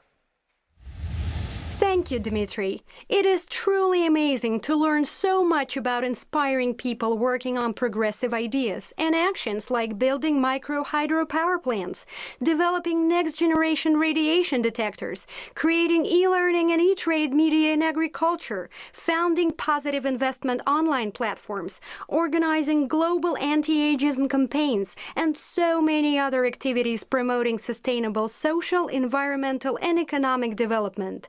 I want to thank our amazing experts, all our partners and organizers for imagining and implementing such an inspiring event. We need to take any opportunity, any chance to advance the idea of sustainable development. Thank you. Thank you, Jay. I totally agree with you. Raising awareness, inspiring, guiding and catalyzing change are the main goals of our event today. By uniting with other sustainable initiatives, catalyzing actions, partnerships and collaborations, and inspiring young leaders to create positive change, we will be able to transform the world and make our impact truly global. In conclusion, I want to thank each of the organizers, experts, and of course you, our wonderful audience. Once again, I thank the GIC key partners, Rosatom Corporation, Euronews, Europe's leading international news channel, United Nations Global Compact, the world's largest corporate sustainability initiative, VK, our digital partner. We also thank the other GIC partners who have supported this event and made it happen. May our cooperation and dialogue become the starting point for spreading goodness and love for the thriving world. We thank you for being with us today and carrying the shared inspiration long into the future.